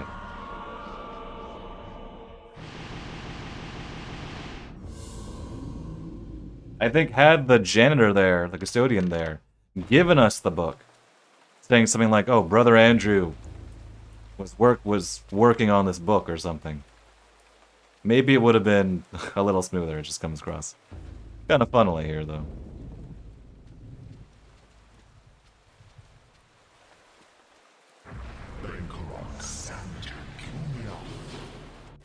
We also have a meditation rod.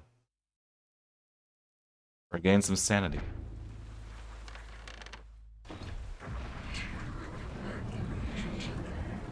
Taking advantage of this spell liberally. And we have no weapon yet.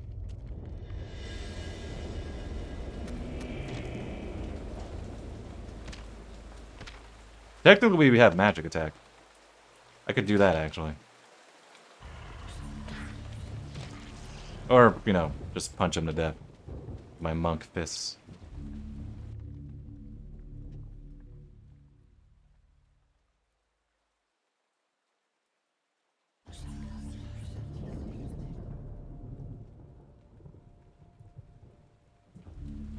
We running.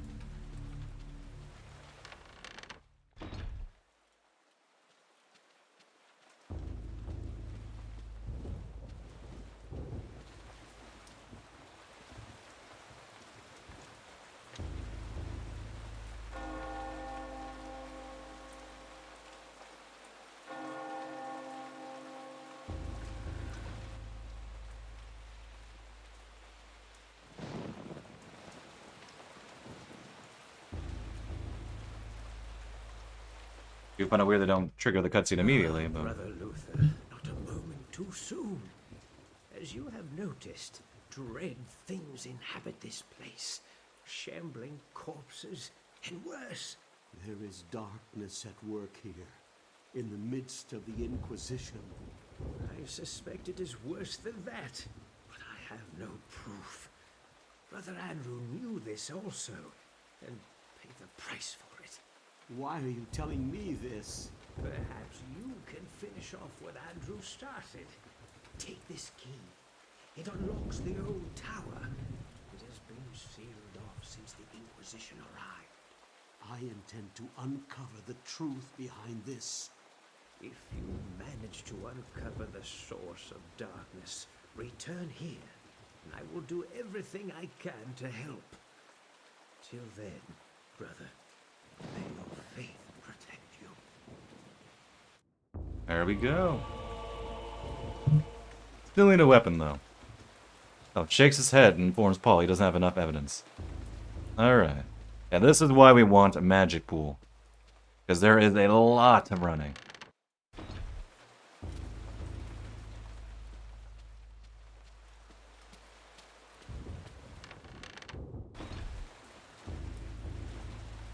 At one point we'll have to walk all the way back here. From the first, basically the first point, and then run all the way back.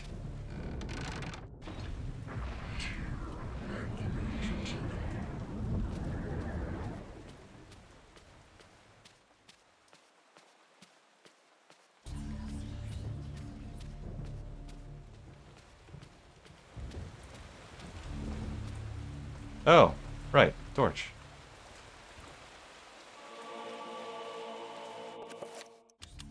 I don't always pick that up.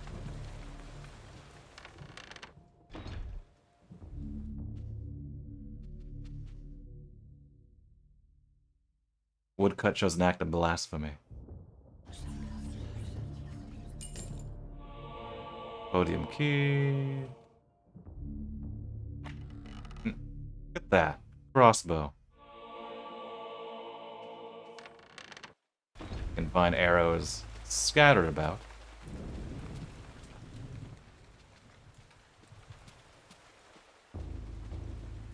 Bereft of holy adornment. What faith did this order practice?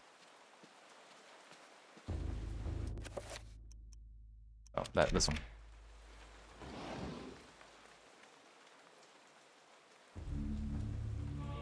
The diary.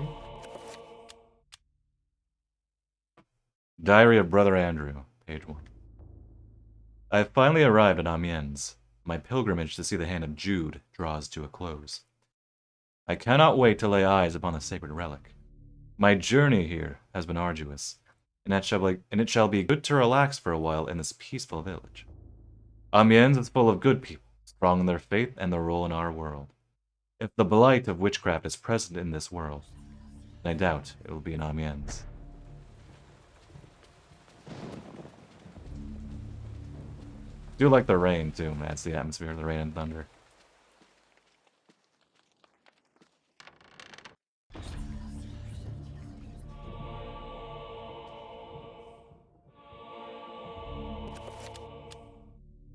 Forgeries, the reliquaries, dating back to the late 13th century. Doubtless, many obscure orders requiring more income than can be garnered from the tithe resorted to forging ancient relics to bring people from outside their region to their... lucrative... I don't want to read everything. Hand of Jude. Yep. Deceive the righteous unjustly. Their existence as true relics is the most heresy.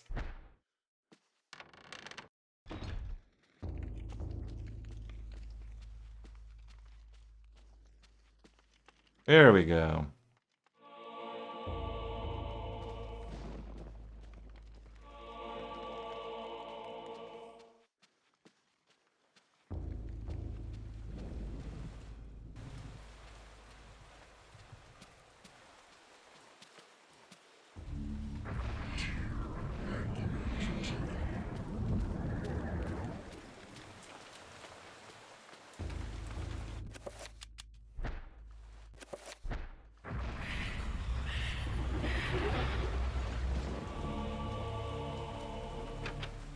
Tommy, use the key. Yep. About what I expected. This monk has probably seen better days. And this is Anthony's chapter.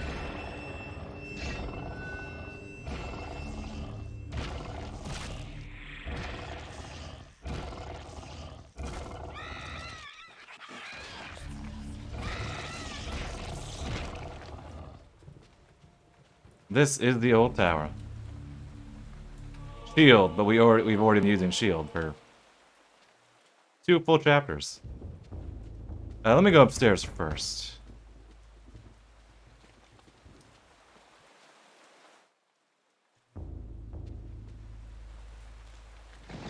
Oh, hello. Ooh, get off. Oh, wait, let my shield protect me. Beat music. Second page. I will read it. Second. Alas, no secret passage here. Okay. See you later. Okay, let me...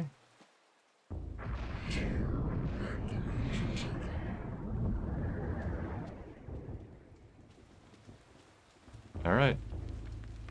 Ready for this?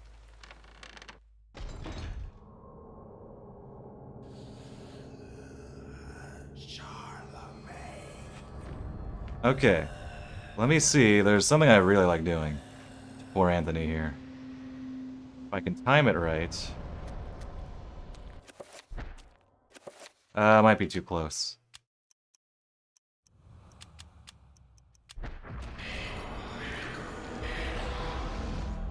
Wait, that might work. Oh, it didn't work. I want to trap him in there. Oh well.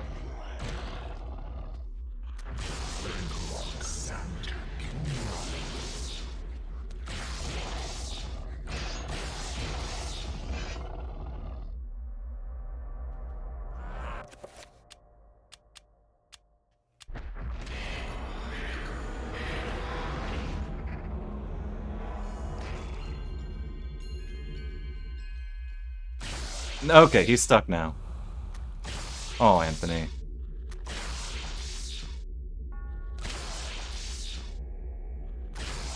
How much damage does that even do? This is actually kind of sad. I mean, it was already sad, but...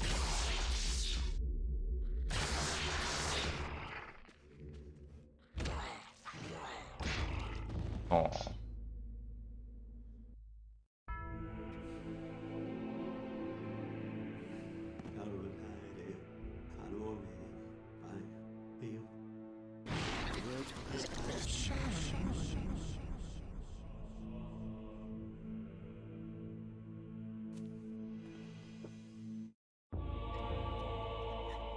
Poor Anthony. Hope we get a sword. Aww. It fades away.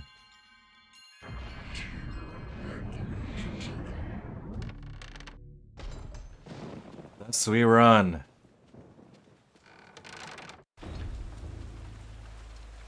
Trappers? No trappers.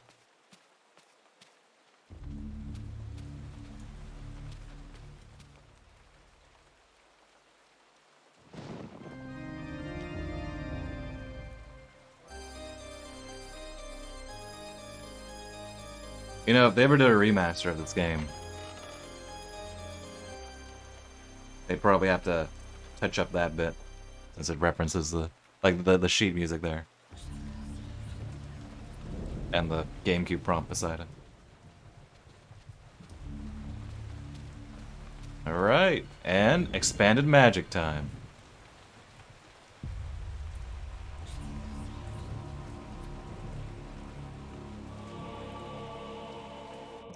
Yes, I know, game.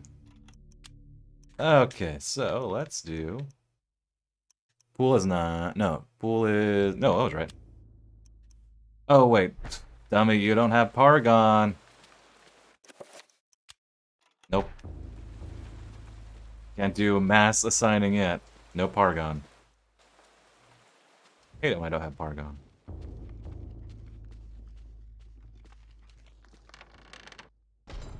Magic attack.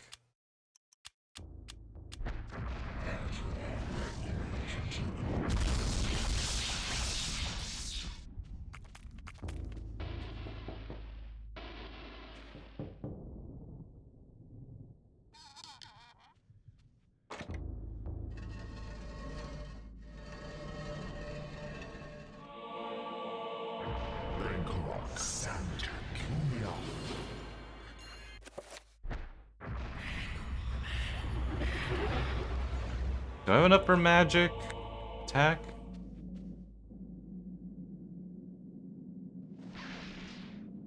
Oh, trappers aren't here yet. They will be, though.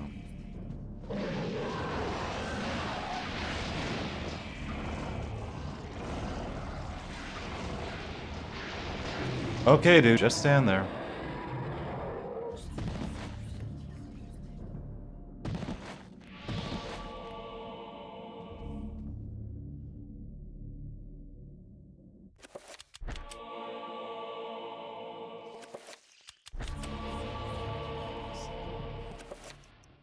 Thanks, Sapphire, Ruby, and Emerald.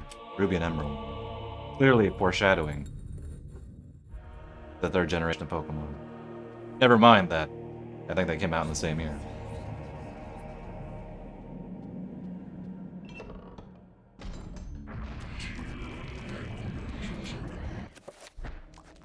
You know what? I'm gonna burn these guys because I need to come back to this path anyway.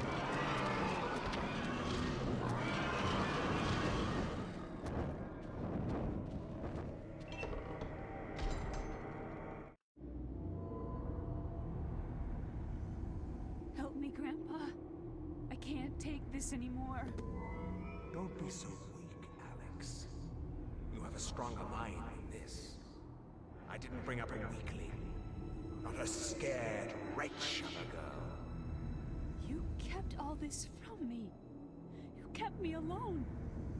You shared nothing with me. I couldn't. I could never give you the burden. I just wanted you to grow up. To grow up and leave me alone. Why couldn't you have been killed with your parents? Love the implication that he's seeing these scenes too. Oh, hello. There's my Pargon.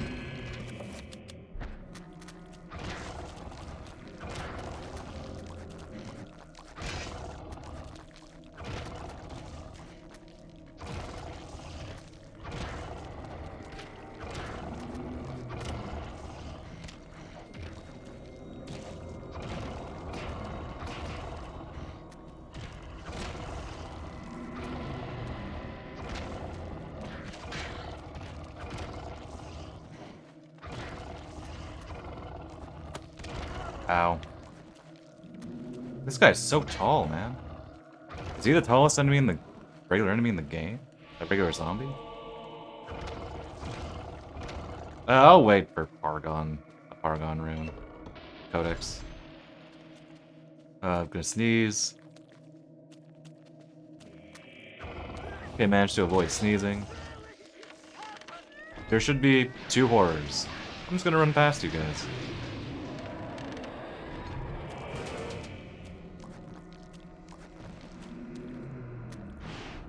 Okay. He just...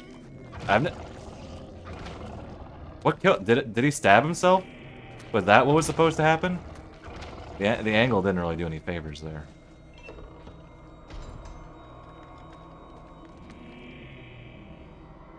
Heresy. Arcane documents. These guys look almost green. It's lighting.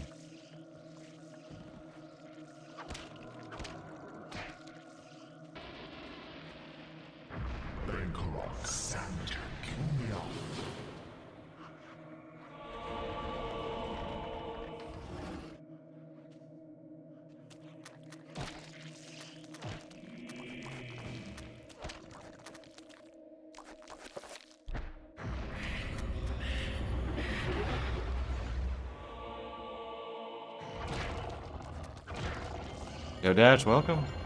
It goes well. Thanks for the raid earlier.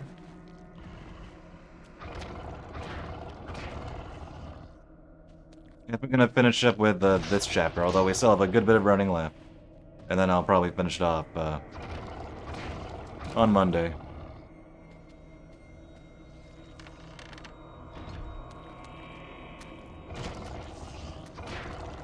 There it is. There's the Pargon Codex. And the final diary page. Yep, I know game. You know, I've played this game literally over a dozen times. With a shudder, my heart turned to ice. That the entire order were heretics, and that I was in incredible jeopardy. Who knows how long they had kept their dark secret, masquerading as custodians of the Hand of Jude, but in fact they guarded a damnable relic, the essence of the unholy Ulia, and used it to lure potential victims to their hideous sacrifice. I felt sick, and despite my faith, I felt intense fear and hopelessness. I know that I must escape this place before they suspect my knowledge. I must warn the world and notify the real Inquisition of their presence. Knowing death is just around the corner and fearing every moment, I commit these words to paper. Augustine will find this book. I will remove certain pages and hide them, so that all who may follow might discover the truth before it's too late. Dang. And that's the proof we need. Okay, time to Paragon it up. So first, we're gonna do spell 11, so... that is...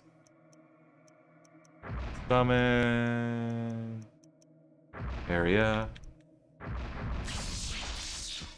for sequence breaking. Don't tell anyone. The magic pool lets you run infinitely, so that's a side effect. Whenever you heal red health, your stamina is back to the top, and since you're constantly healing, you constantly have healing stamina, therefore infinite health. Let's see. Shield, I also want.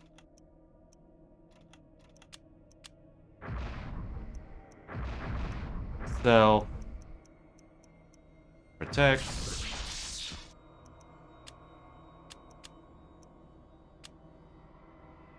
And I don't like adding too many. I'll have to use, you know, enchant for higher tiers later. For mandatory puzzles. But I don't really like attaching them. It's just a lot of magic and you don't really need to. Your weapons are strong enough generally. But yeah, the shield and the shield and pool, vital.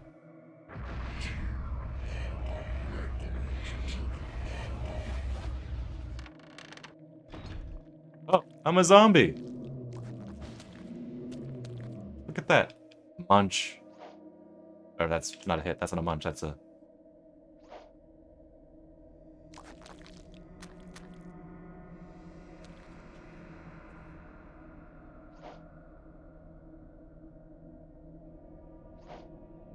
Look at me.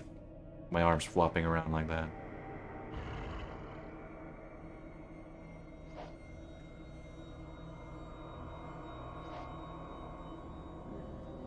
Okay, well, let's go.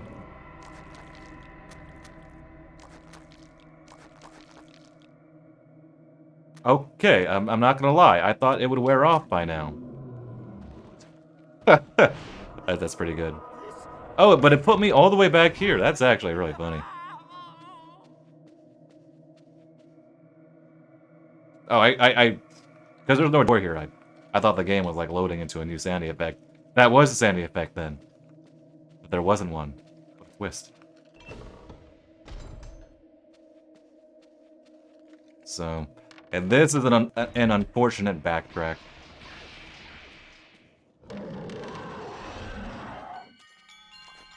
Let me increase a little bit of sanity.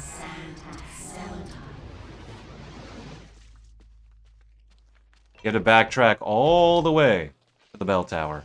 And then you have to come all the way back. Oh, hey, dude. All the way back to finish the chapter.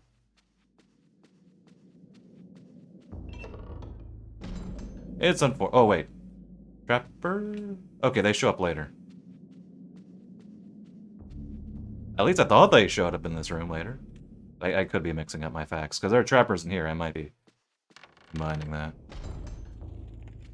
Okay, see, magic pool. Without magic pool, we would be stopping and starting, essentially. I think... do enemies show up? No, not yet here. This is a nice camera. They flip it around. I'm not sure if they do this in any other part.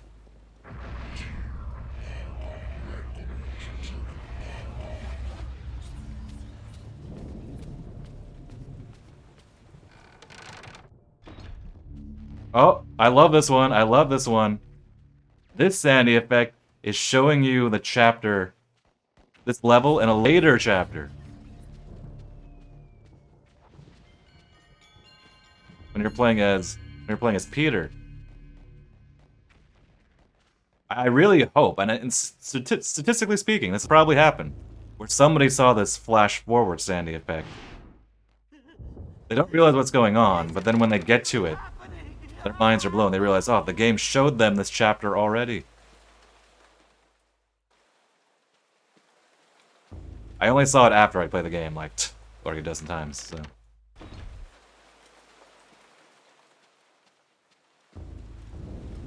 But statistically speaking, it's happened at least once.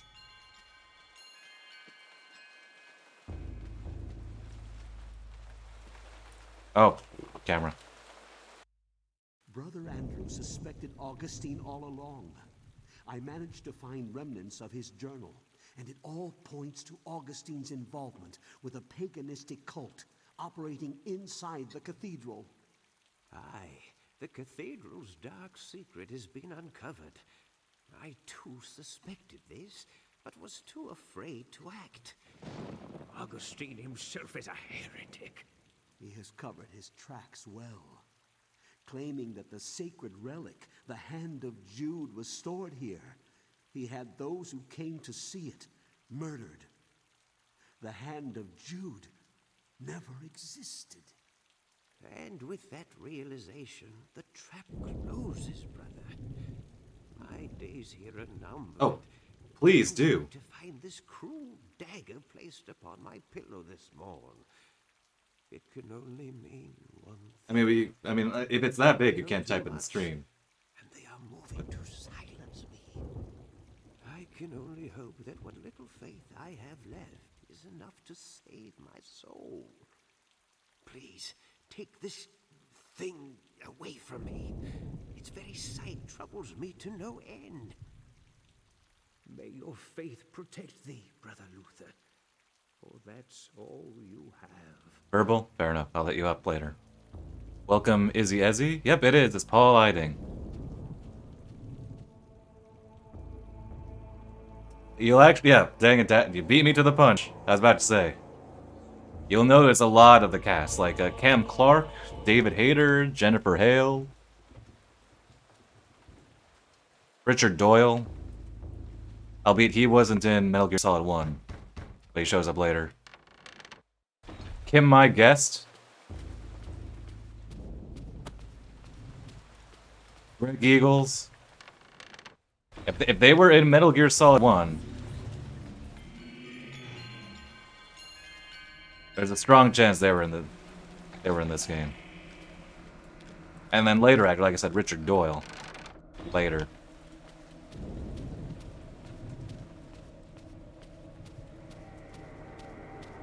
I think it's because the voice director is Chris Zimmerman. That might be why. And it also might have been there were only so many. Like the way, you know... Oh, bugs. The voice industry was at the time, may have been, you know, they had only so many actors, and depending on where they recorded it.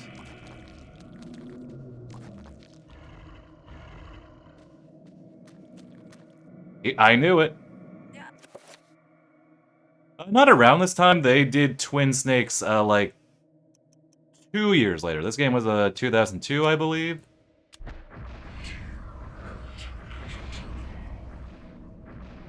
Oh, I didn't mean to summon a trap. I wasn't looking there. Oh, weird. But wait, can I use this on a trapper? Dang it, wrong button. I meant to go 9 instead of... There we go. I was wondering, like, why is the Mantarok room blocked out? It's like, oh, wrong spell. But yeah, they did do Twin Snakes just a couple years after. Oh, okay, you can go between this. Why didn't I know that before? And so you can see some references and some bits from this game in Eternal Darkness. And of course, if you have Eternal Darkness on your memory card, Psycho Mantis will, in fact, reference it. Because of course he would.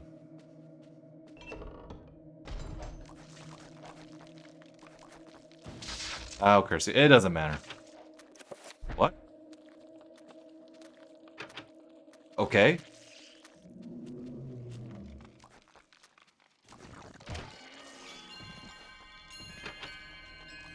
Why is the door locked? What am I missing?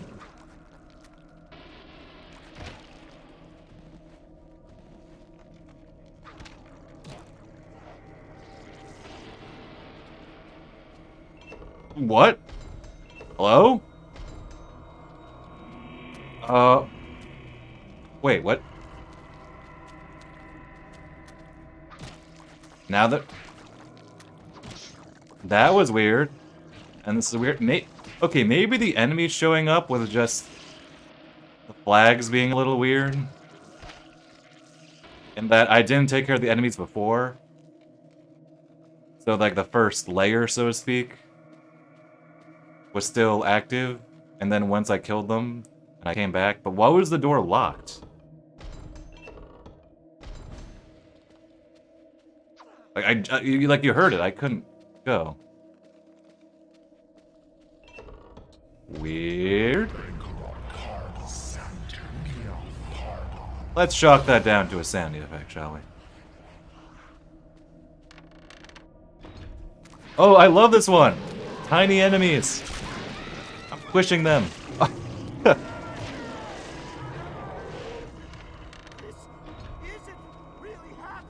You guys have your fun.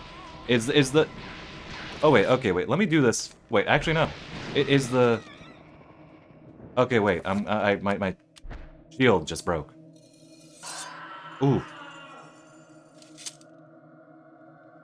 Is the Bone Thief gonna try and possess the horror? Or no, they're just tech. Darn it, it would have been neat had it tried to like possess the horror, which wouldn't make any sense, but it'd still be really funny.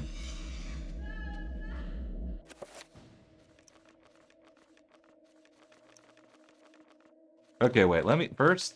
I don't think there are trappers here. I think there are later, but we just do this now. Okay, there are none. Okay, I was just assuming.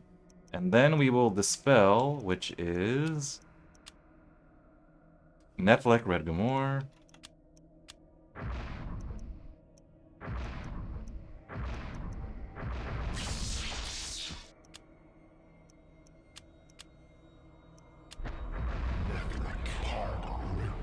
But anybody who plays this game, do you use the D-pad for menus like this? Because I don't know why. I just got into the habit of using the D-pad for it. Like, for stuff like this. Like, I don't know why. Maybe it's like, it's a sub, you know, it's a menu. It's like a sub-screen, so to speak. So, analog stick is for regular movement, and then D-pad's for menu. I don't know. That's just how my brain works. Anyway, what was I doing again? Oh, okay.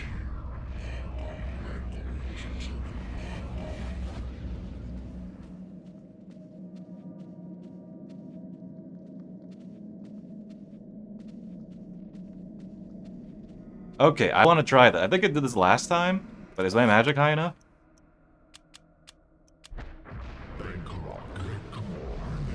Okay, okay. Let's see if that works. Oh, there's our friend the Custodian. Lying in a pool of his own blood is the Custodian, Paul's only ally in his fight against the darkness. His soul no doubt lingers, fused to the altar on which his life has been taken, watching over his own rapidly cooling corpse. Feeling all hope escape from him, Paul's situation is suddenly 1,000 times more desperate than before. Now he is alone against the darkness. You are a clever man, Brother Luther. Wanting answers to clarify your new position as fugitive, you seek them out, and this is what you find. Tell me, what does a man such as yourself think of when he finds a viper's nest of heresy? When he finds the very source of corruption? I think of irony. Irony of what you, masquerading as a member of the Inquisition, stand for. And that you stand for evil. Evil is merely a perspective which no longer concerns me, Luther. You will be executed in the most painful manner imaginable. After we have broken your frail body and mind, in the name of our true lord, Chattoya. Come, my children. Feast on this morsel. He's gonna pet one. Let us That's like a dog. return to our preparations.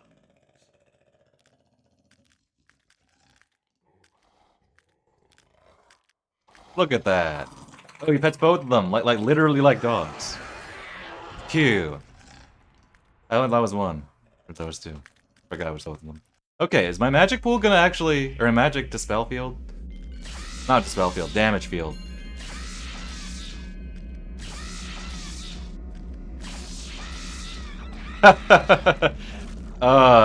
That's really fun. You know what? We haven't used this at all, so may as well. The chapter's almost done.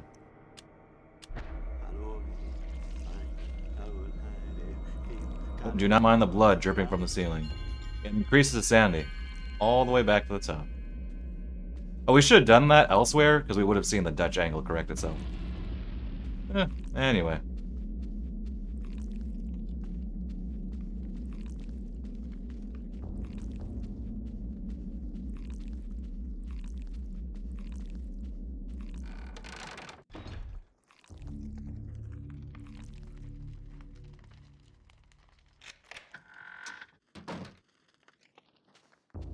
You have your fun there.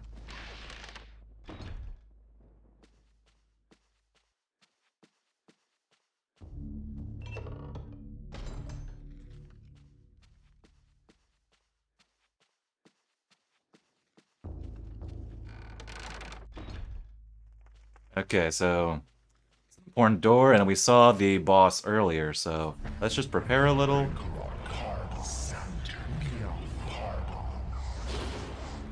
Yeah, let's recharge a little magic. Just so I can enchant my sword. Okay, and let me save just for good measure before the boss.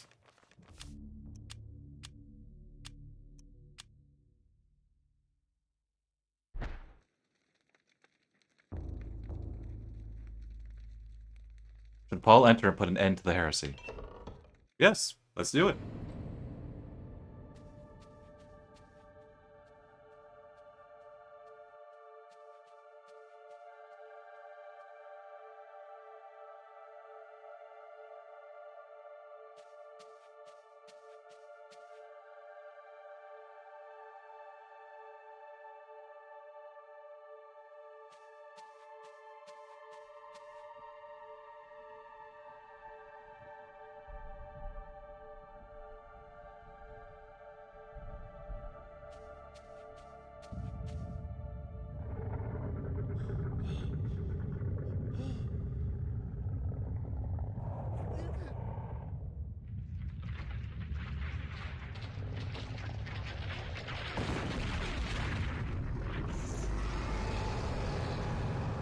Another evil lobster.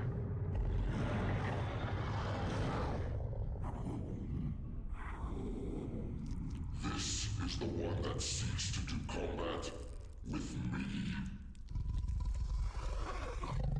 Your task, my liege and greater guardian, is to guard this place. Do not worry about this world. Pious all along. Terror at the sight of your mightiness. We will dispose of him ourselves.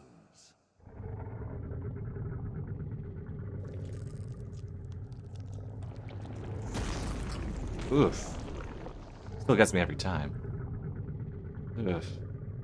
If I am to guard this place, then I will do it as I see fit.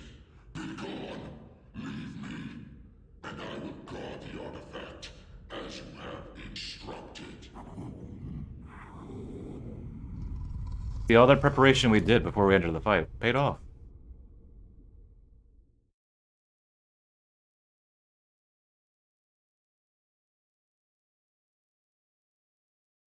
Okay, let me get up to the next chapter. But, yeah, I'm almost done for the day. Note from Edward. I didn't want to go too long. This game normally takes me 8 to 9 hours. There's no chance I was going to do that in one sitting. I did many years ago, but just the way I stream now, I haven't done that in such a long time. My dearest Alex, I'm glad that you have followed my paper trail thus far. I knew I could depend on you. This will be the hardest part of your journey. Look for the 88 keys to continue your journey into the past. Your loving grandfather, Edward. 88 keys. Okay. Clearly, we need to go to the Resident Evil mansion. They have 88 keys there. Probably more. The Trevor mansion. Oh, floating book, don't you worry.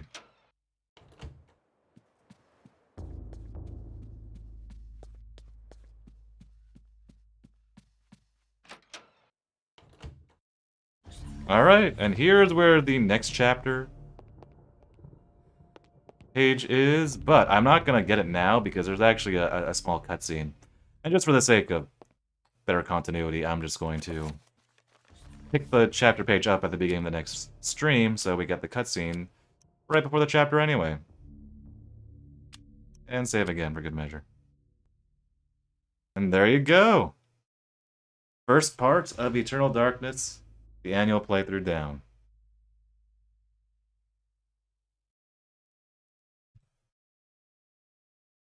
I am done for the day. Yep, good stuff. Like I said, just too long for me to do it in one sitting. So I will likely finish this playthrough. I was considering tomorrow, but I kind of need a day to myself. You take care of things and just relax a little. So the next stream, and in turn, the final session of this playthrough will be likely on Monday. If something happens, it'll be a week from today, Friday, but yeah, count on Monday being the, that's part 2 of this stream. So let me see. Let me find a raid target if you didn't get the chance to earlier.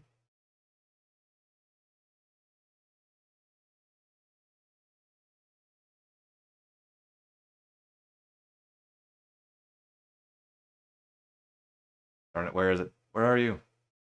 There we go.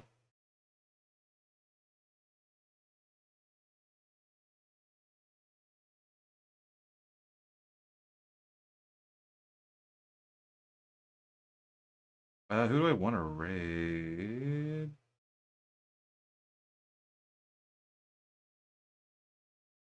Let's just raid Tigerian. They didn't start too long ago. So.